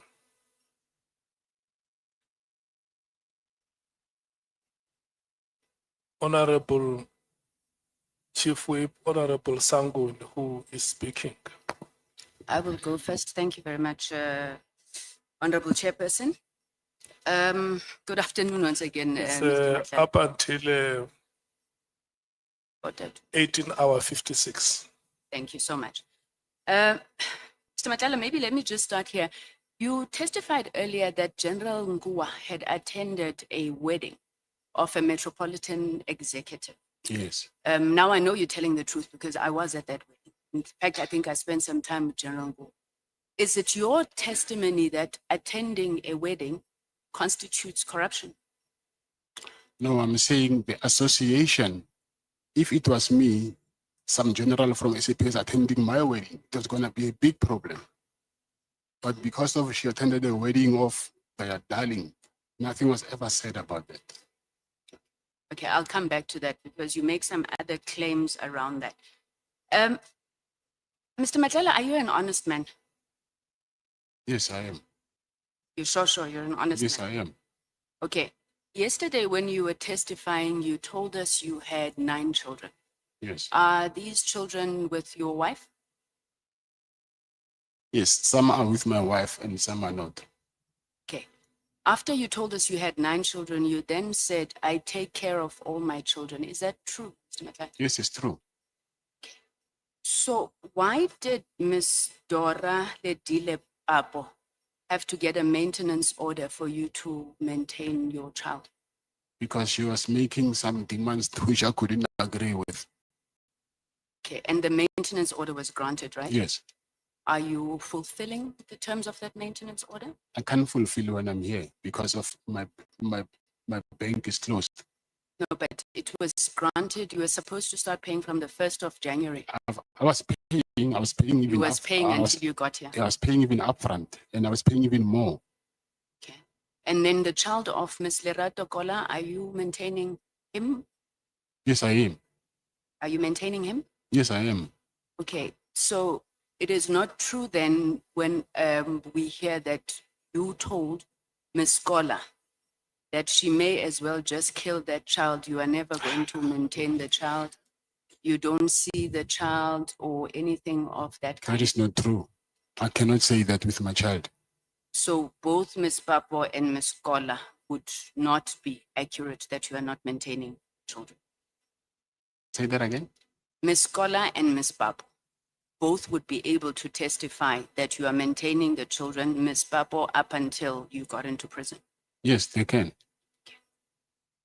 You also testified that your VIP protection service only had one client, Mr. Msibi. Yes. Now, I went to the Instagram page of your VIP protection service. There, the company posts happily, Miss Lolo Mpepi, happy client. There's another beautiful happy client in a fur coat. Miss or Mr., I don't know, Yasir Bells and EJ Matthews, happy clients. Were those not clients of your VIP service? Yeah. First of all, that is not, my company does not have Instagram page. I know that page it's a fake page. So I don't have Instagram page. I cannot post my clients on Instagram because what we're doing does not even allow us to do that. So you ran a company, a protection service, separate from the security firm, that literally just ran on one client. Mr. Msibi must have been paying a lot. No, yes, as I'm okay. I will elaborate that more. When I say client, remember I think I've disclosed that I've got clients which are like shopping malls, but that is not VIP protection. That's something else. Schools, construction sites, and other things. But is VIP protection part of it, or it's a separate Part company of security, yes. within the same company? So I think when I was referring to client, I was referring for the VIP's protection side. You also gave evidence yesterday. You were asked about conviction, and I think you've spoken to the issue of conviction many times today. And you said you had one conviction Yes. for the possession of stolen goods, Yes. which were a consequence of you buying and selling and what. Yes. And you still confirm that that is your only conviction. Yes, it is. Now, in the bail appeal to the High Court, the judgment there reflected, I think in paragraph 17, if I'm not mistaken, that it was common cause that you had a previous conviction of housebreaking and theft. And that is what you served 4 years in prison for. That's very different from the possession of stolen goods. So which is it? Did the court get it wrong? Yes, I can explain that to you. The goods that I was arrested for, they were from housebreaking. So that's why I was charged for housebreaking, because the goods were from housebreaking. But what were you convicted of? Of Was housebreaking. it possession of stolen goods or was it burglary? Okay, they say on the charge sheet, it was housebreaking and possession of stolen goods. So you were convicted for burglary. Yes, I'll say that, yes. Did you burglar? Is that where you were I'm convicted? saying I bought goods which were from the burglary, and then I was convicted for that as well. Does that seem plausible to you though, Mr. Matlala, that an entire court would find you guilty of burglary, but when you were just in possession of stolen goods? No, because I was charged for it. The court will work on what they have on the charge sheet. The charge sheet said, so I was telling that what was I arrested for? So the charge is something else. Even now I'm charged for, And you were convicted for burglary. yes. And you still maintain you're an honest guy, Mr. Matlala? That's honesty. No, it's two separate things that you said that don't speak to one another. I think I didn't explain further that they can charge you for theft of motor vehicle, even though they find you with possession of a stolen car, but they can charge you for theft of this as well. Let's move on. So I want to ask about this issue of the lease agreement at the police college. Eh? So you got this lease in January 2024. Do you know the date maybe? No, I don't know the date. Okay. But let's say for argument's sake, I mean, there were big days, 2nd of January, right? By the 19th of January, you've already instructed your lawyers that they must send a letter to the National Commissioner demanding eviction of, I think it was SAPS members from a building in a SAPS training college. What was the rush? Because I have the lease agreement. So you wanted to get in quickly, ne? Come again? You wanted to get in quickly. not to get in quickly. I wanted to occupy it, so no, not quickly. Okay, you wanted to occupy it. Remind us again, you wanted to do what? You said something about training police who are at the college. Did you have that contract? I don't need to have a contract. Already they were going to a hospital outside the college to get treatment. So if the hospital was there, I think it is common sense that they wouldn't waste time to go far when they can just get a hospital here. I'm not sure if public procurement works like that, Mr. Matlala, because if SAPS is going to buy as SAPS, they need to have either a contract with you or I don't know, were you going the RFQ like you were having in Tembisa? How were they going to buy from you? You said to Honorable Ngola, you are not a tender prophet. So how were they going to buy from you? If I just wake up, I go into a space where SAPS is and I say I am selling water, they're not going to buy from you just because I'm there. So how were you going to get that contract if you were not preparing for the one that you didn't know was coming? Even now, they don't have a contract with the doctors that are occupying that hospital, but they still go there. Then they get treated, but they don't have a contract with them. So how are you going to get it? You are just going to go The same way as to the national doctor- commissioner. No. The same way as those doctors are getting it now, because they see that it's convenient for them to just get medical attention to these doctors that are in their vicinity. Okay, you said earlier on to Honorable Malema that you took the shares of Medicare 24 Tswane and you placed them in a holding company. Which holding company is that? You want the name? Yeah. It's Cat VIP Holdings. So it's not Medicare with the white people. No. Are you a director shareholder in the Medicare of the white people? Yes. You are what exactly? Not a director. You are what? Shareholder. You're a shareholder then. Yes. Okay, so how much of Medicare, the holding company, do you own? I used to own. I don't own it anymore. When did you stop owning? After my arrest. So you just recently stopped owning? Yes. Not owning. I'm saying owning shares. Yes. Yes. How much shares were you owning in Medicare 24? 51%. And you were not a director there? No. Explain to me this thing of president. So you are president of this white people's company? Yes. No, I just want to know what is that? Because you went to great lengths to try and explain this franchise to us and how you were paying them. So you were like paying yourself on the other side. Can you just explain how that relationship worked? So they brought you in, made you president, gave you shares, and then they said, oh, you start your own company so that because you're black, you'll get business. Is that how it worked? I will pay them for the management because they know about the industry. So their shares, they are worth for that management that they do for the company. How much of the company did you own? 51%. So why did you, I mean, if you're a majority shareholder, why did you then think it was necessary to go and open the subsidiary called Medicare Tswane? I've opened it before. No, I'm not saying it's wrong. I just want you to tell us why you thought you should do that. It's because of I wanted to have to explore my business on the side by myself. All right. Then Jerry, you said you didn't do business with Jerry. No. Have you ever done business with Jerry? Yeah, it was that contract in Fort, but it's not business. It's that I got a contract with him and then we were sharing the profits. Okay. Now, you had a business with Jerry, Laxo Africa Brands. What was that about? Yes, but now I own it myself. Him, and it was not only him, it was him and the other friend of Talogo, you ours. said you've never done business with Jerry. So I'm just trying to understand. You register a company. Yes, we were planning to do business. We opened a company because we wanted to do business, but that thing never materialized. And then they resigned, and then it was only me. So we've never done any business. Now, when the police went to your house for the raid, they claim that they found the sheet in one of the employees' rooms, which looked very much like the sheet in the videos that were demanding ransom for Jerry.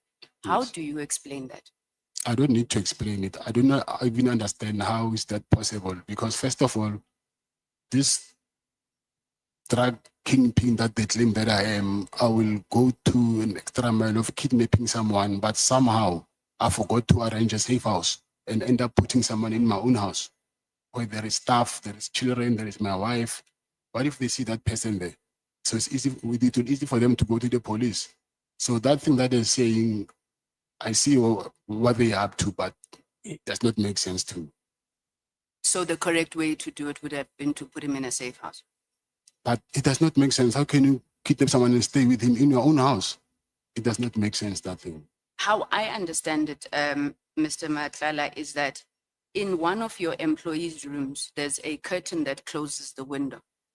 That curtain is a sheet that is torn, the way that it's wrapped and whatever, is very much like where Jerry was. Now, I'm asking you, when you are told that this is where Jerry was, not what you should have done, safe house, when you are told, your view is what? This sheet maybe just looks like the other sheet? I don't even think, I don't know, because I've never went to that room, but the people who are saying those things, from them, that is expected. There is a lot of things that I can share with you now, if you don't mind, to show you how, to which length they will go to try to implicate me to things that I did not commit. No, maybe if I still have time, we'll come back to that. Yes. So, Brian Mohotz, has he ever done anything that has checked out? No? I get it, you started giving this guy money, you're giving him money up until 150 to 200,000. Did he ever do anything that made you trust him and think, yeah, let me give him more money? I mean, already he hasn't delivered, Minister Unu. Okay, so he didn't. Ne? Now, you said at some point that Minister Ele asked you how you got the contract. Yes. And you said you think that he was shocked by that, which I take it to mean that Minister Ele would not have been involved in you getting the contract. But then you then say, I'm not sure who says this to you, that Minister Mkhunu tried to backtrack on cancelling the contract. Do you remember saying that? Yes. Okay, how did he do this? Because this is the first time we're hearing that Minister Mkhunu tried to backtrack. I'm saying that's what I heard from General Mkonazi. Okay, and okay, he never testified that to us, and he didn't say to you how. So in these wars, these Zulu wars, it's possible that General Mkonazi is also just part of the war and saying things that, you know, he doesn't repeat in front of us about Minister Mkhunu. I don't know, but I'm just saying that that's what I heard from him. That when there was in the police summit somewhere in Emperor's Palace. Right. I'm going to ask you just very quickly because I'm really interested in this issue of this Rolex. Was the Rolex stolen or not? Yes, it was stolen. So did General Sibia say to you, go open the contract? Because, I mean, the case, No, because that is- that's the testimony we have. That is not true. So you didn't open this case about a stolen Rolex because General Sibia said it, nor did General Sibia write the affidavit. No, that is not true. When you meet with Lieutenant General Mkwanazi at the Pearls of Mhlanga, why did you want the Hawks head Senona at the meeting with you? Because I just thought, because he's in KZN and then they both work together, maybe he might be comfortable with someone that he knows. I didn't want to go there by myself. Who was supposed to be comfortable, you or General Mkwanazi? I'm saying General Mukwana, I didn't want to go and meet him by myself. So I thought going with someone.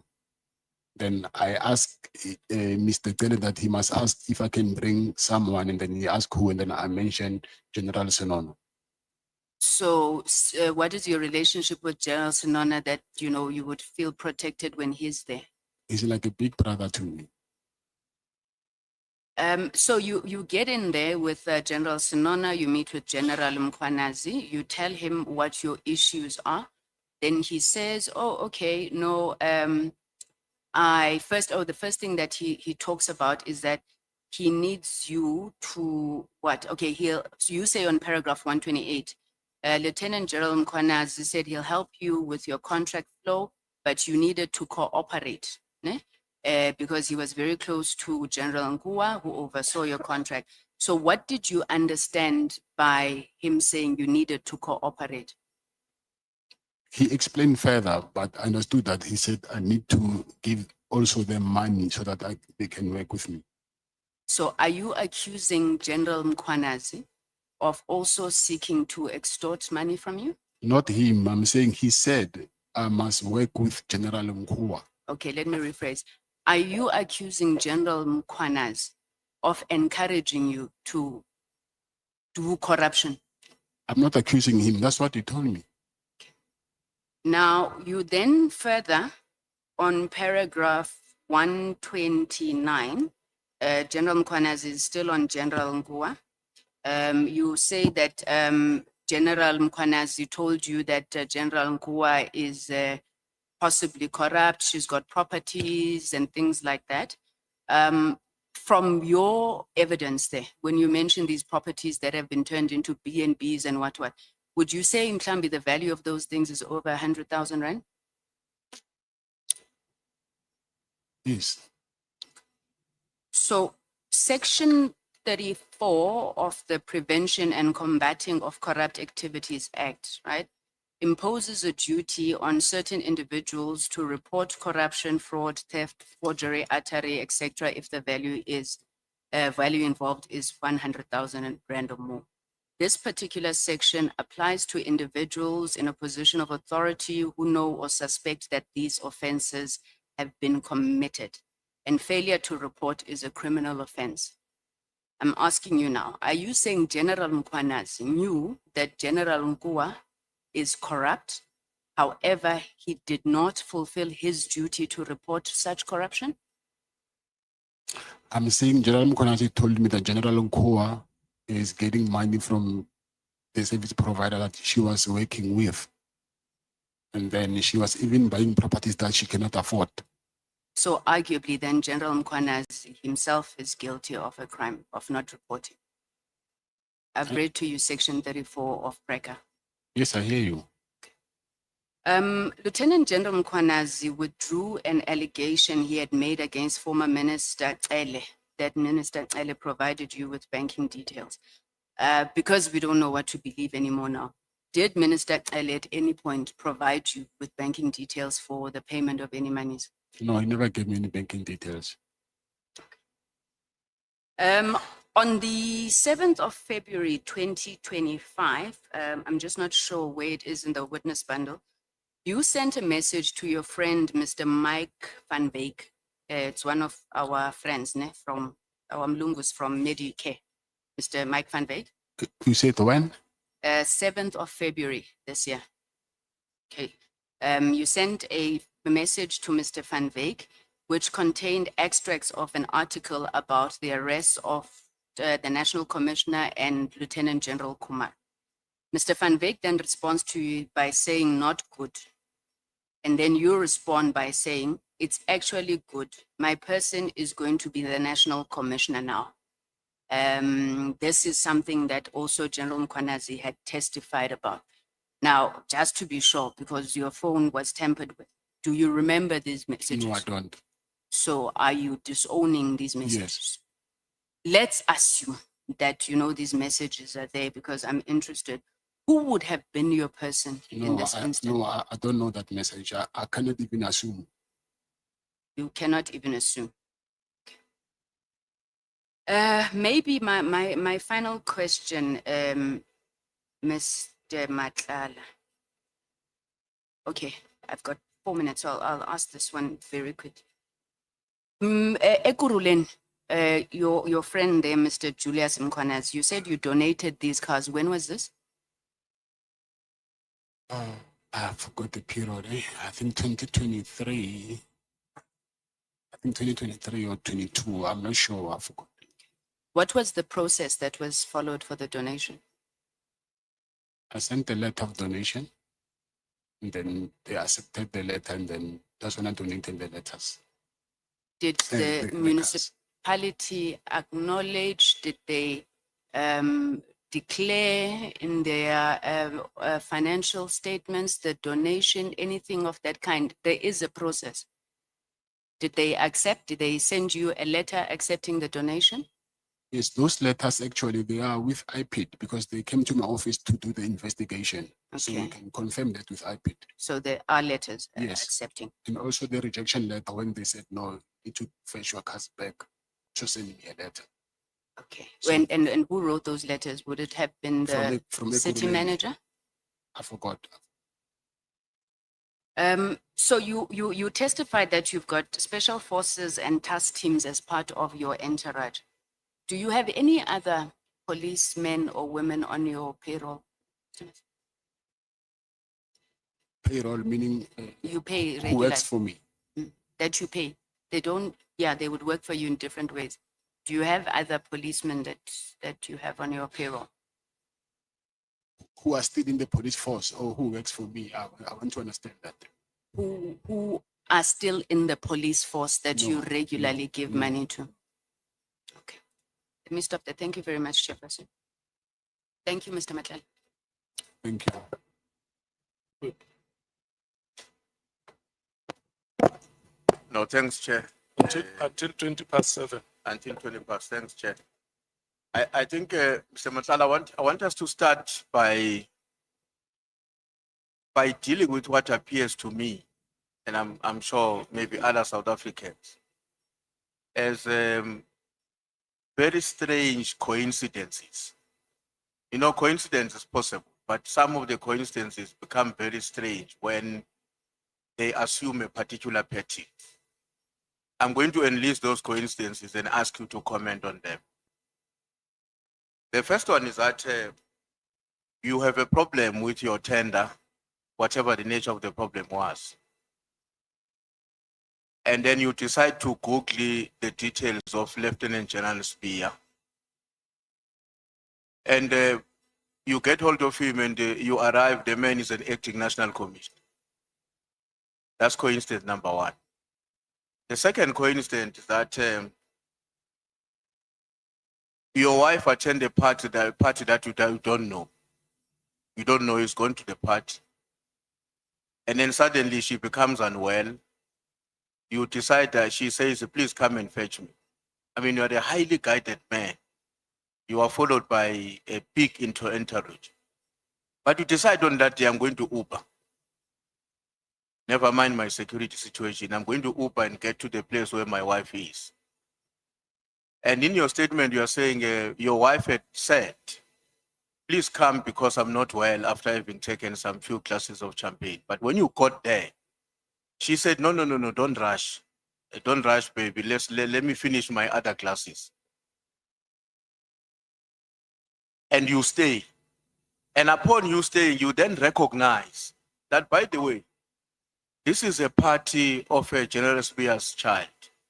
What a coincidence, again.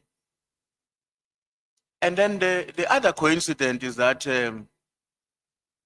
you get a contract, a Brigadier Netengwe, who happens to have participated in the BAC as well as the other committee of adjudication. A day after you are awarded, he walks into your company.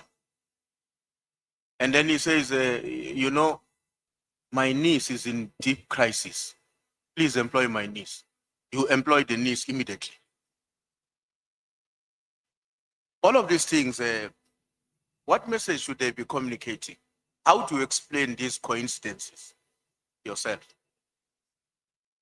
This is just a God-given situation. It could have happened to anyone, and in this case, it was me.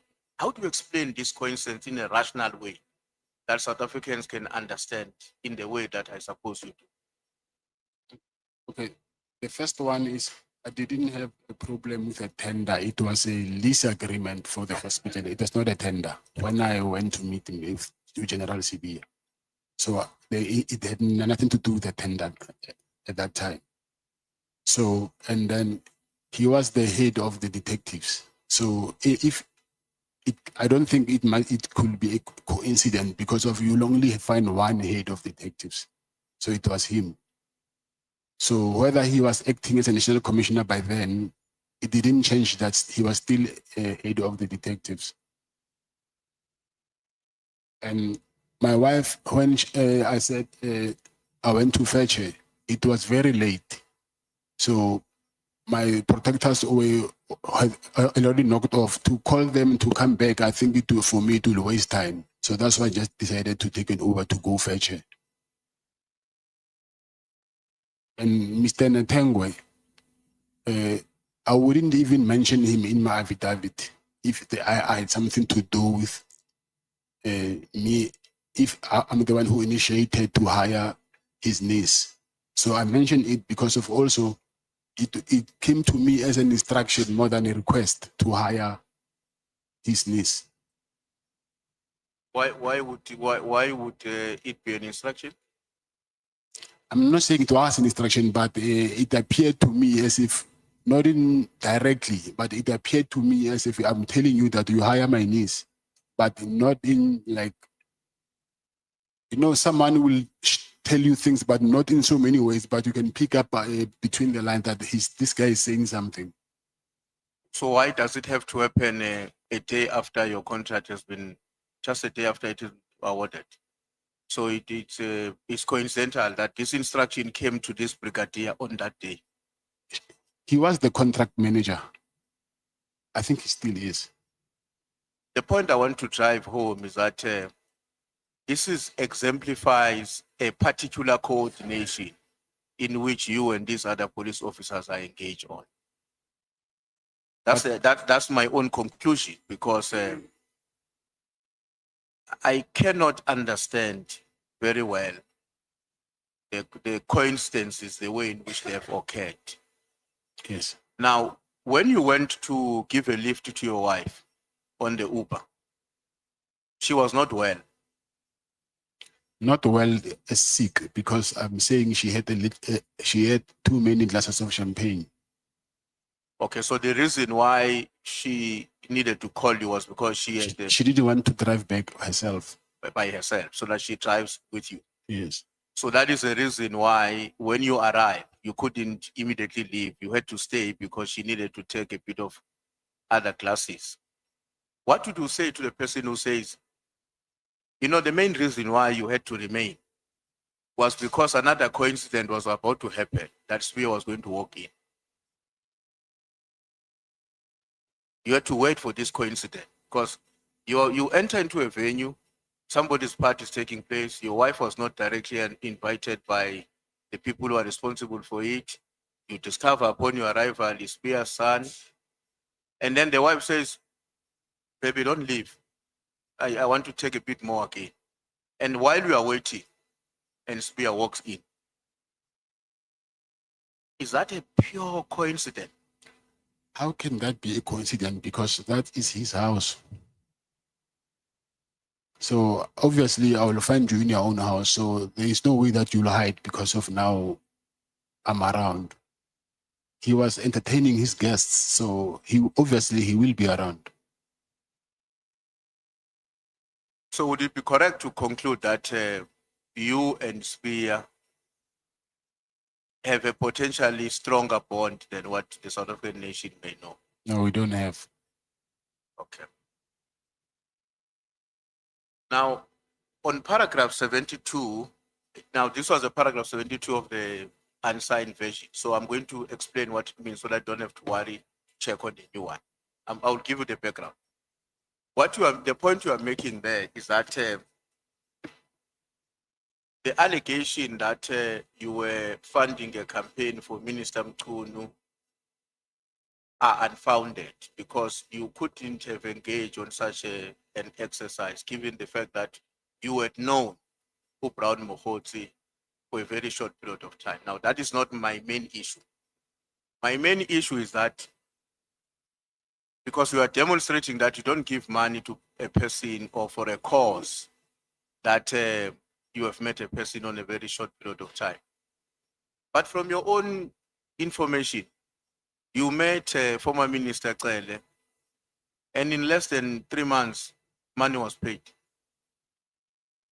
How do we read that? Because there was service delivery.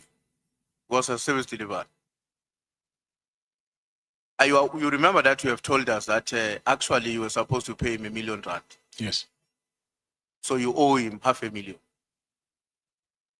Now, why do you call him an extortionist when you have entered into a deal with him in which you are supposed to pay R1 million and you have only paid half of it? Because he was demanding for more than $1 million. But why did you not go to $1 million and say, no, Chief, we can't proceed now because the deal has come to an end? And then instead you're calling him an extortionist. That was a toxic relationship, what I can tell you. So from the meeting that I had with him, I could see that this is very toxic. So you decided to betray the commitment you and him had entered into. Come again? You decided to betray the commitment that the two of you had entered into. No, it's not betraying. I think the intentions was malicious because I came from a meeting where he coordinated and then I was threatened to be arrested and then I was not comfortable. There was a lot of things that are happening which I was not comfortable with. When you met with him, Kwanas, you have led us to believe that the meeting with him, Kwanas, was initiated by former Minister Cele. Yes. In order to assist you. Yes. Now you arrive in a meeting and you discover that it's actually you who must assist Mkwanas more than him assisting. Did you go back to Cele and say, you have sent me to the wrong man? No, I didn't say that because at that point I did not know that what he promised from his side, he will do it or not. So I didn't but tell him. why don't you, is it not natural that you get into a meeting, you are told you are going to meet with so and this is the agenda, and the agenda is, you find this upside down? Is it not normal that you must go back to the coordinator and say, but Chief, what we have coordinated here is wrong? That should be normal. Why were you not doing it? No, I wanted to see the outcomes of it first. Never mind whether the agenda has changed. No, the agenda did not change. No, but you are saying here now, you went to Mkwanazi to get assisted, only to discover that upon arriving there, the conversation was about him more than you being assisted. Because when you left the meeting with him, you also had a mandate from him, which you diligently executed until you failed. I'm saying I told him from my side what I've wanted, but there was an additional request from his side. The head of Hawks, General Senona, what was his role in that meeting? Is he, am I right? He or she? He. Senona, is he? What was his role in the meeting with you and Mkwanas? I asked him to accompany me there. And then what did he do in the meeting? He said, and then he was drinking whiskey. He said and was just drinking whiskey? Yes. Never said anything? Never asked a question? Never anything in the meeting except just enjoying the whiskey? Nothing? No. I told Mr. Mkonazi that I will pass the message to Mr. Senor and then he will tell him if I'm winning or not. No, I understand that. But here you are in the meeting with the two other men who are not here. And the conversation is only between you and Mkwanas. The other one is just sipping whiskey. Yes. That's all. That was his participation until you left. Yes, yeah, he didn't engage, yes. Okay. How did your wife travel to the Spear Sunny's event? Was driving herself? She doesn't get driven by this big entourage of security you have. She was driving. She was driving herself. Yes. Now, you went to Zimbabwe in one of your meetings with former Minister Cele. That's correct. Yes. Now you get into the gate there, the code is required.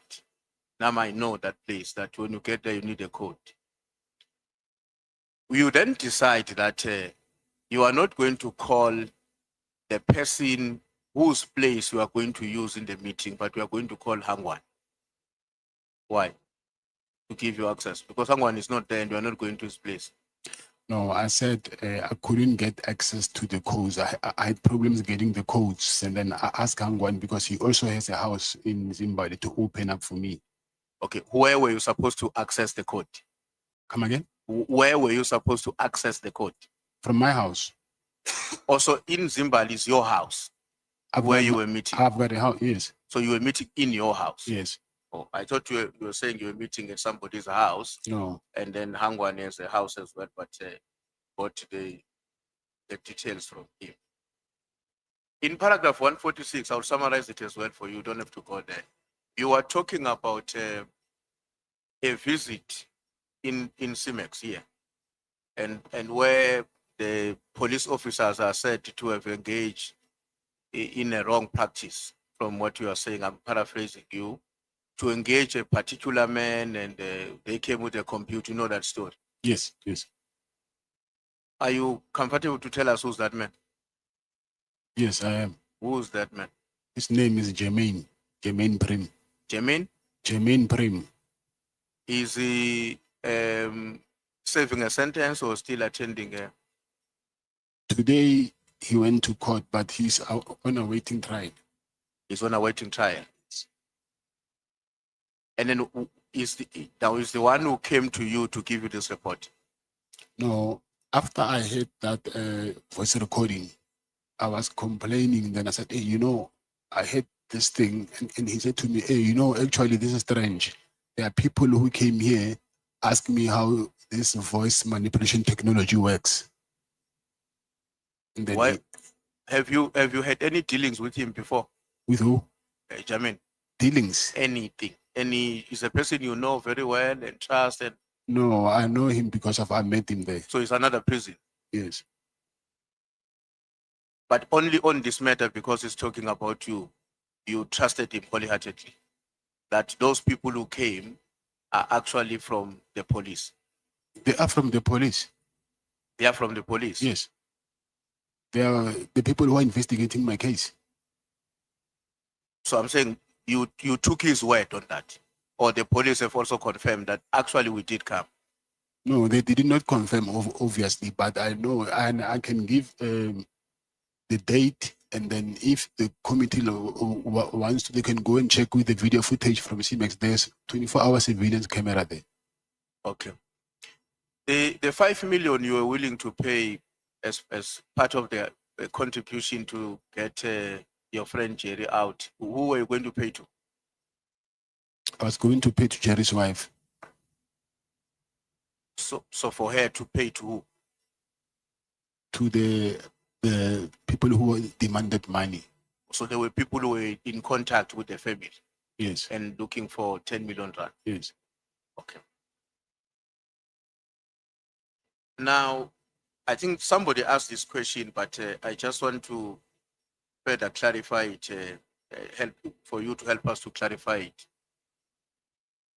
Your knowledge of your friend being involved on something that has got to do with drugs, to what extent are you honest and open to each other as friends? I mean, under normal circumstances, my friends will talk to each other openly, including to guide each other away from dangers that may be visited on us as individuals as well as our families, because we should be having an ambition to grow up and to raise our families as well to the level at which it could be possible in life. So in that way, we should be treating each other in a true sense of being brothers and friends. And I wouldn't expect, I can't keep quiet when a friend of mine is involved in drugs. So how far do you go with your friends? In this case, maybe with Jerry, on matters like that? I taught myself that I must not judge people. I will only advise, but if you want to do whatever you want to do, then that is up to you.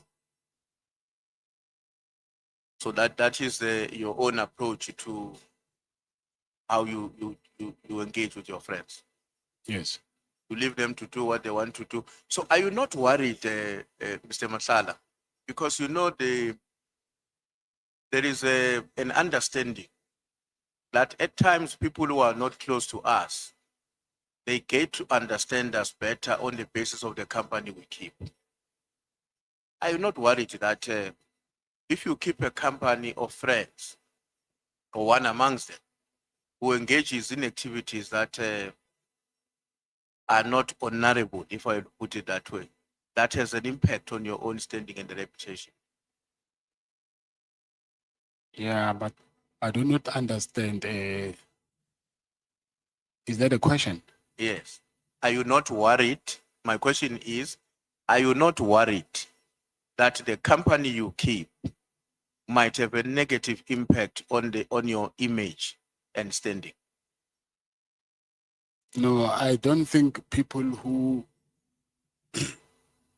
are mentally matured enough, they will judge me based of my association.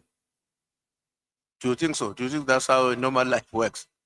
Do you think that if I am walking around every day, me, with the people who are drug dealers, they're my friends, the company I keep, we drink together, we go to clubs together, the population is going to say, the drug dealers are these other ones. This one, no, it's not. Is But that how society functions? I'm saying this because of they might not know what are you saying to this guy. Maybe you are trying to rehabilitate him or something. They don't know that because of what you say. When you talk to him, they are not there, so they don't know what is your business with him. Yeah, they would not know. But in your case, we know that your business with him was to keep quiet and not to advise him against doing something that places his life and maybe that of his family at a greater risk.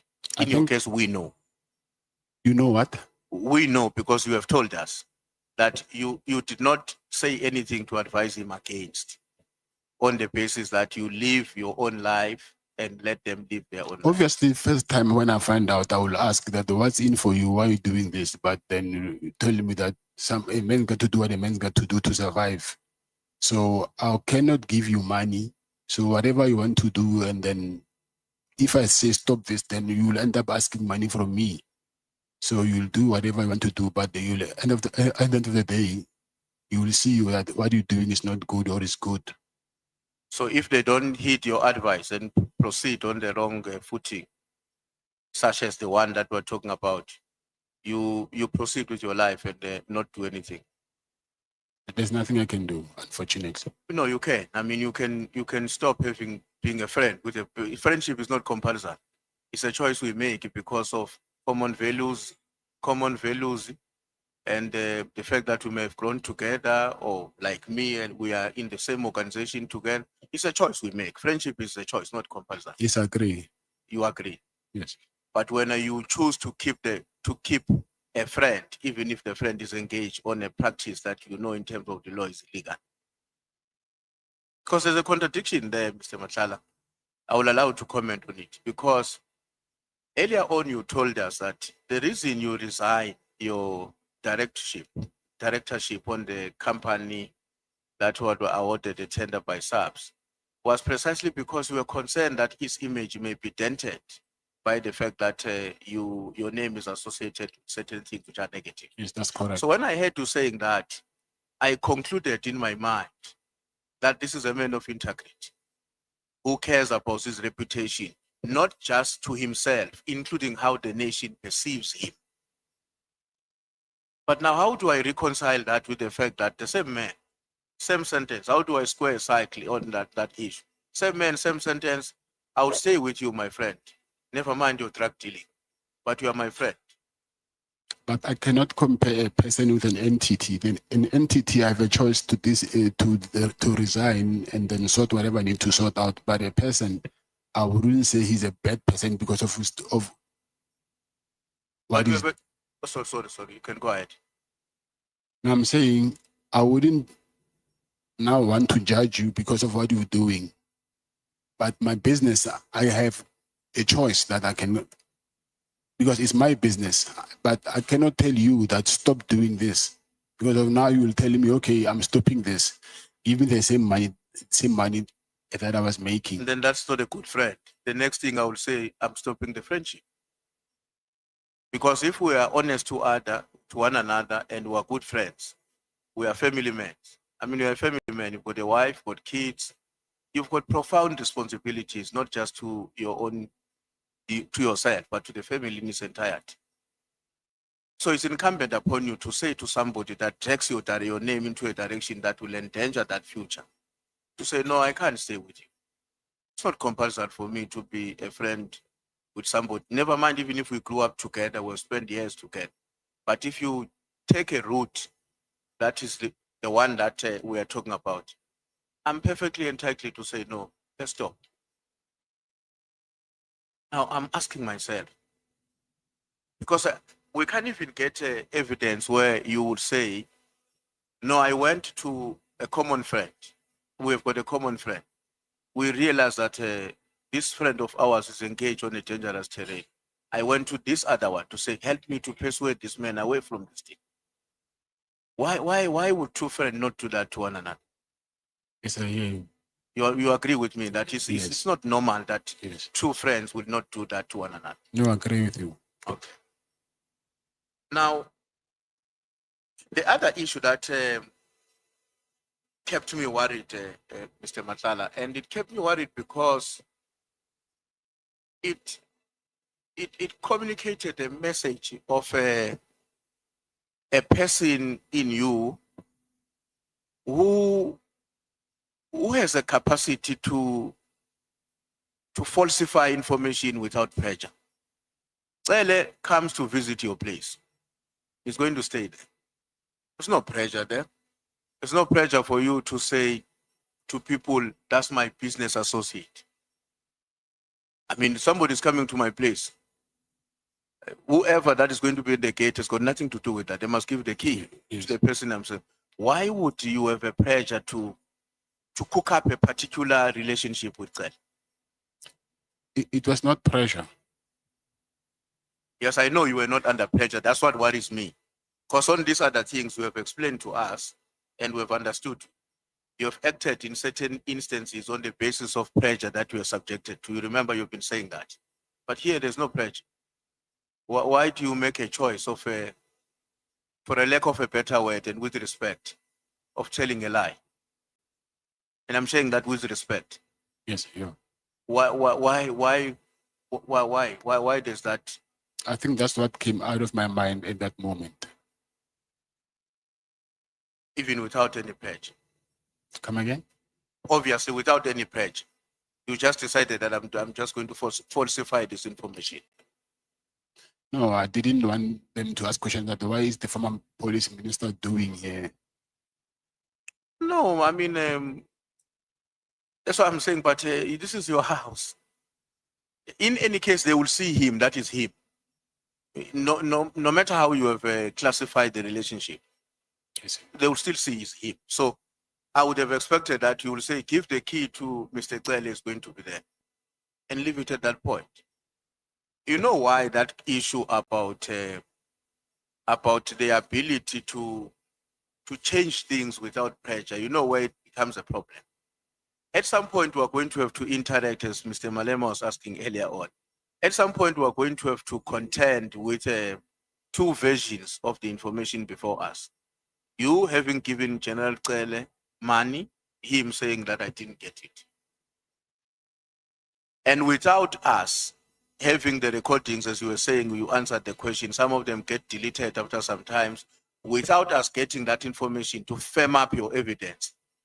It means our conclusion will be based on probabilities, among others, on the basis of the extent to which we think we can rely on your evidence because of your ability to say things right and wrong.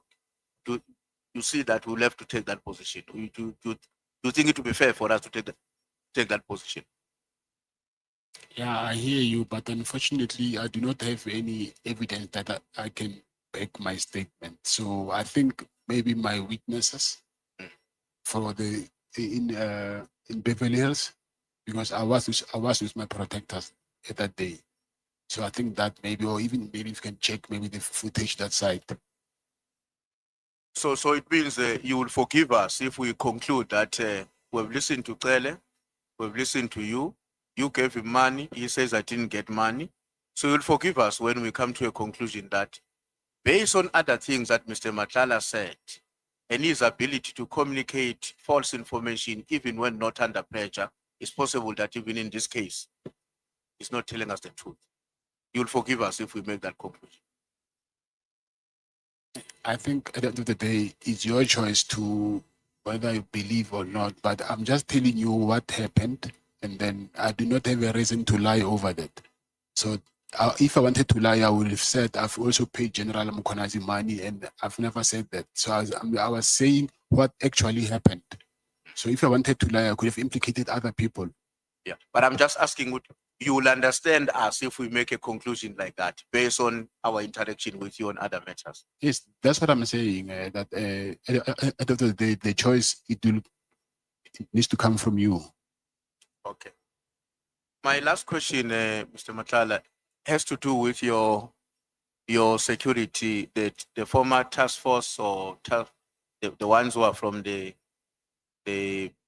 South African National Defense Force. Do you recruit? Okay, were they recruited while still in service of the nation and abandoned that part to come and work for you, or you got them when they've retired from the South African National Defense Force?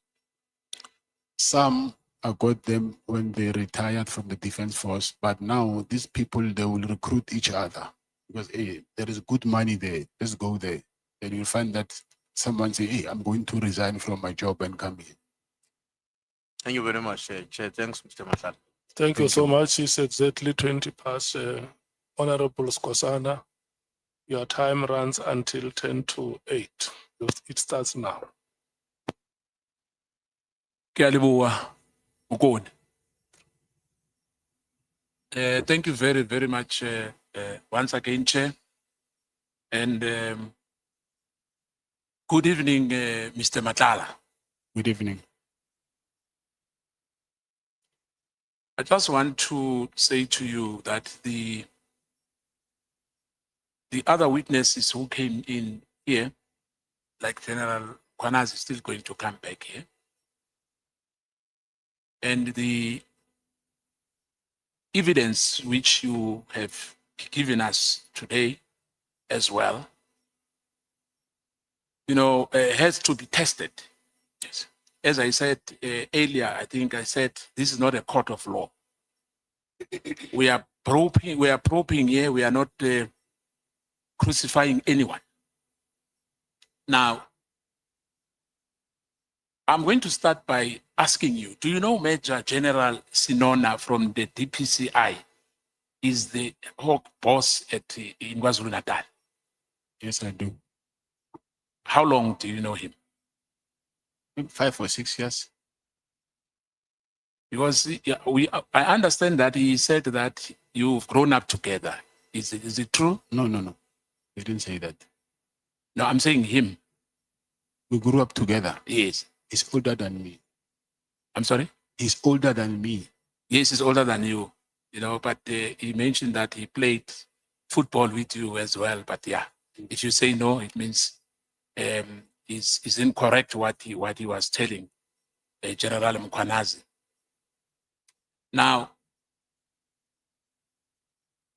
are you aware of any criminal cases? Like earlier, I think Honorable Breitenbeck asked you about him, that he used to work in Silverton as a head of investigation and as a head of organized crime unit. And when was that? Some years before you went to KwaZulu-Natal. Maybe you're not aware. No. Lieutenant Kwanazi told us that you are very close to Lieutenant Sibia. Is that true? That is not. How do you know Lieutenant Sibia? Besides that, you went while he was acting, if I remember well, that he must resolve your matters at Vachis, if I remember well.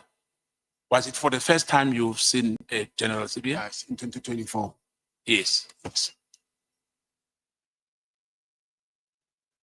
Is it true that Lieutenant General Sibia and his driver, a policeman, collects cash on monthly basis from somebody somewhere in Senten?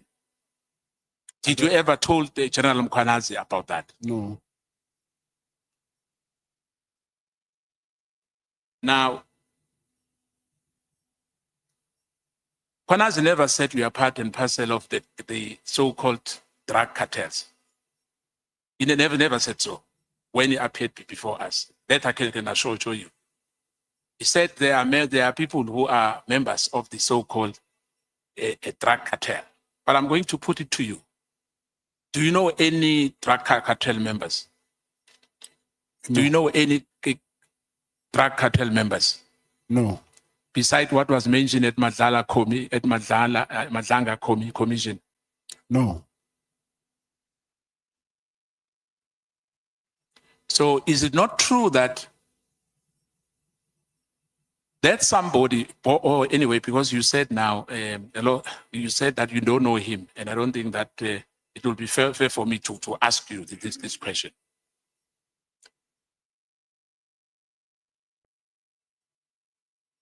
Lieutenant General Mkwanazi is a provincial commissioner. Do you know that? Yes, I know. General Mkwanazi said that the meeting where you met him in Durban, I think you ended up at Pels. Yes, that's true. He said that meeting was not organized by former Minister Peggy Cele. It was organized by Major General Sinon. I'm the one who organized Mr. Sinona. Yeah, I'm just putting to you what he said, because he'll come back and respond for himself. He collaborated what you said, that you arrived, you were at Oyster Box next to Beverly Hills. And then he said, when the call came,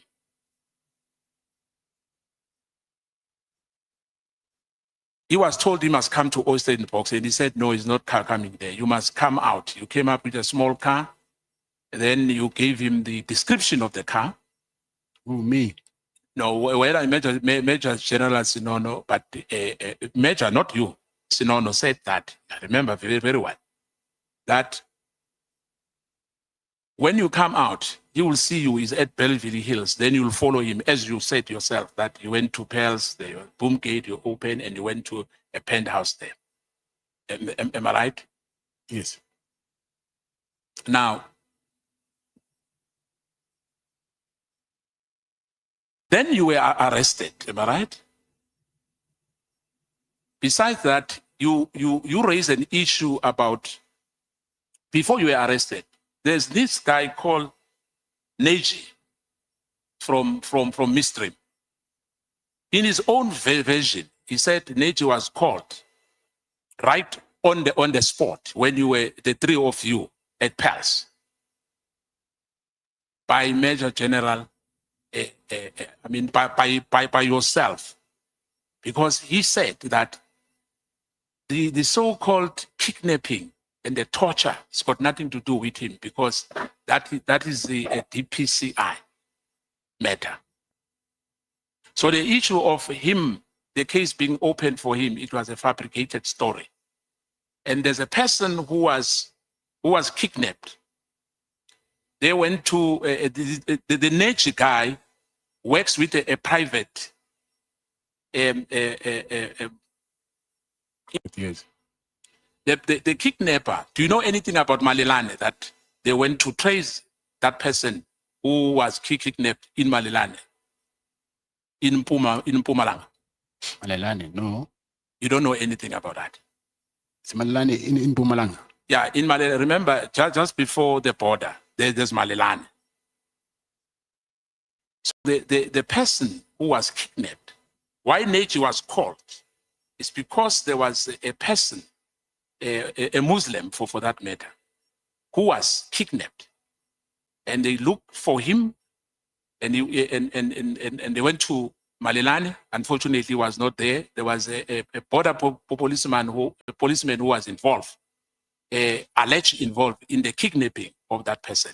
And unfortunately, that house of that policeman was burned down after the visit of these investigators of Major General Sinon. You don't know that? No, I don't know that. So the discussion that it's your son and Neji's son, they went school together.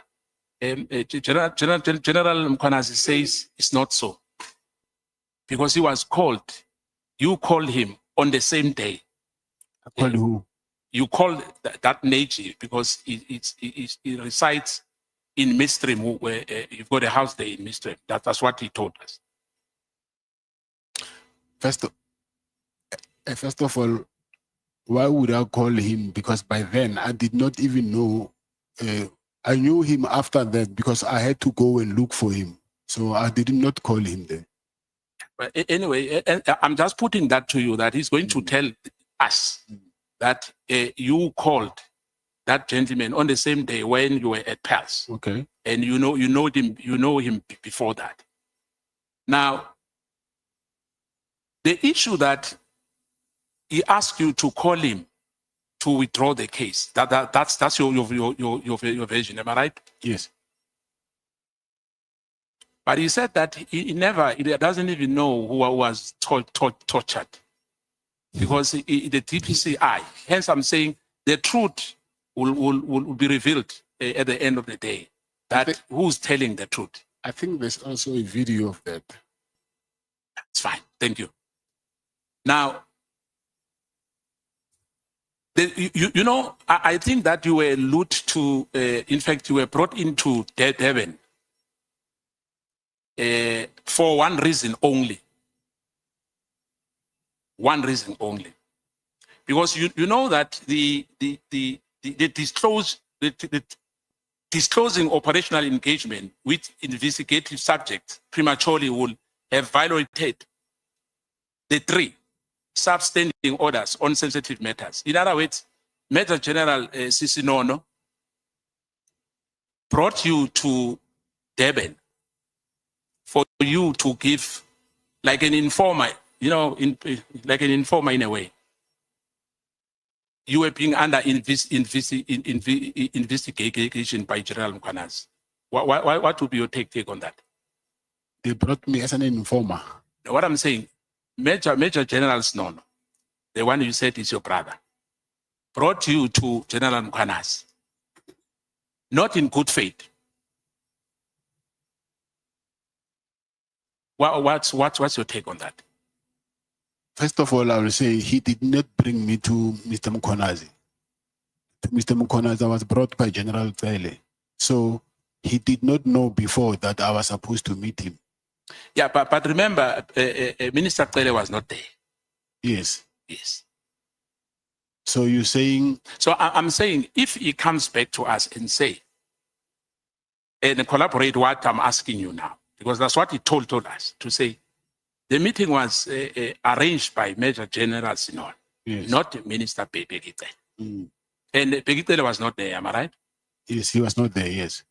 Now, you know the general principle of investigative confidentiality and the need to avoid compromising operatives, sources, or integrity of the broader inquiry. Because remember, General Mkwanazi is a policeman. Now, the purpose of that meeting, I'm putting it to you, had nothing to do with favor, benefit, inducement, or corruption. Do you agree with me? Your meeting between yourself and General Mkwanazi. I don't know about that. No, remember, you met him. You spoke and you told him your problem with your payment from the national office. Am I right? Am I right? Yes. And then he told you that he knows one general, Lieutenant General Kono. Yes, Nkoa. Yes. Now, he did not request that meeting, General Mkwanazi. Am I right? Yes. He received no benefit of any kind from you. Am I right? He did not receive any benefit from you of any kind. After the meeting? Yes, after the meeting. He requested me to convince that guy to withdraw the charges. Yeah, but I'm saying to you, he did not receive any benefit of any kind from you. It will be benefit if that guy withdrew charges against him. Yeah, a material benefit. Are you talking about money? Material benefit of any kind. Yes, I agree with you. Did the meeting alter, restrain, redirect, or weaken the investigation into your tender network. What that meeting, the results of that meeting was it a wasteful meeting for you? What is your take? I will say after a while, then I think it was wasteful. It was a wasteful meeting. The trip was really a fruitless expenditure. Am I right? Now, the meeting was not probative of any wrongdoings. Do you agree with me on that again? Yes. It is therefore no material to us as parliamentarians in this inquiry unless it involves improper influences, which it did not. Am I right? It doesn't influence us by any means, your meeting. It does not influence us as a committee. I don't know, because I've been asked here to testify, so I don't know if it does not or it does.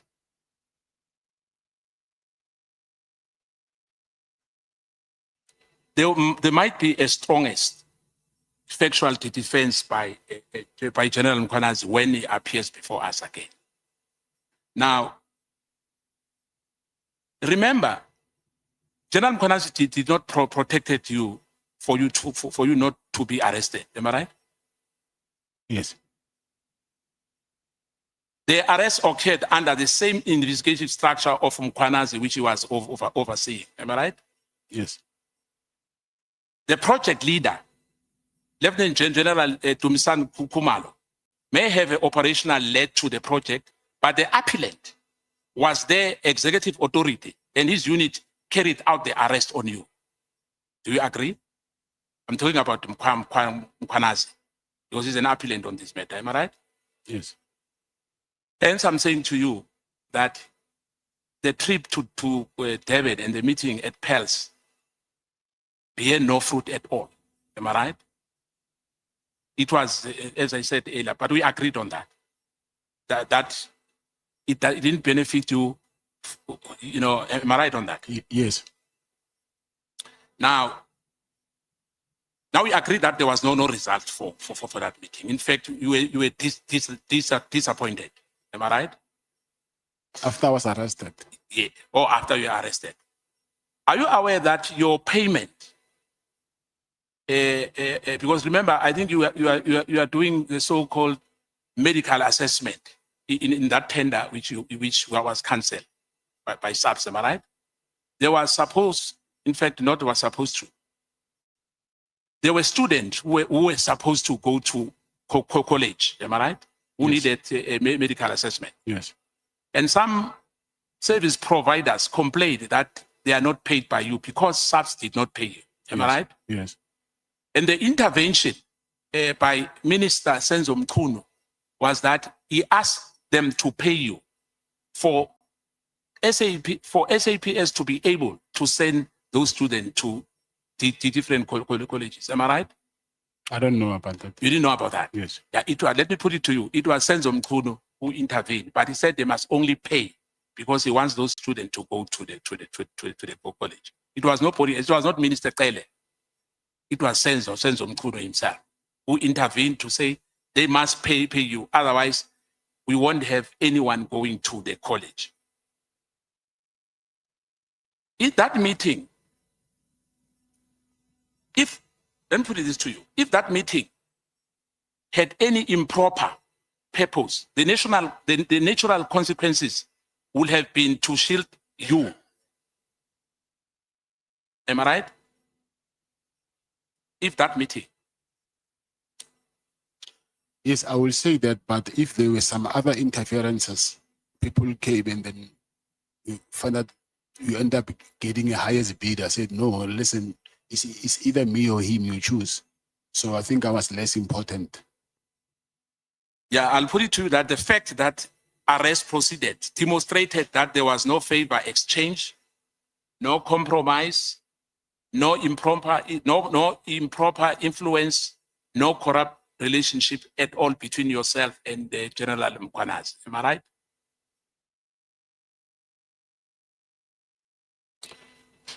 I have my doubts there.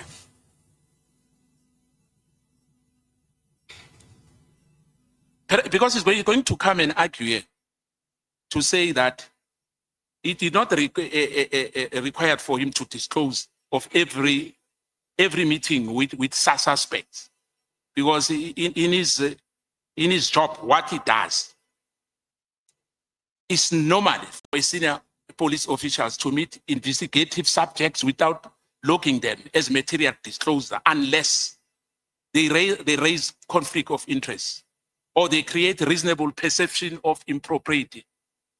Do you agree with me on that? I do. Thank you. If neither of those criteria applied, in this case, it did not, or on that meeting which you had, it was not relevant to the committee for us to ask him about your meetings with him. Had no bearing on the substance of these allegations, carried no probative values unless the committee was examining a corruption of impropriety, which it was not in his conduct. And as well, your meeting was not about you paying him, alleged paying him, as you said that to one of my colleagues, that you could have lied if you wanted to and say you paid him, like you paid Minister Kele, am I right? So you were telling us the truth, that there was no material benefit. Am I right? Yes, sir, you're right. Therefore, this is where he can anchor the reasoning of policing norms.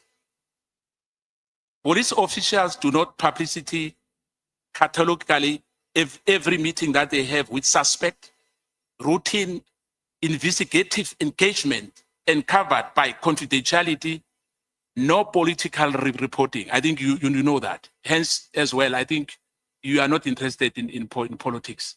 Like when he said that in that meeting, there was this so-called Zulu, what was it? Zulu, it's a Zulu war. To publicity list such meetings in parliamentary, in a parliamentary, they will have compromised the informants, expose investigative methodology, undermine parallel inquiries, allow suspect to map up investigative strategy. That's what Mkwanazi will tell us when he comes back. And I think I'm not putting this to you maliciously, because as we are here, as you said yourself, that you want to tell us the truth. And I don't have a doubt that we are lying to us, because we are under oath. Am I right? Whatever you told us is what we've experienced. You said to us some other matters, you might have forgotten them. I think that's what you said yesterday.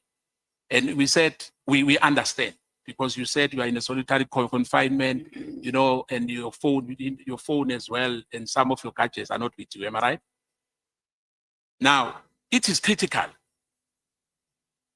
The fact is that if disclosure will have changed the credibility, the integrity of investigation, because we are under investigation, and I think we are aware of that. I must say this to you. It might be justified. I only needed to disclose the interactions that were relevant to the committee mandate or suggestive of improper influence, as I said earlier to you. The conclusion of that meeting which you had with Major General Sinona and Lieutenant General Mkwanazi, there was no corruption there. Do you agree? Which transpired in your meeting. But there was suggestion of corruption. There was suggestion of corruption, yes. But there was no corruption. Technically, it was, because there was suggesting that I need to work with General Nkua. Yeah, but I mean, if somebody refers you to someone, is that corruption? If I say to you, come to me, you say we are not paid. Do you know Honorable Nomvalo? I know Honorable Nomvalo. I pick up a call and said, Mr. Nomvalo, there's a complaint, but unfortunately, it's not within my competency to help him. Can you please attend to that? Like any normal citizen. Yeah, but when you tell me that this person, they've been paying her this much, so for you to get your thing sorted, you also need to pay him this much. Isn't that corruption? To pay who? I'm saying if he suggested that I needed to work with General Nkowa the same way and manner that she was working with the previous service provider for my stuff to be sorted, I'm asking, Yeah. isn't it that some sort of corruption to suggest that I need to work with someone and pay them in order for my stuff to be sorted? For me, is that there's an allegation against Lieutenant General, you said Nkowa. Nkowa, yes. Is there a credible evidence that she's corrupt? No. Or is an allegation that she works with whoever, another company? Yes, he backed up by saying that she's buying property that she cannot afford, unless if he was lying to me about that, because he even gave me address of one property which I went to check it out and even took the pictures. So unless if even that property it was just a diversion, but if that property really belongs to her, meaning he was not lying to me. Right. So there was a favor or there was no favor on you by General Mkhwanazi? There was no favor. Any influence beside the issue of Lieutenant General Nkowa that you must see him? Yeah, there's nothing. No consignment of any of your cases you are facing now? I didn't have cases before when I was with him. No contradiction, or there was any contradiction in your view now as we are sitting here? Contradiction? Yes.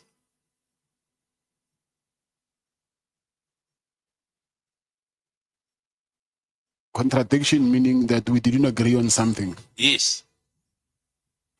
Yes, I didn't agree on the fact that he was saying that if I do not do what he wanted, he will charge me for attempted murder. But for me, from where I'm sitting, I think the investigation proceeded to the arrest of you. Hence we are here today, am I right?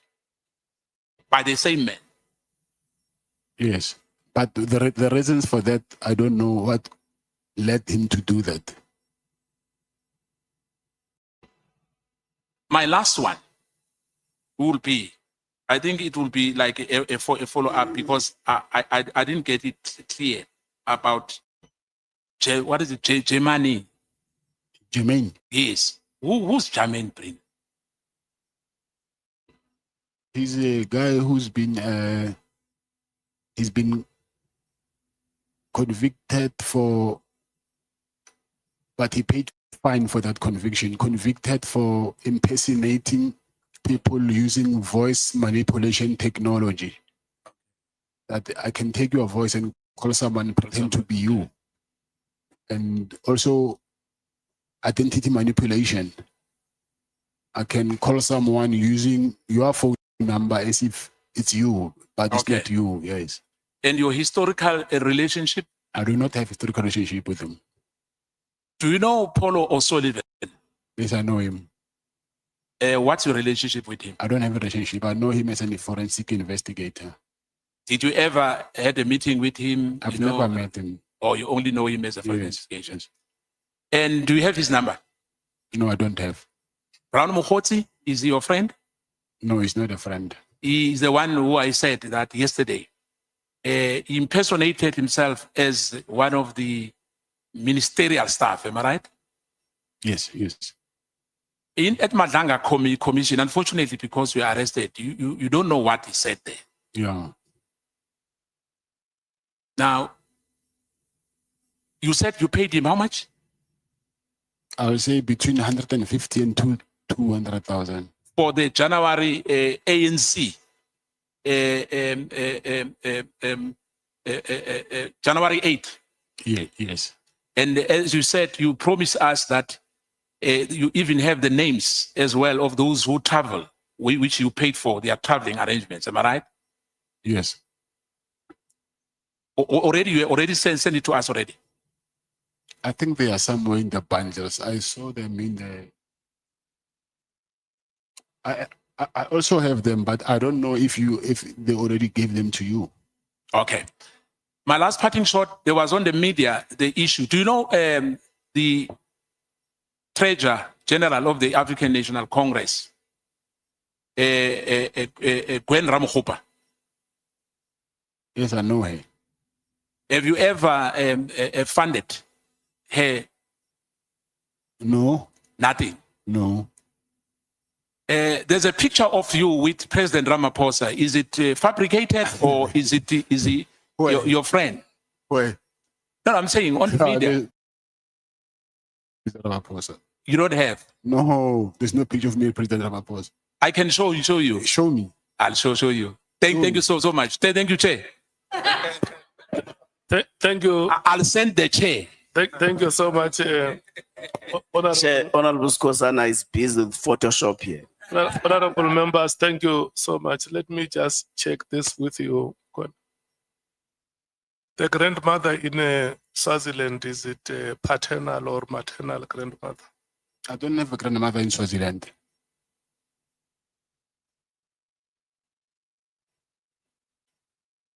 I never said, maybe you didn't hear me nicely. I said KZN, not Swaziland. Didn't you say from KZN to Swaziland? No. You didn't hear me nicely. Okay, it's fine. Is it maternal or paternal? Maternal, yeah. It's maternal. It's where your mother comes from. Yes. So your mother is Mwanatlamin. My mother's mother. Your grandmother Yes. is Mwanatlamin. Yes. And then your mother was also born from the Tlaminis. From Matlala. Okay. Matlala way. Waterberg, Capricorn, Skukune. Eish. I just heard a place called Bareke Pogwani. Nebo. So I kids yeah, Bareke Pogwani, yeah. Yeah. Nebo Pokwane in Skukune. That's where the surname Matlala comes from. Okay. It's where your father originates or where your father was born. Yes, yeah. Okay. And then, do you know your relatives there in Pokwane? I don't know them. I wish I. Not any. No, I don't. Rakhadi, Rangwane. Nothing. Not any. So the only person that you would have known there was your father. Okay. And then let's move to this matter of Mr. Jerry Bushok. I just want you to explain what do you mean by the manufacturing of narcotics? To make them, to manufacture them. Yeah, can you explain further? Because narcotics can be understood in two ways. They can be understood in the sense of medicine and in the sense of them being illegal drugs. Illegal drugs, yes. But I do not know the process, so I don't know how to explain that. So when you say illegal drugs, you mean that he was manufacturing those drugs illegally?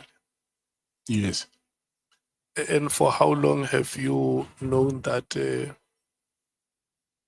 or when did you come to befriend him?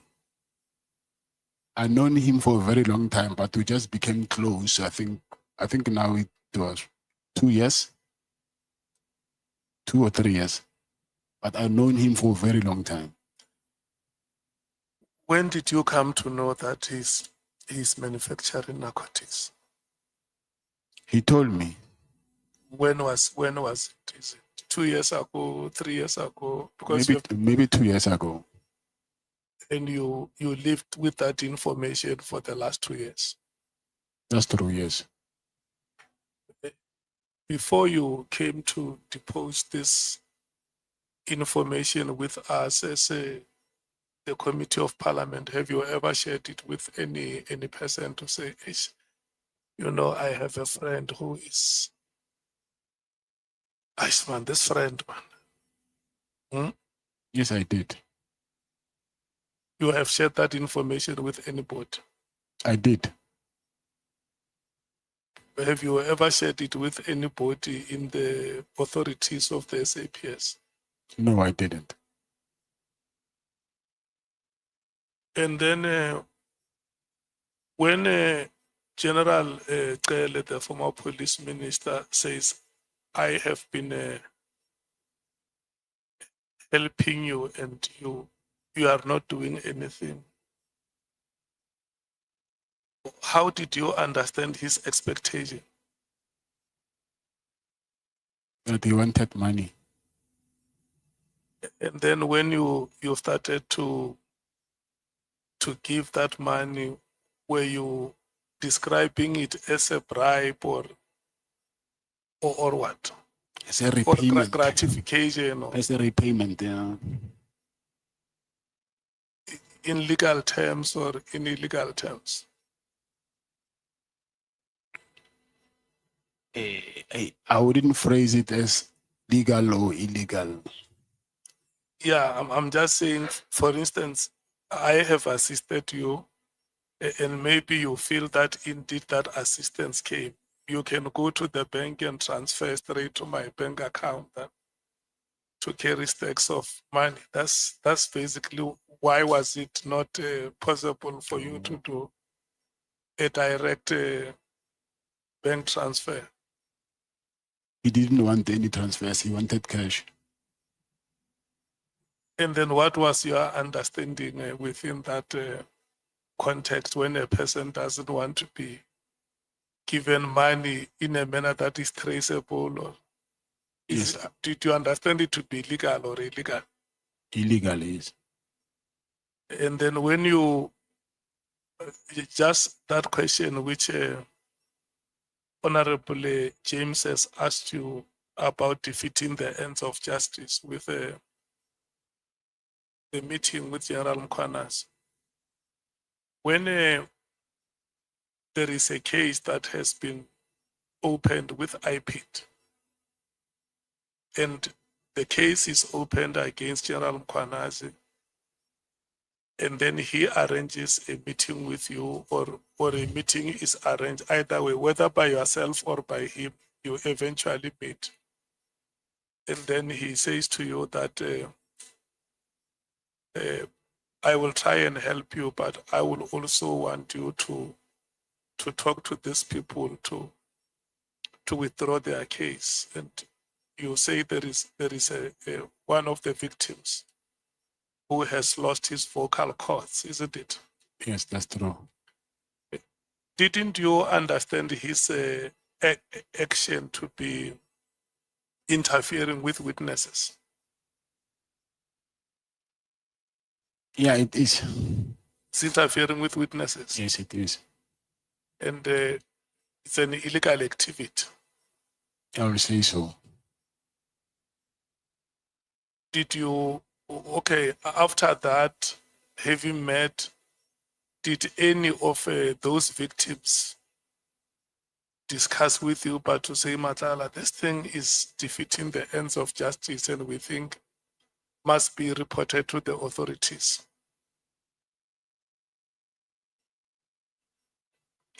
Yeah, but I didn't have any reason to go and report it to the authorities. No, just one of them. I'm a victim. I have lost my vocal cords. I can no longer speak, like you say.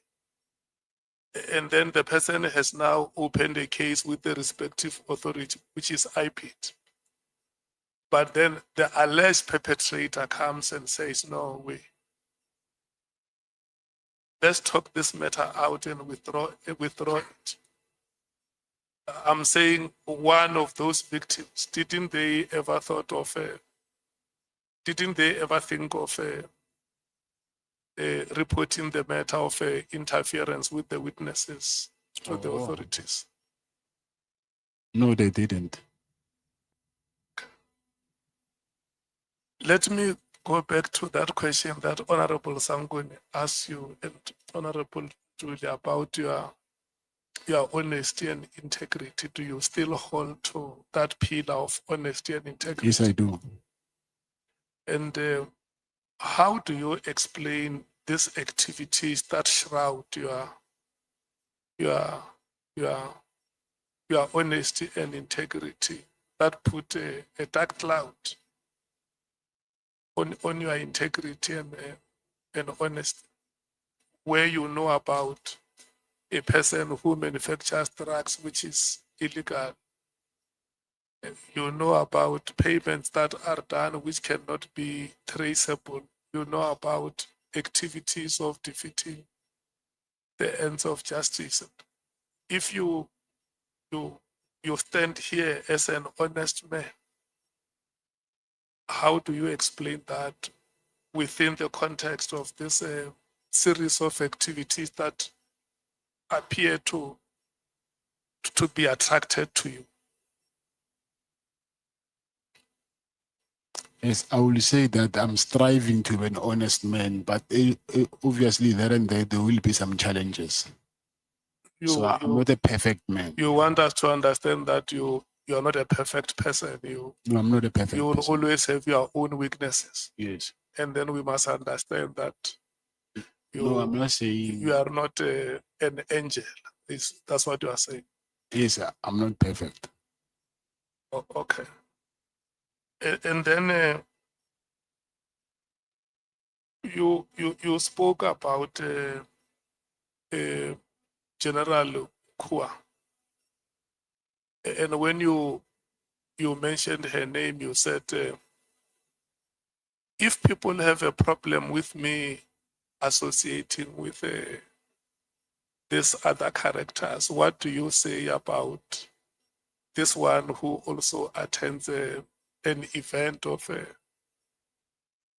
a metropolitan executive? Did I hear you correctly? Yes, yes. Were you saying that her attending that event of the metropolitan executive is wrong?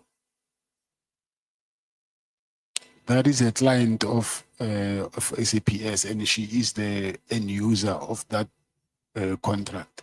So Yeah. there's- So you are saying that there could have been a conflict of interest. I'm saying if it was me, it will be a very different story. And then maybe your conclusion or your suspicions might have been informed by the fact that you have been tipped that she's probably a beneficiary from the contracts that happened in the department with the previous service provider. I knew that before that. You had always known it. The information, I had it before. I had it when I was hiring that Brigadier Lenono. She's the one who gave me the information. Or you have, even before General Mkwanazi Yes, told you, you already knew, yes, or you already had this information that, yes. so this part as well, didn't you see it as an act of illegality? What part? This information that you have, that there is this employee of the SAPS who happens to have a relationship with a service provider in the department, and which may represent a conflict of interest. But I don't think I'm the only one who knows about it. Even Honorable Sangoni said that she knew about that thing. But you said you knew about the wedding. Yeah, Chair, I have to put on record, I did not say any such thing. I said I was at the wedding. And I was asking you then, her being at the wedding, is that a corrupt act? Okay. No. I just want us to move to the last question. It may have a follow-up depending on how you respond to it. This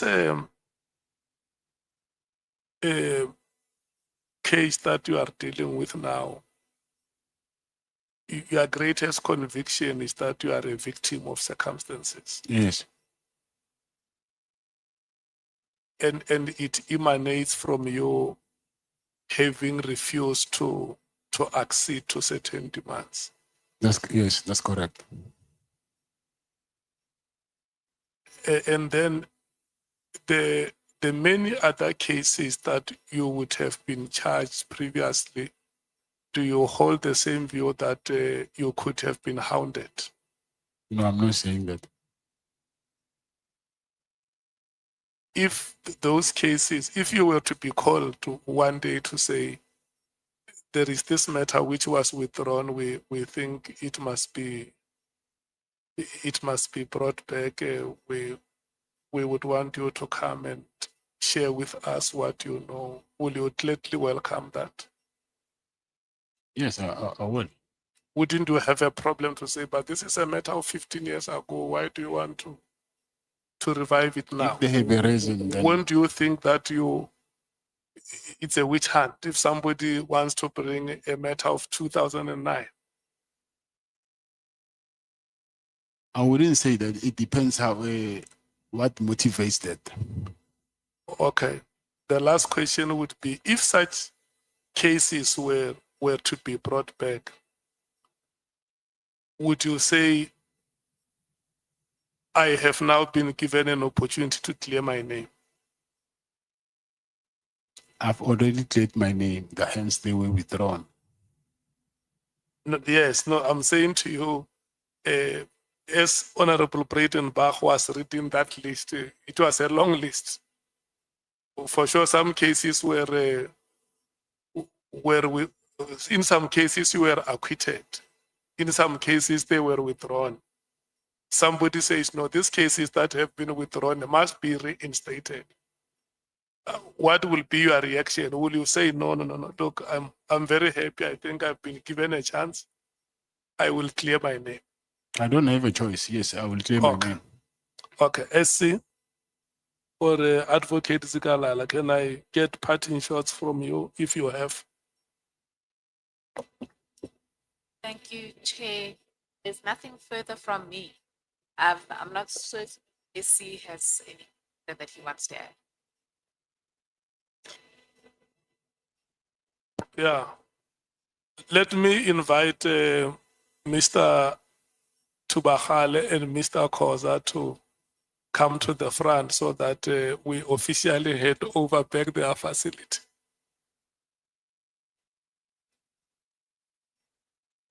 Yeah. I don't know. We have given you enough time, honorable members. We've given you enough time. We must thank this gentleman, Mokhalaka.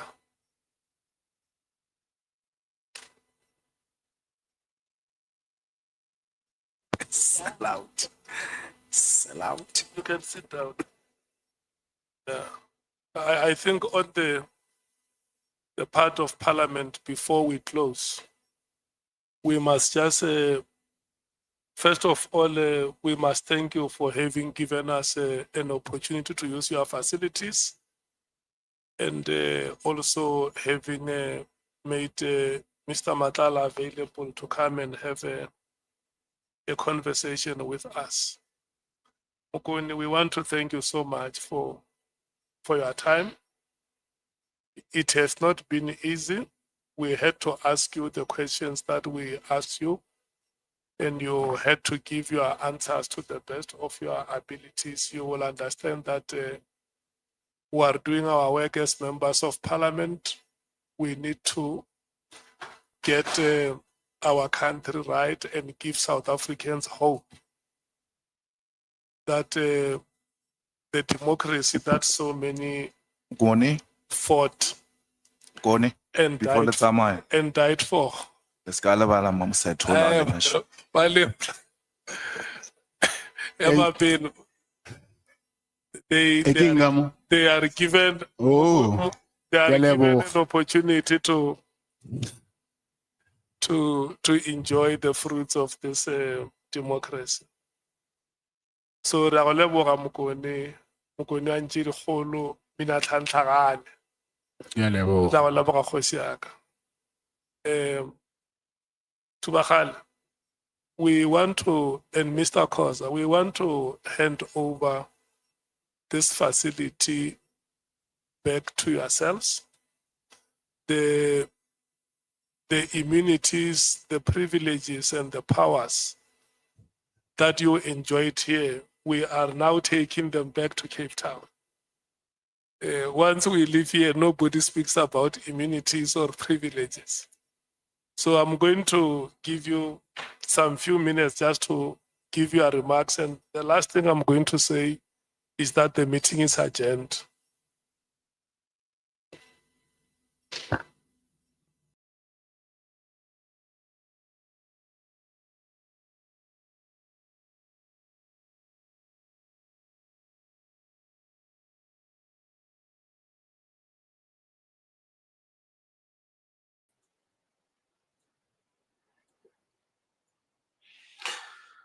Bismillah, alhamdulillah, wa salatu wa salam ala rasulillah. So there we have it, the ad hoc committee on Vusimuzi Ket Matlala's testimony for today. You all heard it, and now we can rest assured and know that this is not the end of it. As we know, politics, once again, is a very dirty game. And stay tuned as we stay on this case and give updates of what is to happen later on. And hopefully, the truth again shall set us free. Thanks to one and all for tuning in tonight, and we hope to have more interactions in the near future on such cases and even more other programs that we have here at Salam Media, coming to you live from the Salam Media. This is Yunus Kawanga, and on our normal programs, which happen every Thursday evenings, we'll have to push it for next week, inshallah ta'ala. So have a good evening and have a beautiful Jumu'ah to one and all. We say Assalamu alaikum wa rahmatullahi wa barakatuh.